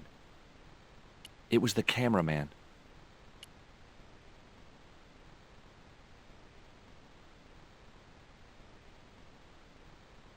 Hi, I'm George Stobbart. My name's Harris. Most people call me Flash. You're the cameraman, right? That's right. Why'd they call you Flash? You used to be a stills photographer? Nope. I decided not to pursue the subject. There was nothing else I wanted to ask the cameraman. It was a camera, mounted on a precarious dolly, or whatever they call them. I'd seen a lot of strange things on this island, but here was a bush that was buzzing.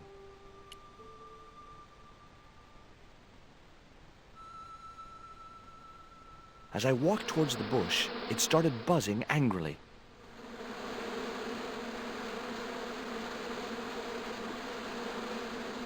It was the famous movie star, Sharon somebody or other.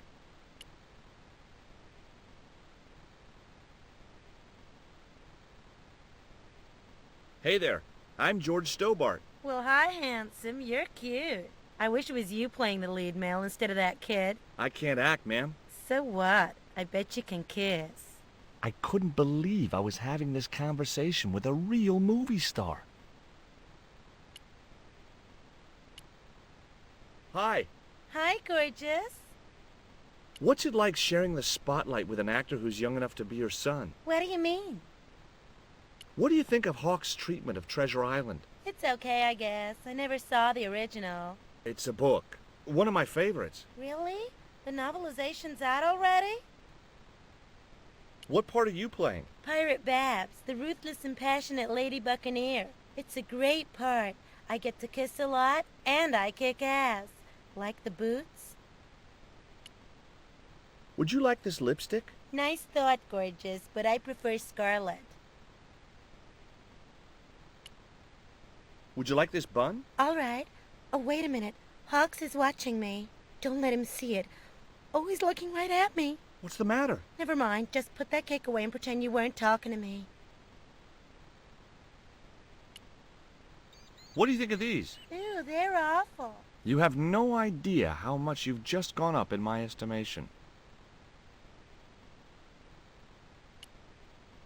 Take a look at this ancient Mayan artifact. That's just a hunk of stone with a picture scratched on it. In a way, I guess.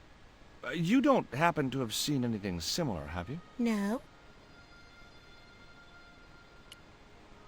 I found this reed in the swamp on the other side of the island. Oh, yeah? Yeah, and I used it to shoot a poisoned dart at a wild boar. It was a real-life drama, not just a scene from a movie. Right. She was having trouble with the whole real life is not a movie concept.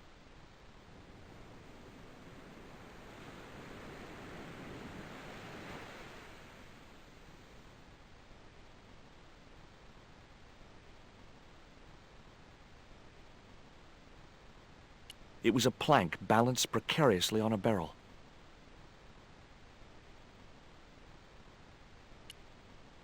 Hi there, George Stobbart. Uh-huh. Yeah. Haiku McEwen. You're playing Jim Hawkins, right? Jimbo. I had Mr. Hawks change his name. Jimbo Hawkins, right. Is your name really Haiku? Yeah. It was my mom's idea, okay? When I was born, I was so small and perfectly formed I reminded her of a Japanese poem. Well, I guess it could have been worse. She could have called you Limerick. That's my middle name.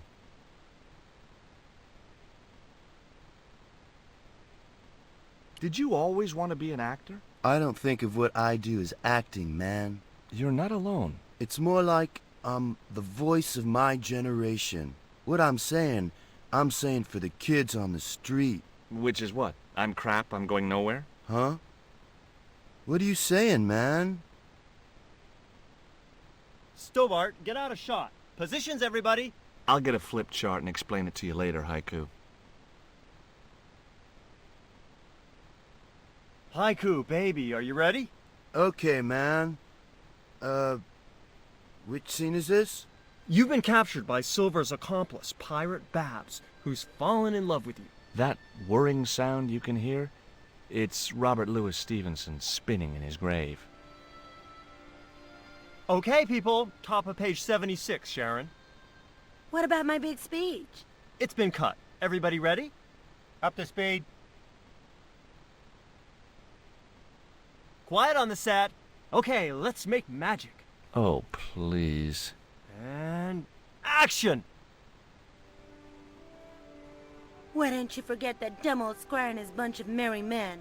Can't you see we were made for each other? I know, but Squire Trelawney saved my life, Captain Babs. Why, if it hadn't have been for him, that giant octopus would have made mincemeat out of me. But right now he thinks you're a traitor. He's locked you out of the stockade, Jimbo. That 20-foot high wall with spikes might have kept out Silver's men, but it ain't gonna stop me. Oh, Jimbo. And cut! Good heavy breathing, Sharon. Natch, I'm a pro. Did you get the heavy breathing, Flash? Did I ever, boss? We should have made this movie in 3D. Haiku, you were great. We're setting up for the stunt now, so get a bite to eat.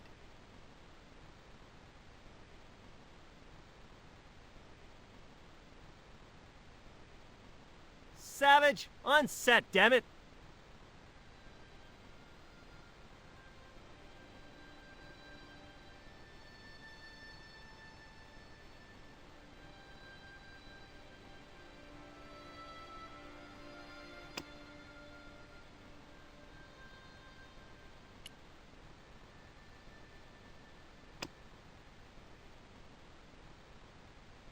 That wouldn't work.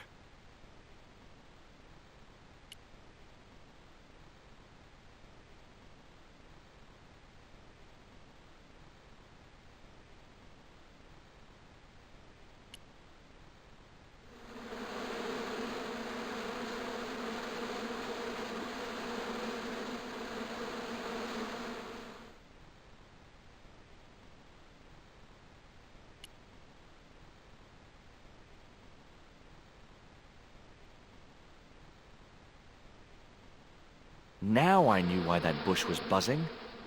Hornets.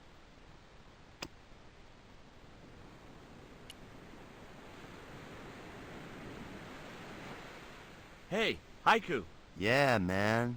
You got something to show me? I'd like your opinion on something. Yeah? What? Do you like a pancake? Look at that thing, man. It's dripping with syrup. You'll have every bug in 10 miles on your case if you get that stuff on you. I guess you're right. Would you like a bun? No way, man. I have to be careful what I eat. Yeah. Never eat anything smarter than yourself.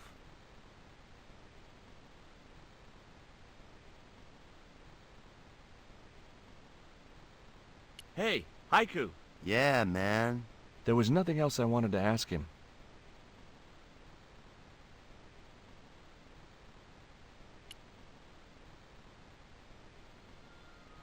I was already carrying one of the stale buns.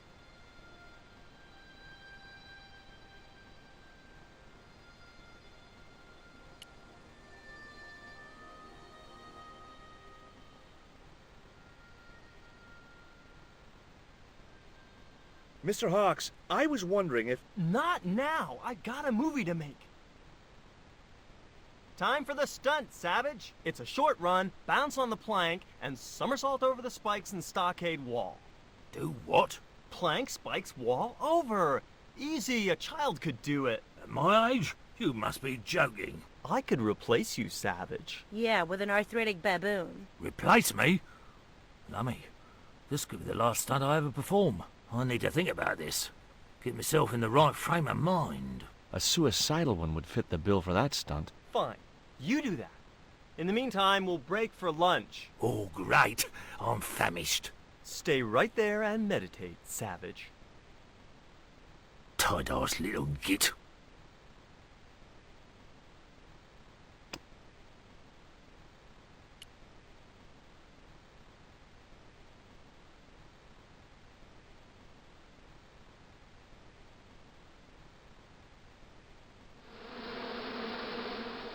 Those hornets were not pleased.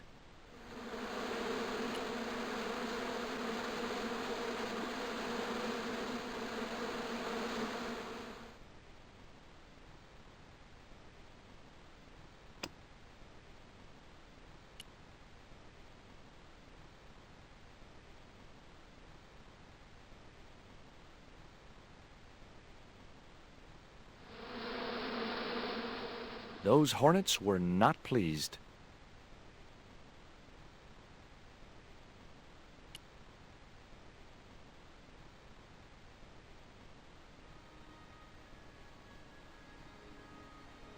I was talking to Mr. Savage, the stuntman. Is he all right? What makes you say that? He's not making any sense. The guy's English.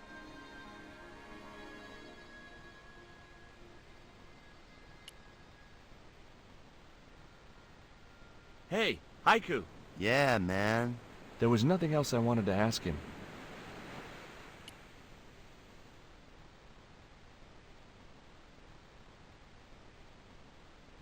What do you think of Haiku McEwen? What's to think? The kid will have earned more by the time his balls drop than I'll earn in a lifetime. Good luck to him.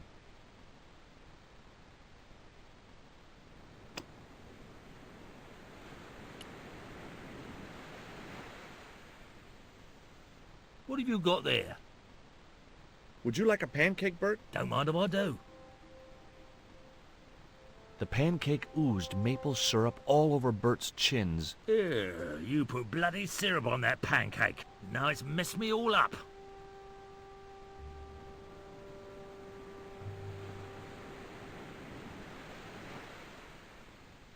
I don't want to worry you, but there's a hornet's nest over in that bush. Hornets. That reminds me of a film I was in. The Black Hornet. The Black Hornet? I don't remember seeing that one. Before your time, most likely. What happens in it? Lummy, what don't happen in it? I was shot, stabbed, fed to piranhas, dangled from an airship, and trampled by a zebra. No, I mean, what was the plot? Plot? Would you like this pot of syrup? No way, I'm messed up enough already.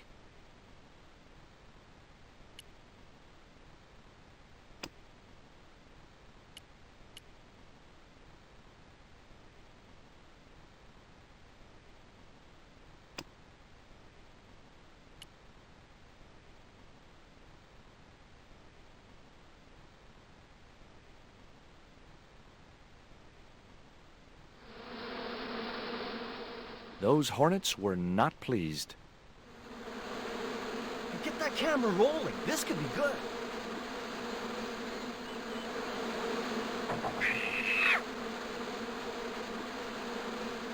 Cut and printed. That was brilliant, folks.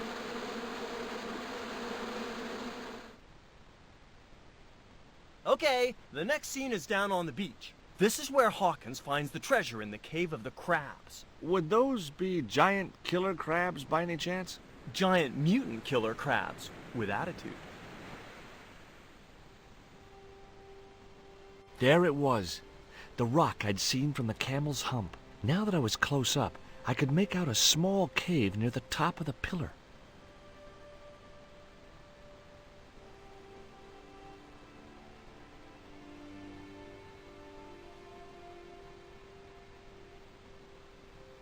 Hey, you! Trouble! Who, me?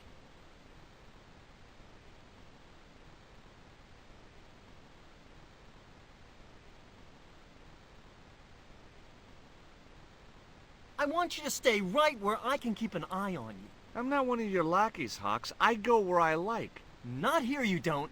The movie company has rented this island for the duration. You're trespassing. Do as you're told or you're gone.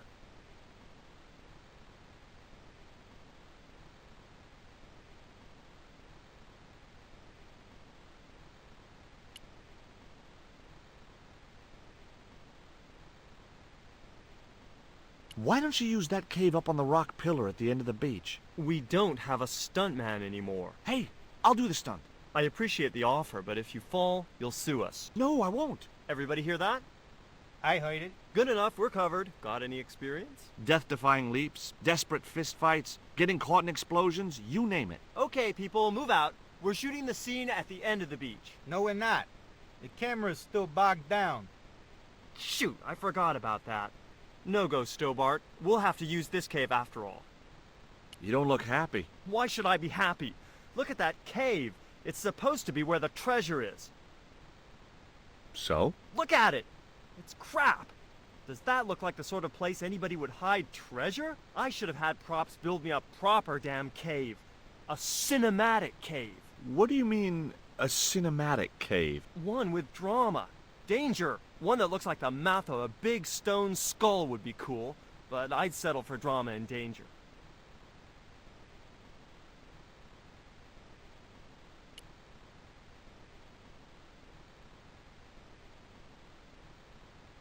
Hey, surfer boy, stay out of there. Oh, what is it this time? That's the wardrobe tent. You've got no business to be going in there. Looked like I wasn't gonna get to play dress-up.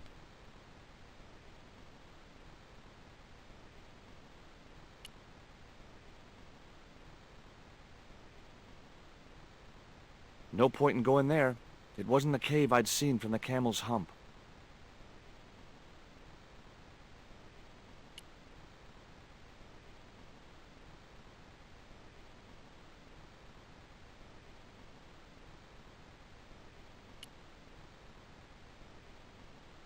Hey, get out of shot.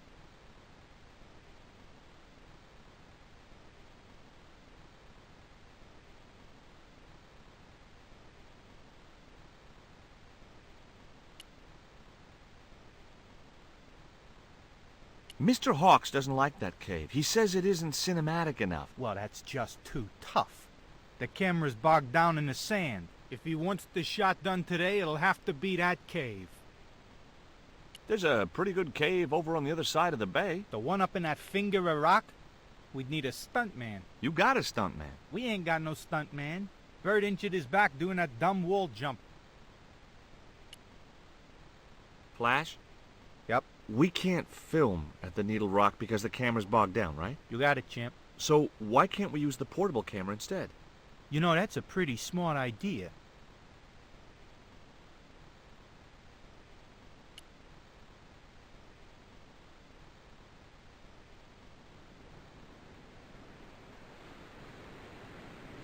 That camera wasn't going anywhere.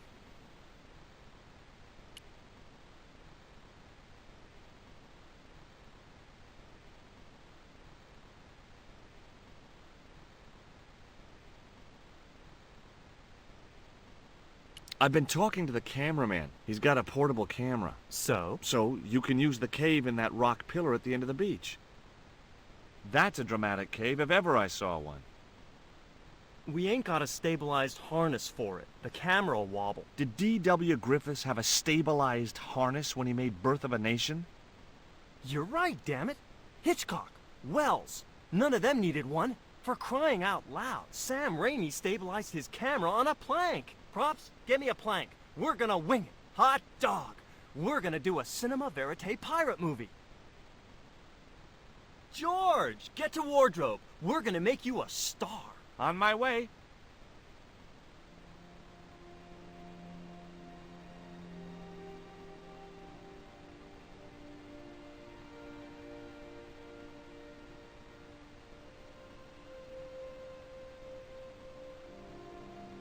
Ready when you are, Mr. Hawks.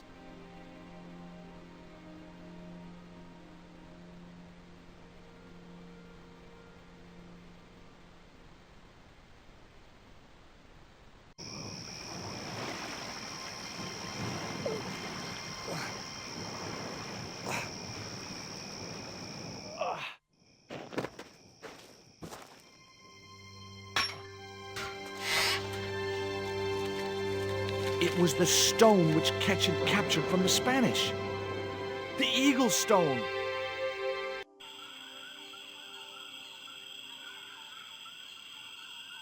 I returned to Quaramonte and found that George had left a message with Conchita. He'd already left for the Indian village, so I hurried to catch up with him. When I arrived, I found a scene of desolation.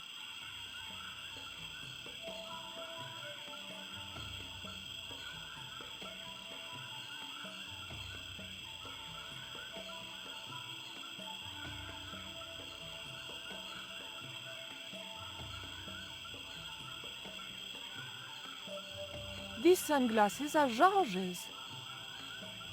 George, where are you?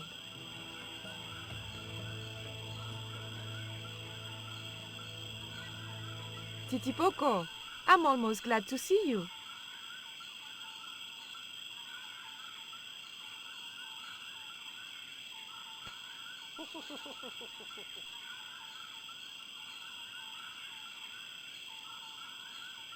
You little asshole, what happened here? Are you responsible for this? And where's George? Have you seen him? He was pointing to the remains of a burned-out hut. It was Titipoco. I still hadn't forgiven him for knocking me out with his poisoned dart.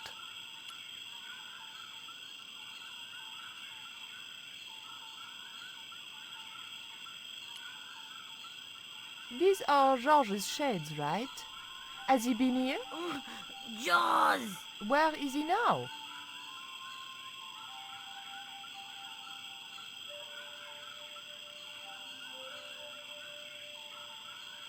What's that? It looks like the stone we bought from Paris, but it's different. Yes, it has a carving of an eagle. That clinches it. George must have found this stone in the Caribbean and managed to hide the stone when the village was attacked by Carzak's men. I hope to God that George was all right. Where's George? George has been here, right? He was pointing to the smoldering remains of a hut. I was sure Titipoco wasn't pointing at that barrel.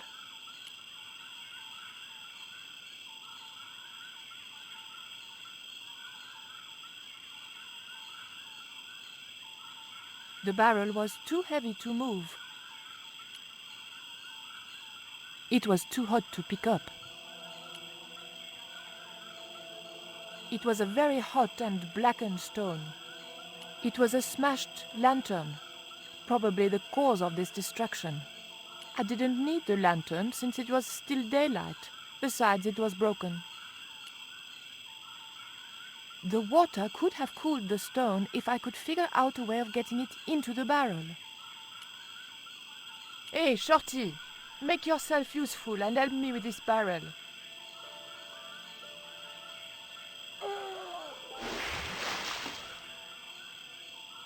Thanks.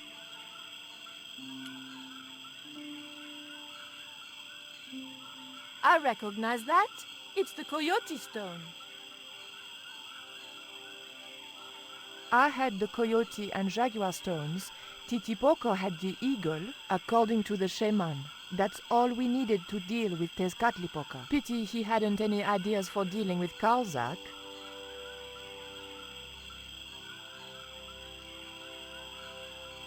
What is it? Where are you pointing? The ground was covered with ashes. Ashes! The thought that they might be human chilled me to the bone.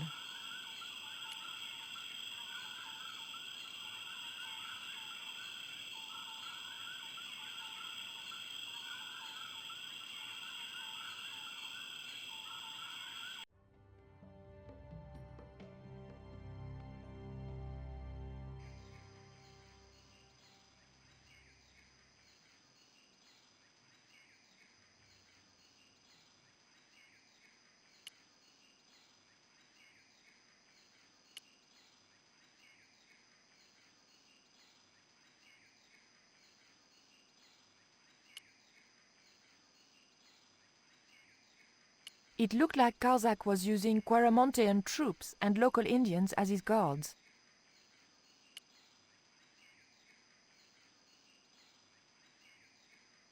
The button didn't seem to do anything.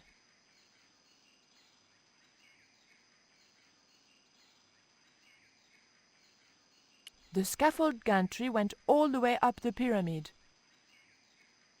The scaffold gantry went all the way up the pyramid. It was a length of strong rope.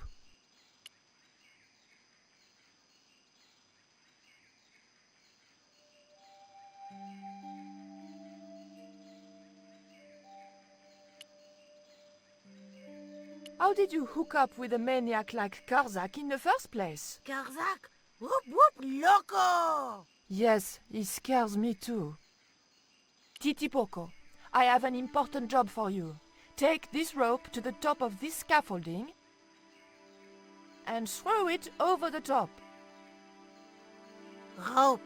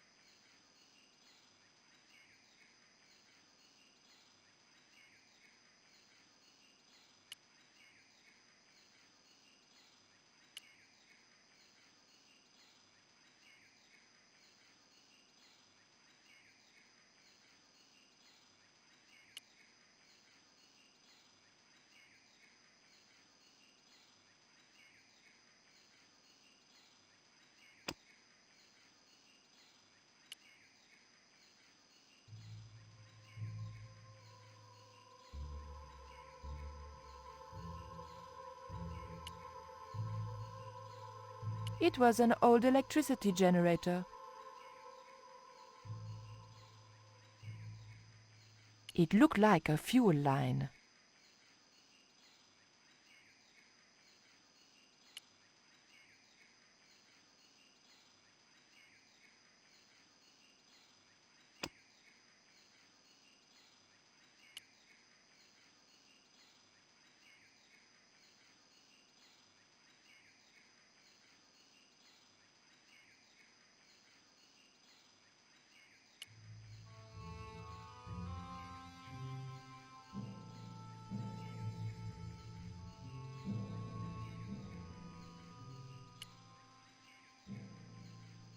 The motor spluttered into life.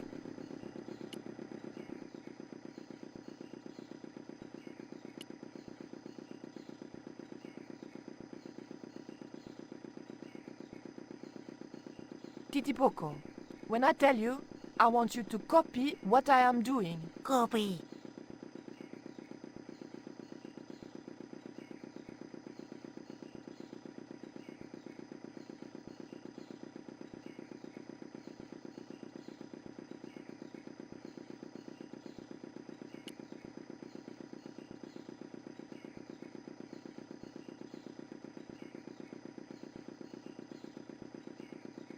Okay?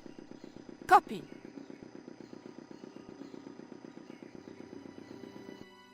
George! I realized those bastards were going to sacrifice George to Tezcatlipoca over my dead body. Thankfully, George was the only one to notice me. Where are they? The eclipse is about to happen. Patience. Your mother will be here soon and Karzak will be close behind. Just keep the Yankee covered and leave the worrying to others. Yeah, Raoul. The maniacs were going to sacrifice George! Shut up, Stobbart! Just shut up! Calm down. He's no threat. Hey, Raoul, why don't you do us both a favor and shoot Pablo? You're very funny, Stobbart. I haven't forgotten Marseilles. When Karzak cuts your heart out, I'll be the one laughing. I'll bet I'm not the only one due for the chop around here either. Hey, Raoul? I'm warning you. Raoul was a bundle of raw nerves. I hoped George wouldn't push him too far.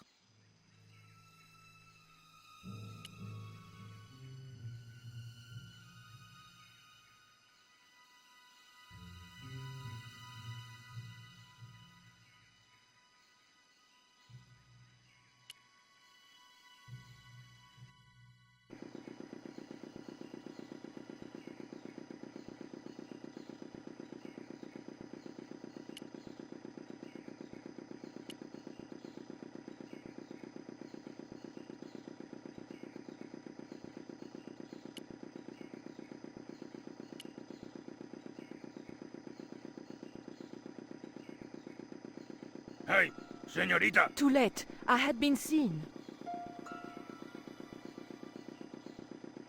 Bonjour, Capitaine. Only Sergeant, pretty one. What are you doing here?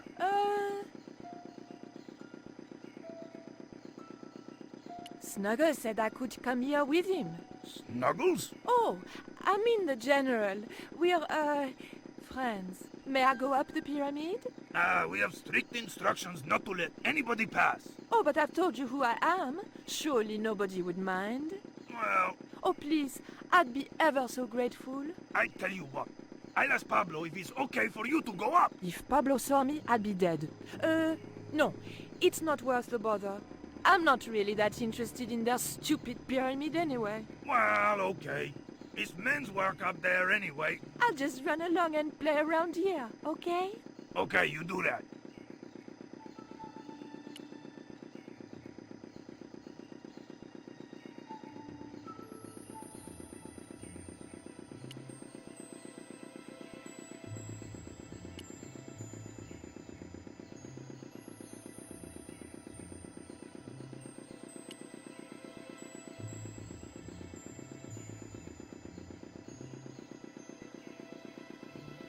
Titipoco, do you still have that lighter gun you pulled on me so amusingly?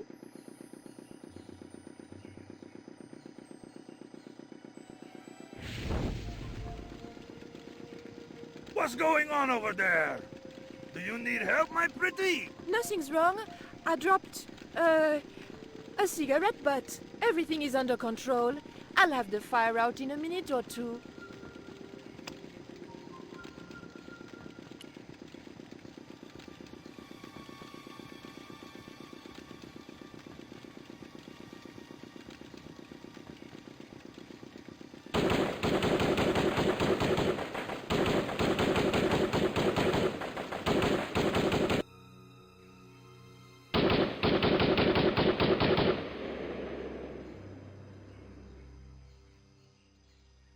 What's that? What's happening? Trouble. Give it up. The pyramid's surrounded. I'll find out what the trouble is. Watch Stobbart doesn't pull any tricks. If he does, shoot him in the head, not through the heart. Why does it matter? He'll be dead either way. His heart belongs to Tezcatlipoca. That's not true. We just had dinner a couple of times.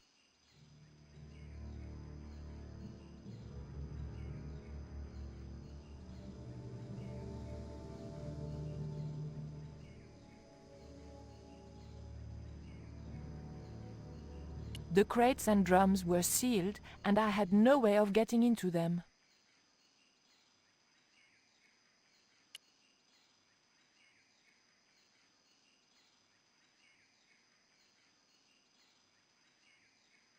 Drop the gun or I shoot! Please, don't hurt me! Don't worry yourself, my finger isn't loaded. Nico, what are you doing here? Firstly, I'm going to set George free, and then screw up Karzak's scheme. No, I can't let you do that. Karzak has promised me power. Raoul, wake up. The only thing Karzak has on offer is death. You may want to ask Oublier, except you can't. Karzak murdered him. You're lying. Oubier's in Europe. Sure, he's in Europe. In London, on a mortuary slab with 2 bullet holes in him. But Karzak promised. When he frees Tezcatlipoca, we'll all be granted great power. Listen to her, Raoul. Karzak's insane. I don't know. I need to think. You've let your mother do your thinking for you up to now. You need to think for yourself. Your mother and Karzak think alike. There's only one expendable member of the plan left, and that's you. Mother would never betray me. Oh, I'm tired of trying to reason with you, Raoul. Titipoco. Watch this man, and if he makes a move, shoot him with your gun.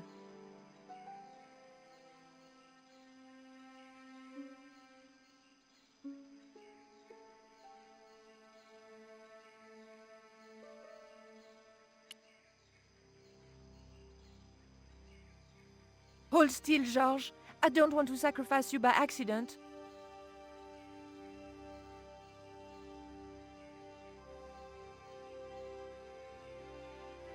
You have no idea how glad I am to see you. They were going to cut your heart out. I think I can guess. We can save the happy reunions for later.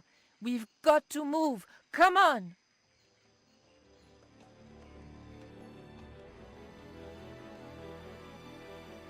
We're safe. This is a dead end. We're toast. I know, Titipoco. I'm not too happy here either. He knows this is Tezcatlipoca's pyramid. The house of the enemy. Well, we can't stay here like rats in a trap. And we can't go out the way we came in. It would be suicide. I'll have a look round. Maybe there's another way out. In the meantime... Take this. It's the Coyote Stone. It might bring you luck, I hope. You managed to recover the stones from the village? Then we might have a chance after all. Incidentally, what would Titipoco have done if Graciento had moved? Titipoco? Nothing. He's given up violence.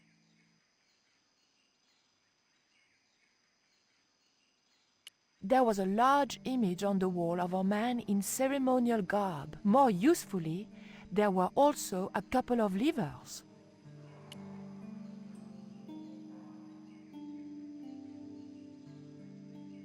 Oof! The lever was very difficult to move and appeared to do nothing anyway.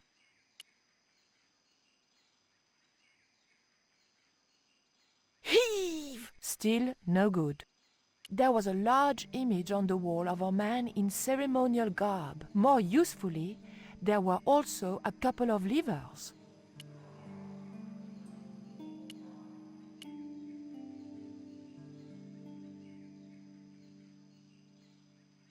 The lever was made of stone.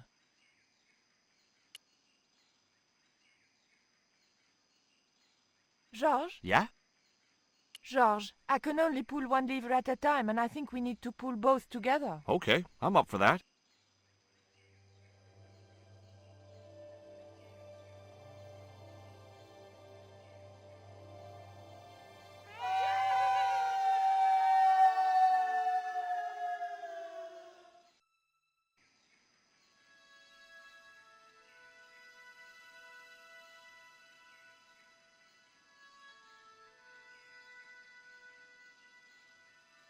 Raoul, there's something suspicious This sacrifice! Where is it? Nico was here with Titipoco. They set him free. I couldn't stop them. You idiot! I should have strangled you at birth. Titipoco's gone soft. He wouldn't have hurt you. I know that. The darkness of this hun is almost upon us, and we have no sacrifice to appease Tezcatlipoca. Have you any idea what your incompetence will cost us? I think so. And I'm glad. What? The Mayans weren't fools. Tezcatlipoca should stay exactly where they put him. Finally got some backbone from somewhere, huh? Shame it's so late in the day. I'd rather die than see you and Karzak with that devil's power. Fine, we're still a sacrifice short. See, the eclipse begins. Pablo, kill him! Tezcatlipoca can feed upon his yellow heart. Nico was right all along, but it's still not too late. Come on then, Pablo. Let's see who sacrifices who.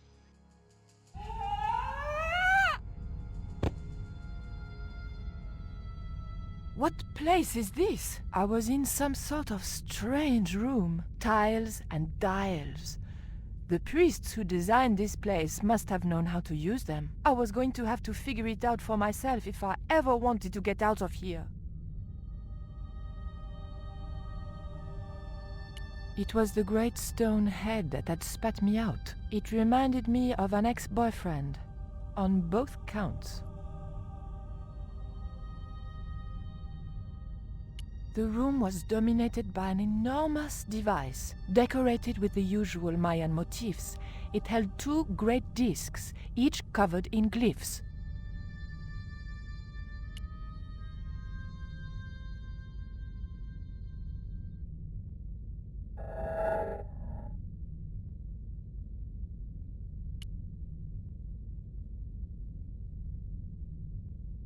There were several tiles with glyphs on them.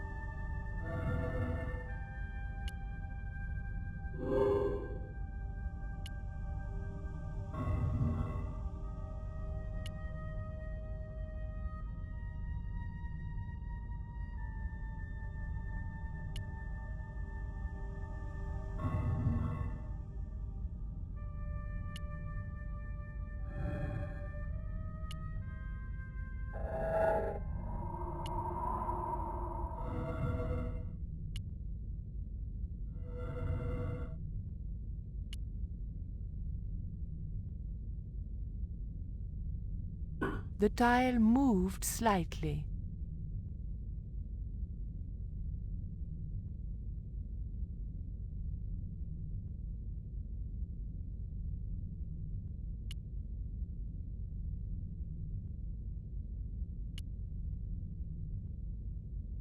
The tile didn't move at all.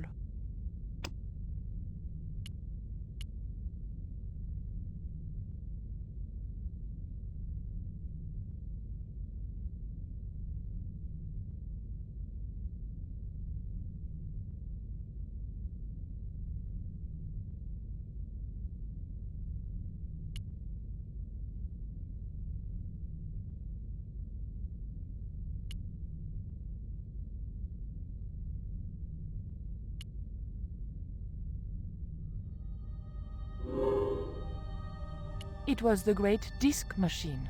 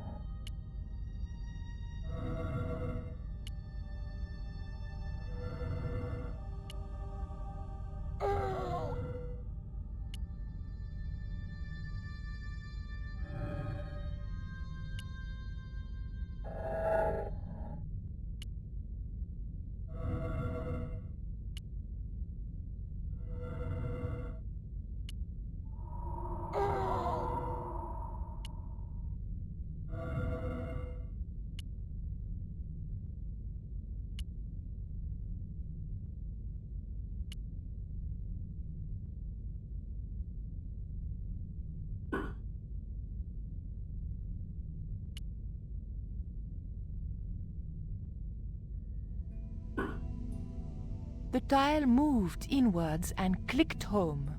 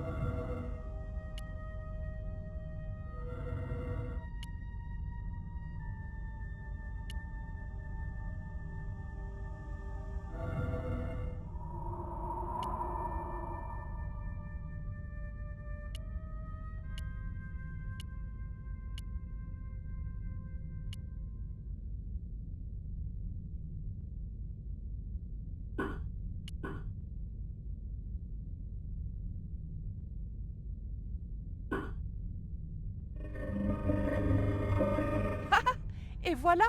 George once told me that there's an knack to finding secret doors. I think I'm beginning to get the hang of it.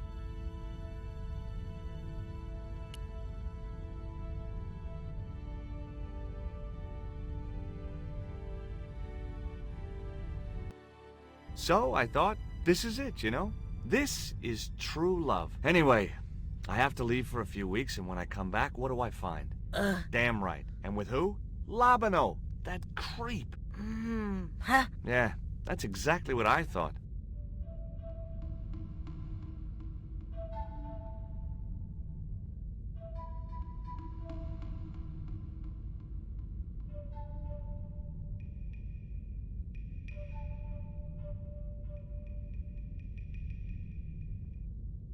Oh, heck.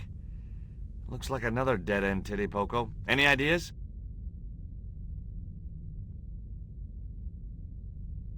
I was hoping for something a little more constructive. Never mind, I'll have a look around.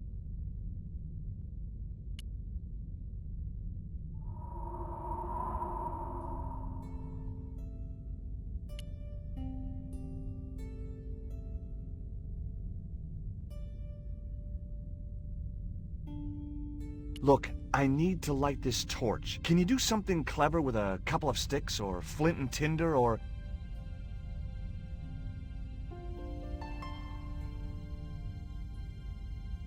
Or a cheesy novelty cigarette lighter, as it turned out.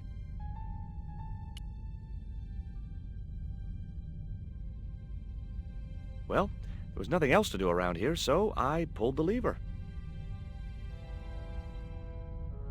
Nothing's happened. Oh, I hate that. Don't you hate that? Titipoco?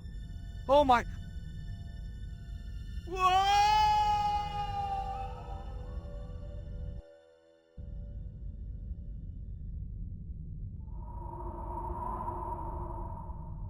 Great.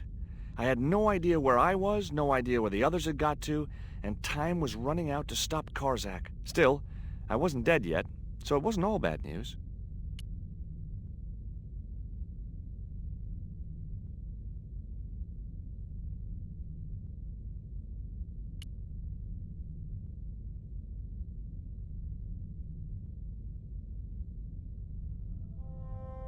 A stone slab that must have weighed tons sealed the door.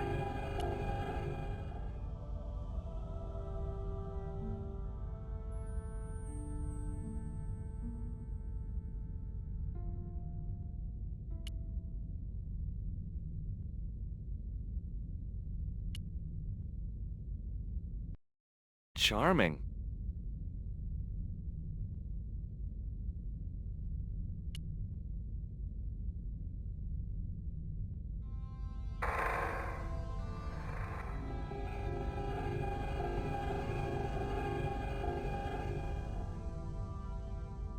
Lovely. Looks like my school gym teacher. The statue looked like it doubled as an incense burner. Every time I think this place can't get any spookier, it does.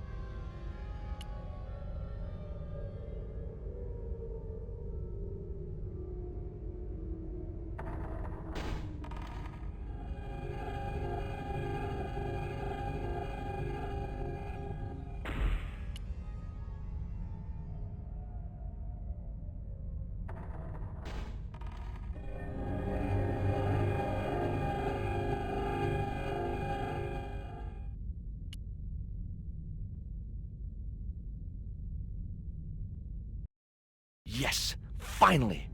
I'm out of here.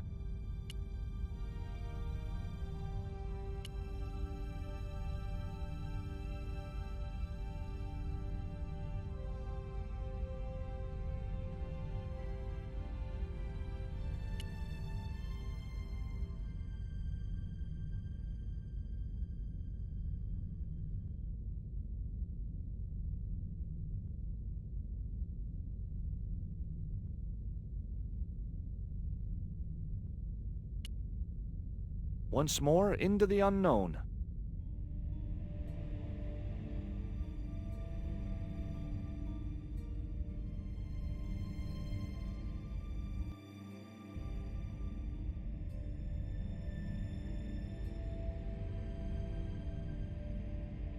There was a lever camouflaged within the wall design.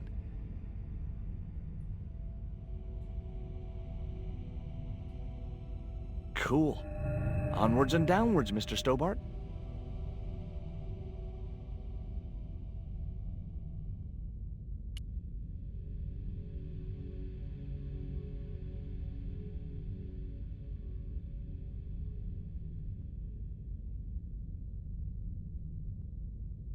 This was it. The pyramid's central chamber. Its dark heart. Once before in my life, I'd stood in front of a door and thought, this is it. If I go through there, I'm going to die. I'd been wrong then. I hoped I was wrong now. This was the door that led to the central chamber and the smoking mirror.